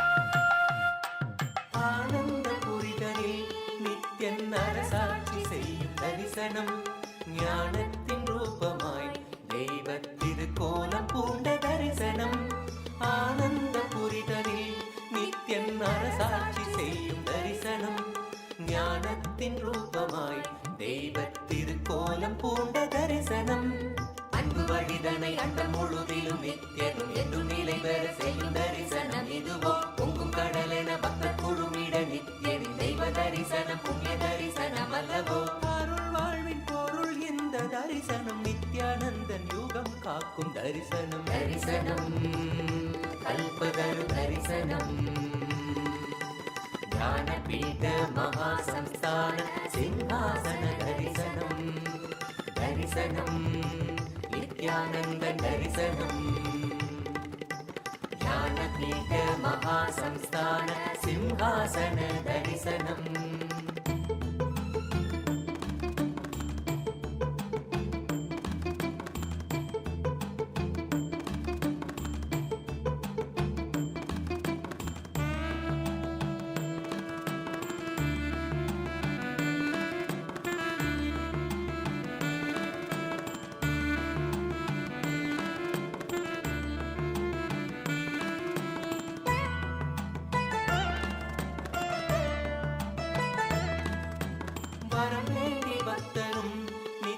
பதம் நாடக்கூடும் தரிசனம் அவதார நாளிலே நித்யன் அருக்கோலம் பூண்ட தரிசனம் வரம் வேண்டி பக்தரும் कैलासोन्नतद्वादशान्त श्यामला पीठारूढ श्रीमीनाक्षि सुन्दरेश्वरा भिन्नस्वरूपा परशिवपुत्ररत्न कुमार गुरुमण्यतुल्यावतार श्रीपार्वती स्तन्यपानलब्धदिव्यज्ञान विश्रुतसकलनिगमागमसारभूत द्राविडवेदप्रवक्त्रे श्रीमत्परमशिवकरुणासमधिगतमुक्तामयचतुरश्रयान् गीयमान छत्रचामर श्रीचिह्नकाहलादिसमस्तबिरदावल्यलङ्कृत ज्ञानविज्ञानचक्रवर्ती सर्वजनसङ्घसद्यो निर्वाणदीक्षाव्ययापवर्गवर्ष विश्राण जीमूत परमतकलभकेसरी शैवसिद्धान्तस्थापनाचार्य श्रीराजाधिराजपाण्ड्यमहाराज गुरु क्षपणशाक्यादिमहान्धकारनिवारणज्ञानभानु वीक्षणानर्हार्हध्वजोच्छेदनपूर्वक श्रीमद्वृषभध्वजस्थापक शैवसमयकर्त्रे सर्वज्ञपीठारूढ श्रीजगद्गुरु श्रीज्ञानसम्बन्धदेशिकस्वामि वागीशसुन्दरमाणिक्यवाचकस्वामिनाम् अवतारभूत श्रीज्ञानसम्बन्धस्वामि पुनरुद्धृत श्यामलापीठ सर्वज्ञपीठ त्रिनवत्युत्तरद्विशततम गुरुमहासन्निधान अरुणगिरियोगीश्वर परम्परागत अरुणाचल सर्वज्ञपीठ गुरुमहासन्निधान कैलास परम्परागत काञ्ची कैलास सर्वज्ञपीठ त्रयस्त्रिंशदुत्तरद्विशततम गुरुमहासन्निधान नित्योत्सव नित्यमङ्गल नित्यकल्याण नित्यरजित कैलास परम्परागत आदिकैलास नित्यानन्दपीठ महासंस्थान महासिंहासनपीठकर्तः साक्षात् श्री परमशिव समुद्भूत कैलास परम्परागत वैवस्वतमनु इक्ष्वाकु हरिश्चन्द्र भगीरथ श्रीरामचन्द्र शूरसेन इत्यादि अनवच्छिन्न सार्वभौम चक्रवर्ति परम्परागत चतुष्षष्टि योगिनी मण्डित चतुष्षष्टि सम्प्रदाय प्रवर्तक मनुधर्मशासन सूर्यवंश प्राप्त सर्वज्ञपीठ सुराङ्गि साम्राज्य मूर्धाभिषिक्त चूडामणे साक्षात् श्री परमशिव समुद्भूत कपिल महागुरु पुनरुद्धृत महानिर्वाणिपीठ अष्टोत्तर सहस्र श्री महामण्डलेश्वर साक्षात् श्री परमशिव सिंहासनाभिषिक्त समस्त गणनायक श्री महागणपति समारंभ अनवच्छिन्न पीठाधीश्वर गुरु परंपरा प्राप्त अटल पीठ अष्टोत्तर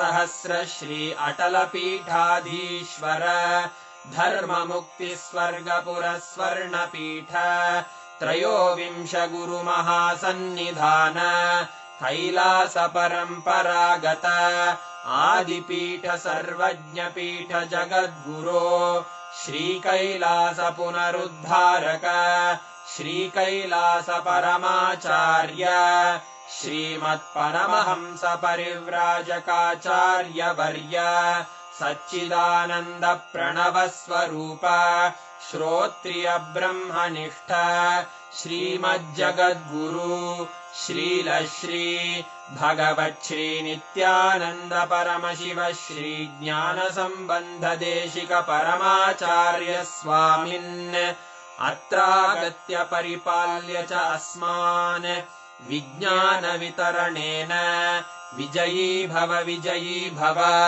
जय जय।